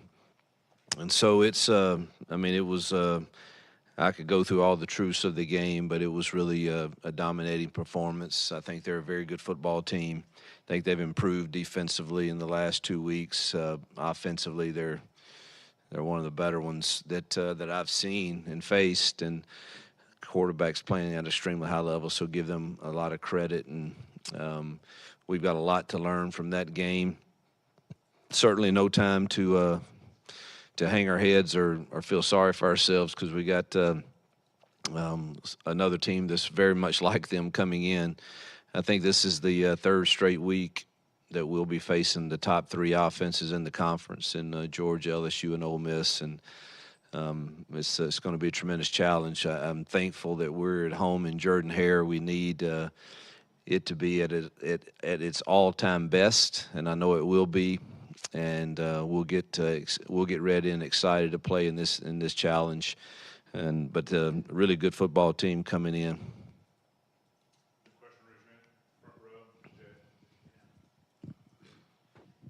Hey, I watched this one on TV. I wasn't there. It seemed like in the third and fourth quarter, when things were getting away from you, you looked almost like heartbroken, like crestfallen, and I expected you to be angry and pissed off, and you were like sad almost. Yeah. Is that an accurate representation of what you were thinking at the time? Oh yeah, heck yeah! It'll make you sad when you're not competing like you hoped you would. It's I don't know if anger is the right response that our kids need right now. They need some hard truths that I'll give them today as soon as I meet with them. I miss meeting on Sundays. I really wish we did that, but can't wait to see them today and give them the truths of the game and the truths from what I saw and the truths I've already given the coaches and myself. And it's disappointing for sure not to compete any better than we did. I wasn't heartbroken. I understand this game. I understand where we are in our program. I understand it's going to take some time to build it. But if you expect me to I certainly wasn't happy. So whether you call it sad, angry, or whatever, I was definitely not happy. And you certainly look at yourself first. I do, and you want to. I don't know. I just want to get it fixed and get us to be competitive like Auburn should be. And I know that there's, in this conference, things start going against you, particularly on the road. There's some teams that can put it on you pretty good, and that's what happened. I don't know if it was last year or the year before, but you went to Ole Miss at Liberty. How much does that help with the emotions going into this game after your time at Ole Miss and already playing them? Yeah, that's a great question. I think that it actually helps a lot. Jill and I actually talked about that because, that removes the, hey, this is your first time, playing Ole Miss, since your departure from there. And so I think it's very helpful. That was an emotional day originally, but I was truthfully overwhelmed by, I have a lot of friends there and a lot of people that I think appreciate the good things that we did, and certainly wish that some things were different at the ending, just like I do. But I think time, we're, 7-8 years now removed from, my seasons there. So I think most people have, I don't know, I've got a lot of friends there, but the trip back there absolutely helps with it now. This is not something that's new.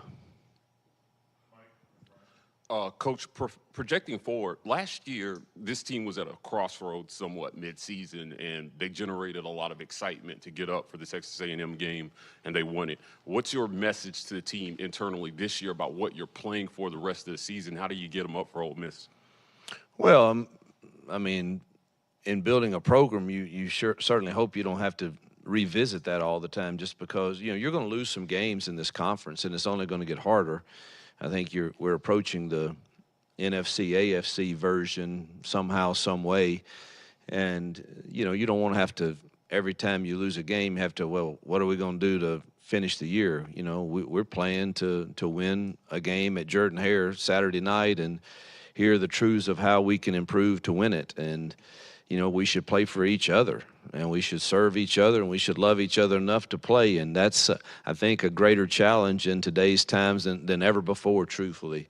I think we're all dealing with it. I talked with two coaches this morning in this conference that are friends of mine that I think we all are dealing with some of the same things. And it's coaching is becoming a harder challenge at this level, and it's one that we've got to embrace and continue to lead well.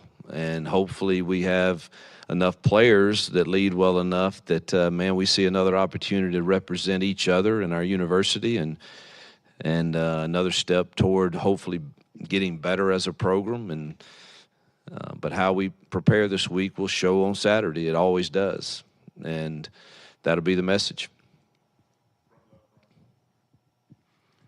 Yes, personnel or scheme-wise, any changes you think you can make to improve the offense at all?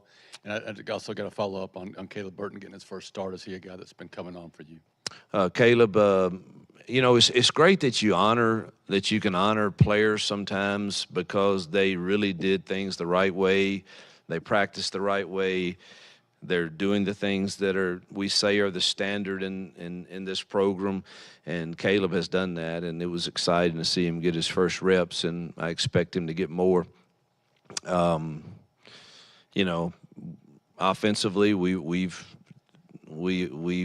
obviously, it's well documented, we've struggled to be consistent, and we had 4 possessions in that game to cut it to a one-score game. Not saying we would have won the game or what would have happened, but it certainly would have given us confidence and momentum. And we had 3 before the half and 1 right out of the half, and we found a way in 3 of the 4 to kill the drive. And I say we found a way. That's coaches and players. One of the 4, give LSU total credit for that, but the margin of error, again, for where we are, we can't do that. Let's just imagine if we get 10 points out of those 4 drives, it's then, 20-17. And we got 3 points out of those 4 drives, and it was 20-10, and then it kind of snowballed after that. But, we'll continue to try every personnel to make sure we're playing the best kids. I think the plan was good. Awful start. I don't think that helped. With the first possession going like it did, I thought that we looked like zombies a bit on the sideline after that, and it just it kind of snowballed. But no real earth-shaking personnel changes. Just to try to get the best plan that our kids understand that they can execute with who we have. You know, it's one thing to walk out there and say, hey, man, I know we can throw a post route. Well, great. All right, who's going to run that post route, and is he going to run it correctly, and is he able athletically to beat this corner if that matchup's there, and who's going to throw it, and are we good enough to do that and win the game? And if we are, we got to figure out exactly who those people are. So we're having a lot of discussions that go into certain plays that, truthfully, I haven't had a lot of. Hey, Coach, I know there's been a number of factors on offense which haven't led to that unit clicking on all cylinders. Have you considered giving Robbie more reps, maybe between the 20s, just if nothing else, to light us back? Yeah, we consider everything and everybody, and so that'll continue to be in our thoughts.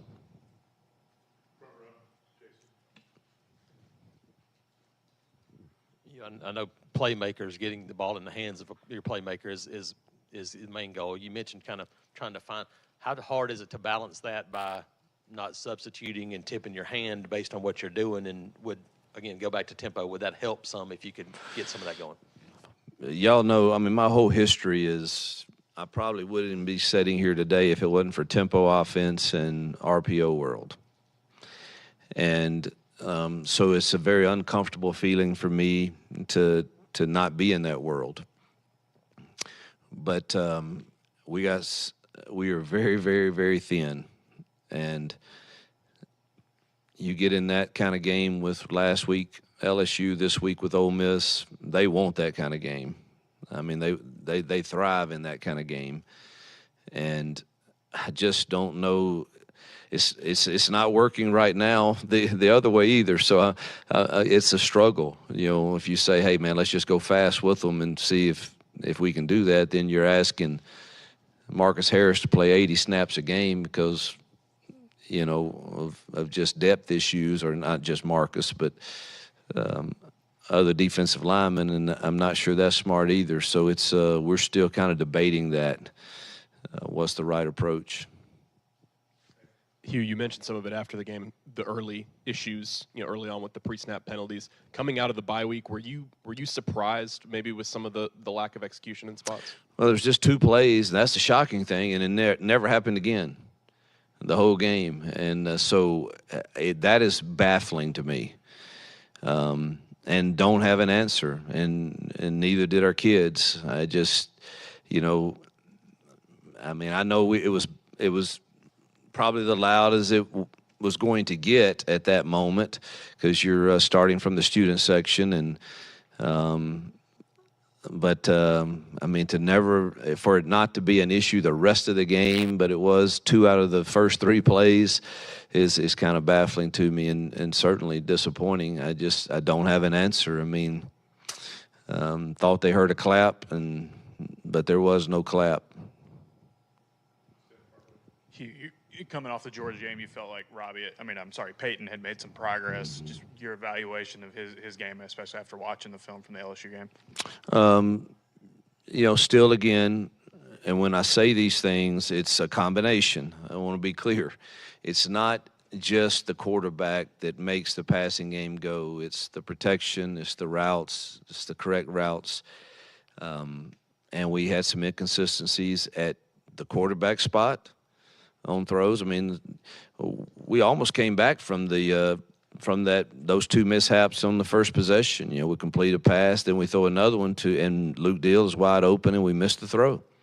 And so there was great protection. The route was good. So there's others where, you know, the route may be a little deep and the ball's coming out on the timing that it should. So it's a combination. But the passing game is still inconsistent. From a health standpoint, sorry, is there any chance that Damari could be back this week, and also just is anything new kind of picked up at LSU? Yeah, we just had a staffer this morning. It doesn't look good for Damari.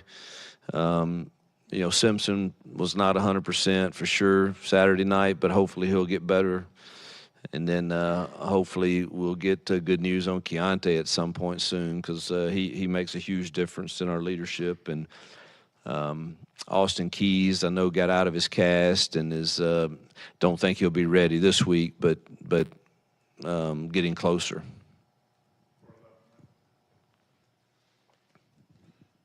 Coach, as far as the game flow, when you guys evaluated yourselves in terms of calling plays and maybe personnel decisions, are you guys going to make any changes in terms of how you're switching out quarterbacks during the game, or should fans expect to see one quarterback take the helm a little bit more?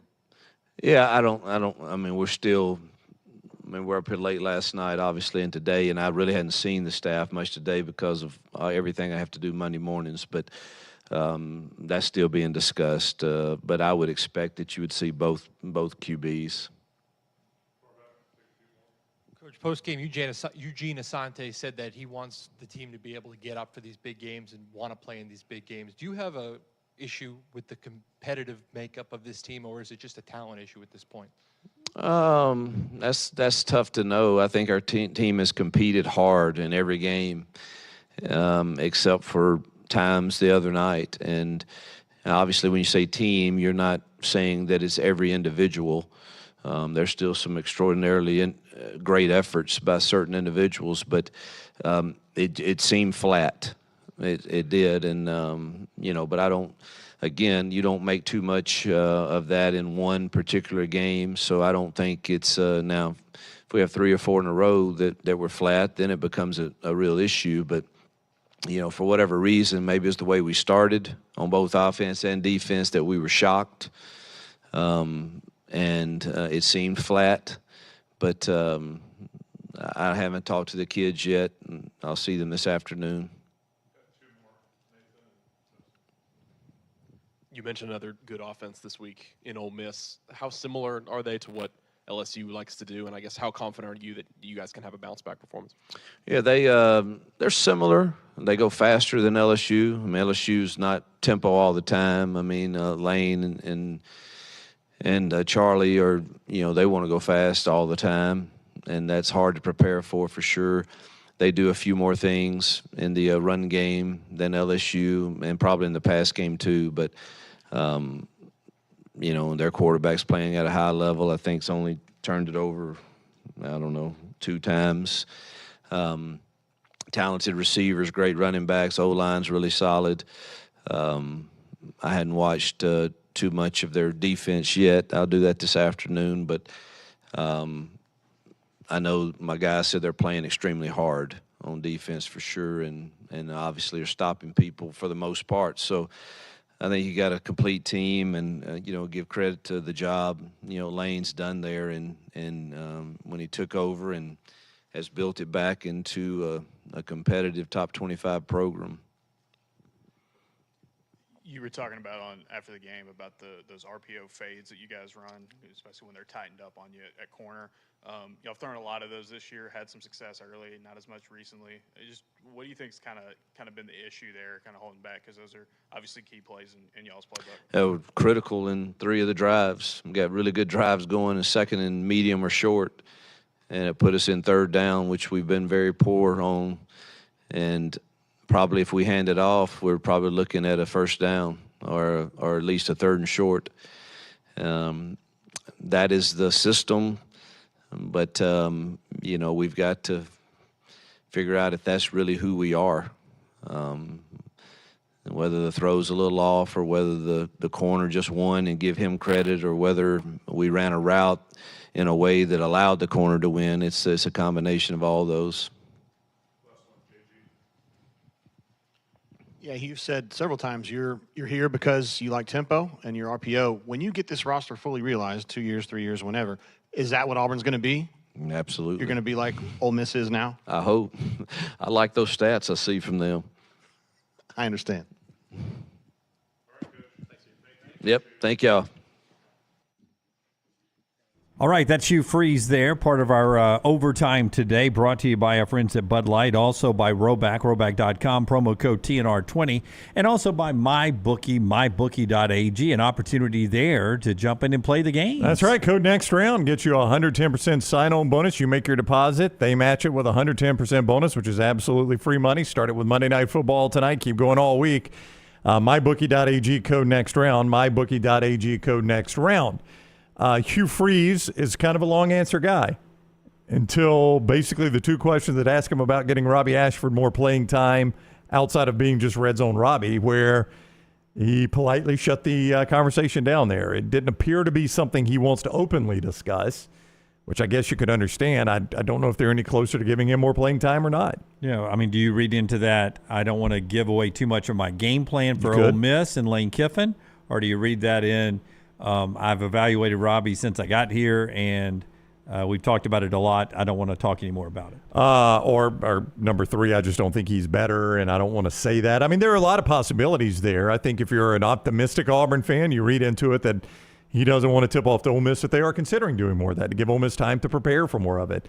Because I think most Auburn fans are at the point right now, they'd rather just see Robbie Ashford come out and run it and be as limited in the pass game as they are with Peyton Thorne, but be able to run the ball a little bit better. Biggest Brian Harsin win at Auburn, I think, was over Lane Kiffin at Ole Miss at Jordan-Hare Stadium on that Saturday night. Yeah, that was one of only two Ole Miss losses that year, I think, right? I think there for that game. The atmosphere was juiced. I expect a night game atmosphere for it to be juiced again, and expect it to look totally different. Now, Hughes beat up a little bit about the effort from his team at times in that game this past week. They didn't compete.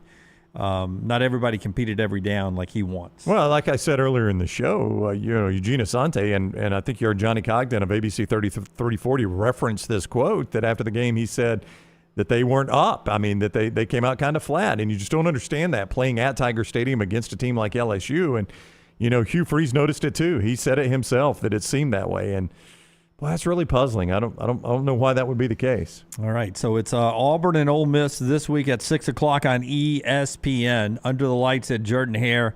And then we had Nick Saban earlier, Tennessee and Alabama, 2:30 on CBS. State and Arkansas, two teams looking for a little direction, coming up at 11 a.m. ESPN, part of the weekend. South Carolina, Missouri. Missouri still very much alive in the SEC East race. They still have a game with Georgia to play after the cocktail party. That's 2:30 SEC Network. And Army and LSU out of conference game, 6:30 SEC Network. Everyone else is on bye. 9 SEC teams in action this week. That's our overtime today. Thank you to all of you that hung around for that. We're back tomorrow at 11 a.m. Central Time. Until next time, God bless you. God bless America. Jim Dunaway, Lance Taylor, Ryan Brown, and Rockstar. Live from the Birmingham Racecourse Casino Studios. The next